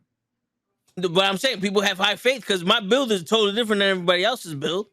From what I'm seeing. Yes, true. But that's why that sword is broken, because and you can still also, cause the blood loss. I'm a samurai, and the people that are using that fucking swords are fucking the other fucking thing with the naked shit. There are other different characters that lend themselves better to other shit. Oh, this shit is I keep it funky. like the Show. lanterns. Yeah, Each one has a different thing. I like it. Yeah. yeah. The only thing it would be cool if y'all could play together. But you can for boss fight, but here's the thing: every samurai uses rivers of blood. Every one of them. Every wizard uses the Kamadazora. So Every prophet uses this certain spell. So it's not like you can build however you want. But the last boss you fought, you did the corpse peeler. That's how you're supposed to use the fucking weapon. And you won.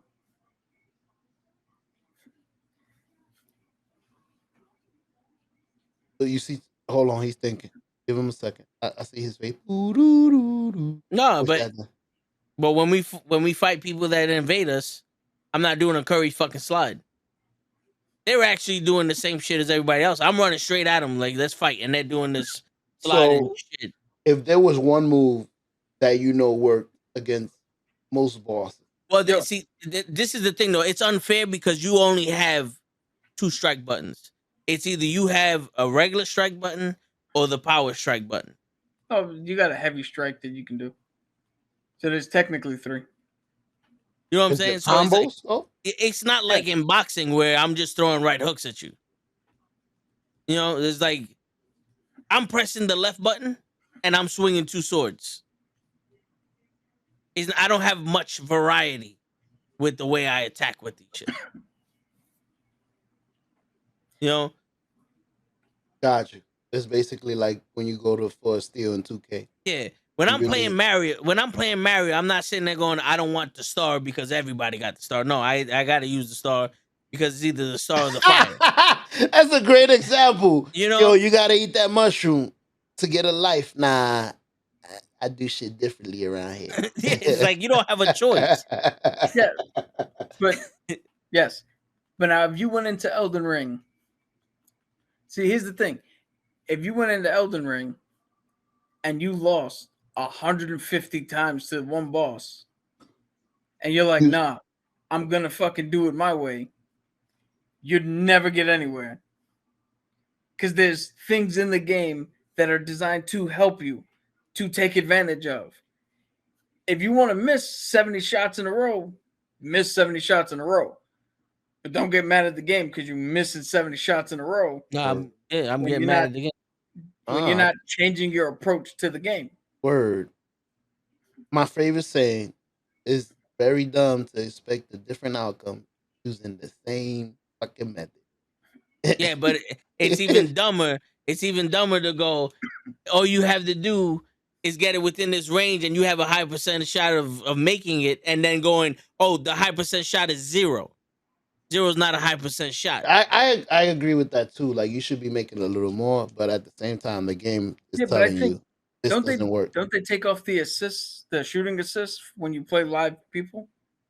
Nah, you get all the boosts and all that depending on who you're playing with. No. What I'm saying is when you're playing the computer to make the game fun, the window of making a shot, it's got to be larger than when you play real people. Nah. It's the lag. I get just as frustrated if I would have missed a wide open fucking white. It's a lag. There's a lag in the park that there's no lag in the game. You can actually green. His timing is perfect, but it's a different timing in the park. So you got to practice at the park to gain that delay, so that you can know. And from what I see in this shit, they took out that wide open court that you had, my court, so you could practice your shot. I don't know where the fuck that is in this game. But even if you practice there, you're only gonna see how your shot looks, but you're not practicing the delay. So you're gonna be either late or early. And you can't practice in the fucking playground because they're gonna have a squad that's gonna kick you out of the fucking game, and then it takes 3 hours to go into the rec center. and God forbid someone passes the ball in the rec center because you got Mr. Dribblesworth. Every game, there's always the fucking center trying to out dribble somebody and shoot a fucking three. Every fucking game, there's always that guy. Let me score every point, and how come you guys ain't helping? That's the most There's fun we always have though in my career. there's always somebody that literally makes you want to go listen. Please give me his address, Word. and So- I will handle this motherfucker for you. So it just seems This that game is we have- horrible. no. It just seems that we have to stick to what Mom used to tell us, and you can't go play with live people because you start fights, Yeah, and I can't go play with live people because I don't give enough fucks Yup. about them to make friends. So I Nope. got banned off of Xbox for telling somebody to go suck a dick. Remember Yup. that shit show? Yep, I remember, and I specifically told him, "Don't do that." because he's probably a fucking 3-year-old. Well, that 3-year-old needs to go Yeah. suck a dick now. Yeah, this shit was hilarious. Yo, I I'm got telling kicked you, off. Yo, it's the way it works. Stupid people on the bus, and the NBA 2K fucking community. These are the fucking people I hate and the worst people in the world. The worst people in the fucking world. Find a different way to enjoy the game, man. Look I what I enjoy- do. I enjoy reset it. the rosters and all that shit. You know how I enjoy it? Every once in a while, I'll go to the park, spin the wheel, and get a fucking Gatorade boost because that's all they give me. Gatorade boost, and then I'll fucking go watch fucking YouTube. Yo, Cap, you sound like a great 2K player. You should join us sometime. He did. I gotta learn. He did join us a Yeah. couple times. Oh, okay. We had fun. I remember. Yo, I tell you right now, I don't shoot the fucking ball. So I don't like to shoot either. I don't know what he's talking about that I don't pass. I don't like to shoot. I don't know what he's talking about. I hate to I hate to shoot for the same reason you hate to shoot. But I'm just smart enough not to shoot. My But you shot know is what? broken. so no wonder you guys don't win. He's missing shots and you're not doing anything to score. No, No wonder you can't I like to dunk. I'll tell you that much. Plus, I'm usually the big man, so I have to be the big. I'm smart. I know he's gonna miss 76 shots, so I know You I'm get gonna get 76 76 rebounds rebounds. I'll be in the middle. He's like, pass it back out. Sometimes I'm like, yo, Toe, I'm open right here. Let me dunk it. You don't pass the ball. I'm like, my bad. I got it off the rim. It's mine. Yo, you be tight. You like, yo, pass it. You got it. I was wide open. You was wide open before too. Yo, he bought expensive paint because I love the way he's painting this picture. The real fucking fact is, motherfucker, you pass the ball when I'm covered, and you don't pass it when I'm wide open, motherfucker. That is true. Sometimes I hit you. We gotta practice don't on give me that, but this we shit don't play you that got much. the fucking Home Depot primer and fucking color shit. Yeah. I'm gonna use that. I like that one. So- you got some expensive paint. All So that what I'm bullshit you hearing- painting. What I'm hearing is not only can you not get the timing down to shoot the ball correctly for the game, you also take 3 individuals on the court and play 3 separate one-on-1 games Correct. or 1-on-3 games. That That's is what I'm dope. hearing. Yeah. Who take what? Nah, the crazy thing is, if he's like I told you, if he's not tight at the game, he's smooth with it. He wants to be Jason Kidd when he's younger. Passes the ball, he lets you dunk. I don't know I what the want fuck those is assists. it. The one time that he's open, because he'll get 1,000 assists. Boom, being we winning, everything's going smooth. There's gonna be a point where his assist is gonna get us double covered. The one time he's fucking open, I haven't shot, so I'm expecting to make this. Doink. Nah. After that one miss, it's over. Nah. I gotta take my. It's not my shot. I don't want to hear it, Cat. Pass me the ball. Pass me. I can't miss this. Bloop. Nah. And little by little, it starts going higher and higher. Fuck this game. I'm not playing this shit no more. Like, it goes downhill real quick. Yo, sure. Where we used to live in the first house we lived in, there was a hole in one of my walls because this dumbass was winning by 6 runs and gave up a 1-run home run. Still winning by 5. Still winning by Punched the 5. hole in my fucking wall. Yo. He's winning the goddamn game still. So you know what I'm saying? We was winning. He missed 1 shot. You understood? It was downhill from there. At this moment, this is where I knew we fucked up. That's what went on my head. When it went doink, at this moment, this is when I knew we fucked up. Because I looked at the stream and I see his face. I got a 97 3-point shot. When he starts getting amped and going into that rant, I got a 97. The zoom, I got a 97 3-point shot. Oh, my badges. How the fuck I just... Yo, pass me the ball again, show. How I missed that? Doink. Yo, I'm not playing this shit after this. It's funny. If the dichotomy of listening to Toe sit there going, I should not miss because I have all this other shit. And then you listen to me on that game, and I'm like, yo, I just, for the life of me, I can't get the timing down. That's how you should be thinking. And everybody tells me that. It's not that your shot sucks. You need to take years with that. These people that have been playing 2K have been playing since 2K17, and the shot has been the same. Shit, you scared. I'm like, yo, what the fuck? You've been playing since 2K17, Toe? With Vince Carter shot? But that doesn't count. You've been using the shot. You've been practicing with the one shot that doesn't work. Oh, no. Oh, hold on, Joe. Hold on. He's going to tell us how he's not emotional. Go ahead. Yo, Cap, he's going to tell us how he's been shooting with the bad shot all his life. So he just picks it to be better. Cap, okay. Tell him why I use Vince Carter's shot. There you go. He's so miserable. This fucking Vince. It's not me. Tell him. It's the why? game. Yo, I'm not going to lie. I don't know why you use a dunker's fucking shot. He's the only person I can hit a shot with. He's a dunker. He really wants to argue that he's not a dunker. Back in the day when we first started playing 2K, I would build my team, and Vince Carter was always my backup because he was the only one left that I knew. And when they took me off the court, I had to play with the backup. He's the only person I can hit a shot with. Every other backup I've ever had with my guy, I could not hit a shot with. So I said, all right, let me make my shot Vince Carter, so now I have the same shot no matter who's there. And then I started playing with Kyrie because I changed my position to point guard. And Kyrie I hit with. So I said, all right, let me change my shot to Kyrie so I have the same shot. Now that when I'm playing with you, I'm not playing the career mode to enjoy career mode. I'm playing career mode to get points, to get better so I can play with y'all. Yeah. So I said, all right, I'm going to mix both shots up because both shots work for me. And it was working until... Got the lag. The fucking magician shit where it's like, oh, guess what? It no longer works. A lag.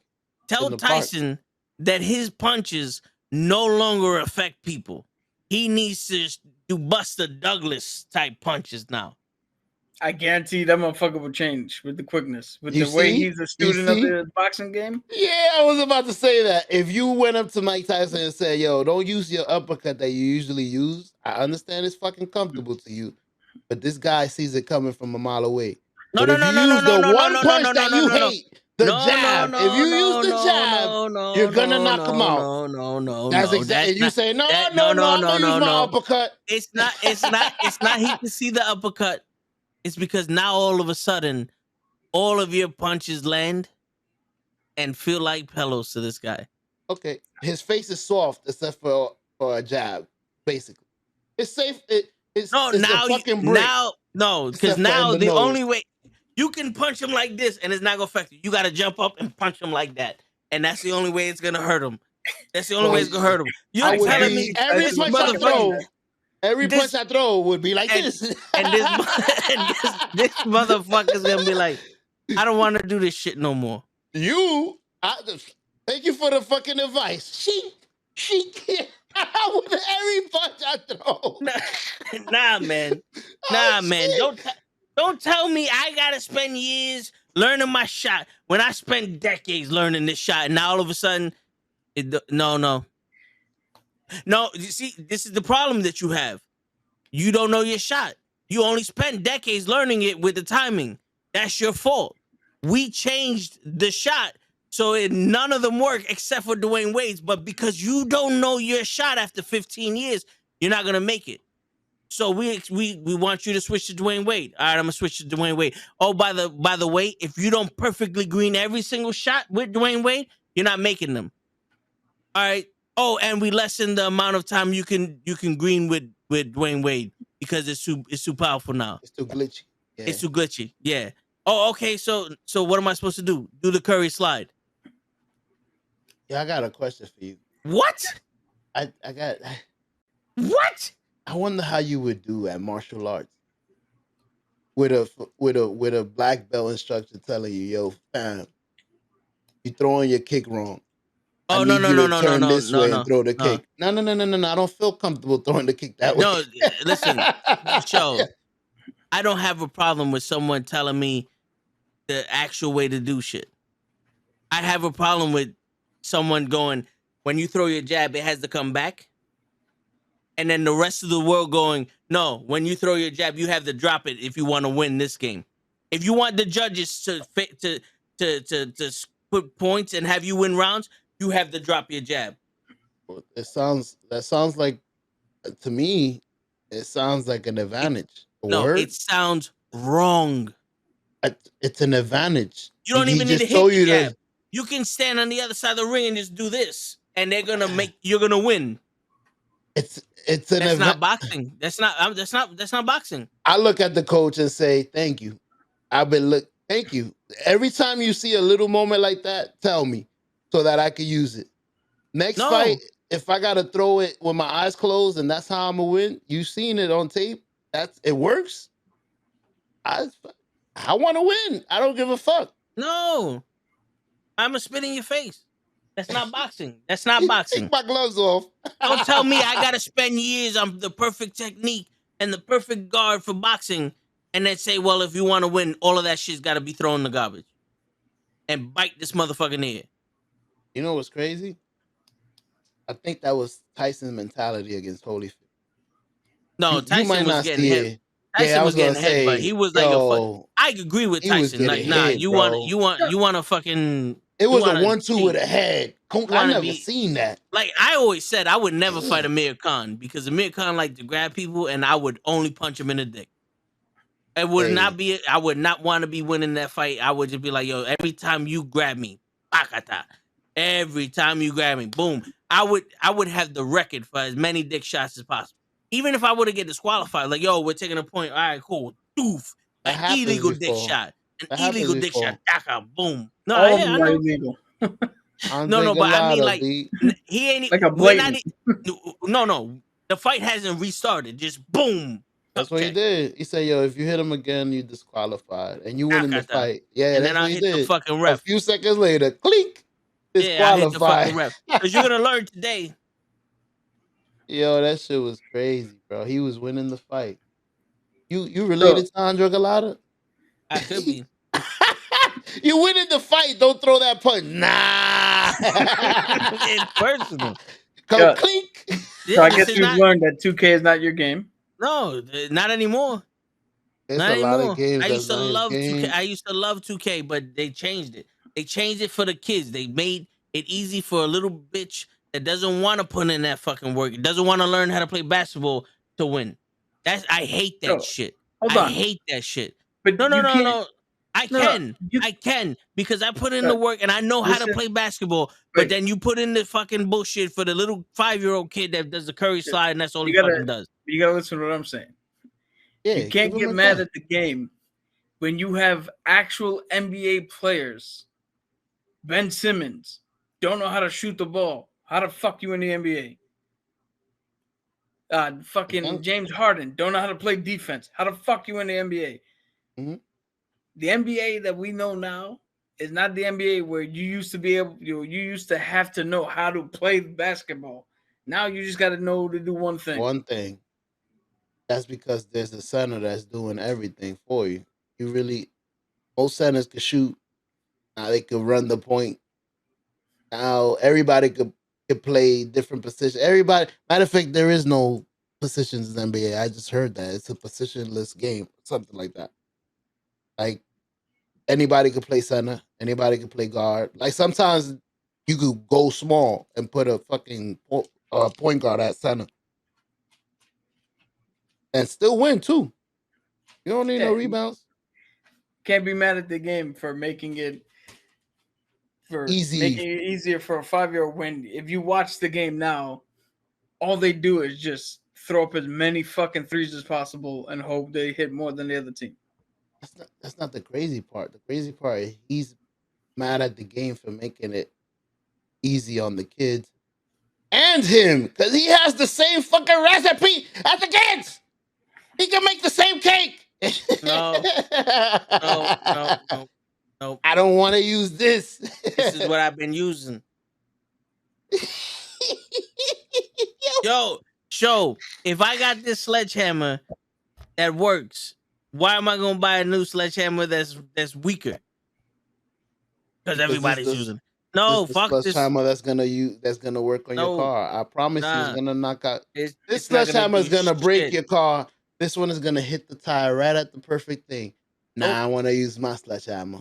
Nope. I broke the reel. I told you. No, but the thing is, it's like but then they make cars just for that sledgehammer. No, fuck you. That sounds familiar. Sounds like what everybody's trying to do now. Apple, make a basketball game where you have to play basketball to win it. But that's not how basketball is played. Or a video game. Like I don't know how much fun guys would have if the game was a 100% sim. Yeah, real. They're like zone defense, 3-2, fucking real basketball. Pass the ball. On me. Yo, just look at the My League. You have to go in there and not only be the star, but score 50 points a game. That's not how I play fucking basketball. Everybody's Jordan in the My. But yet you have to play that way in order to do the My Career. Because that's how basketball is played now. Nobody wants to just go in there and everybody wants to be Jordan. Nobody wants to be John Stockton or Gary Payton or a plethora of other fucking Hall of Fame talent. Ask him. I make Jordan because he's my favorite player, but my real basketball player is a role player. Like I like to be a role player. I'm here to service you. Hopefully I don't have to service you. I don't have to get no fucking rebounds for you because you make your shot. But if you don't make it, I'm here. My play style is a role player. I'm a point guard. I'm trying to get y'all as many points as possible. I want those assists. But I make my guy supposed to be a scorer just in case if we get paired up with someone who can't fucking score. You know what's crazy? He's like, yo, I want to pass. All right. So, because I make two players. You want to pass? I'm going to bring out my shooter. Soon as I bring out my shooter, yo, that's when the fucking shooting problems on his side start. Soon as I bring out my shooter, yo, pass me the ball. Nah. Why is my shot not winning? No. It's the fuck when I play with you with the center because you keep passing it back out to me. No, give it back. Yeah. Give it back. Yeah. I'll give it back. Why am I missing these shots? Yeah, with the center, I'll give it right back to you. Even though he says I don't pass it, but I will get 7 rebounds back to back and give it right back. And he's wide open. Whoop, man. The same guy that goes, I'm never passing this other fucking guy the ball because he's a ball hog. Here you go, other guy. He goes, I'm never passing the ball ever again. Here you go, other guy. That's not me. No. I mean, no. Especially in the fucking wreck. That's not my fault. Man, he makes best friends with the ball hogs. And then bitches, I'm never pass. Yo, Toe, Toe, you wide open? I pass with the generic it was button. Supposed to be to you, Toe. Like I press A. So the ball goes to whoever it wants to go to. Usually he's the one closer to me. So I press A here. And my guy decides, nope, he missed 70. Oh shit, my bad, Toe. Yeah, it wasn't me. I pressed A and I even pressed the directional that way. Nope. My guy's like, I passed it to him 7 times back to back. He missed all of them. No. It's not me, bro. I'm not. I See, remember I because you always don't know tell how him. to. You don't know how to use your guy. Yeah, I gotta use You my gotta go indicator. You have to go practice the pass, show. You're I not do. passing it with the right timing. You I gotta go. agree. You know, What's use the Curry's problem? pass. Use Curry's pass. I go for the See, glitches. you see, he uses Curry's pass and it still don't work. I want But you to don't enjoy my understand. game. But you don't understand. It made it easier for you, show. Switch your pass from Curry to Curry, But it's already Curry. but do it better.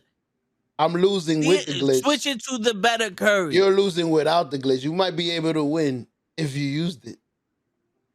You might be 100 from 100. Well, maybe. No.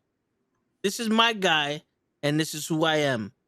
Don't make me be everyone else. If I'm able to create my own guy, why do I have to be everyone else? Yo, toe tags is just a 3-point misser. That's all he does. I agree. And then he's Bullshit. short. He's Bullshit. short, so he Bullshit. can't dunk. The funny thing is I wanted to can build dunk. a player for. You remember when I can't. made that He's dunker? 5'7", bro. Who the fuck made a 5'7" player? Bro, you'll compare to everybody. You know everybody goes 6'10". I'm a 6'6" fucking point guard. Bro.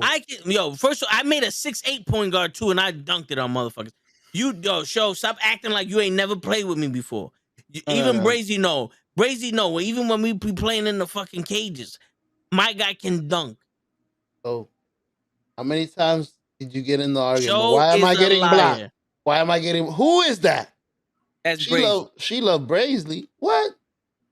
Who the fuck hell is is she? Braisley? Yo, I'm gonna get out of here, guys. This is Yeah, we was just fucking around. Yeah, we just fucking around, feeling this went from y'all bashing me that I can't be a military expert, to now all of a sudden I can't play a fucking game that I'm an expert at. I wasn't bashing you. I was saying I can only imagine how upset you would be if somebody's screaming at your face. You know what? Just to help you out, I'm gonna hit up 2K and tell them to reverse it, so that when you get a perfect, it's white. And if you it's green. That way you can feel better hitting nothing but greens and still missing. Watch him start hitting mad greens when they flip it. Now if you hit greens, you're gonna miss. Green. I don't want this shit. I don't want to hear that. I don't want to hear that bullshit. Everyone knows. See? I'm a better 2K player than you. I agree. You are a better player than me. You just choose. You just can't shoot to threes. get stuck on your fucking problem. The one thing I can't do right, I'm gonna do it 1,000,000 times till it gets right. This is the crazy shit, Joe. I cannot be the fucking Hall of Fame level 3-point shooter that I made my guy. I can't miss a 3 in the career. And then I go to park and can't hit one to save my life. I've done it. I have a higher chance of hitting a fucking layup. My layups are 20. I don't have layups. I just dunk and shoot, because apparently you can't do more than 2 things in 2K. You can, but it would be unfair. You can't play defense and offense. It's either or. No, you can play both. You just can't do shoot. You can't just do them good. Dunk and defense. You can be mediocre. You can be mediocre at everything. Yeah, you can be mediocre. Only good at one thing. Or good at 2 things. Yeah, you can be good at defense and shooting. So this is where I agree with Toe, because Jordan was good at everything. Everybody can't be Jordan. That's why I understand But they can all be. But they can all be Curry.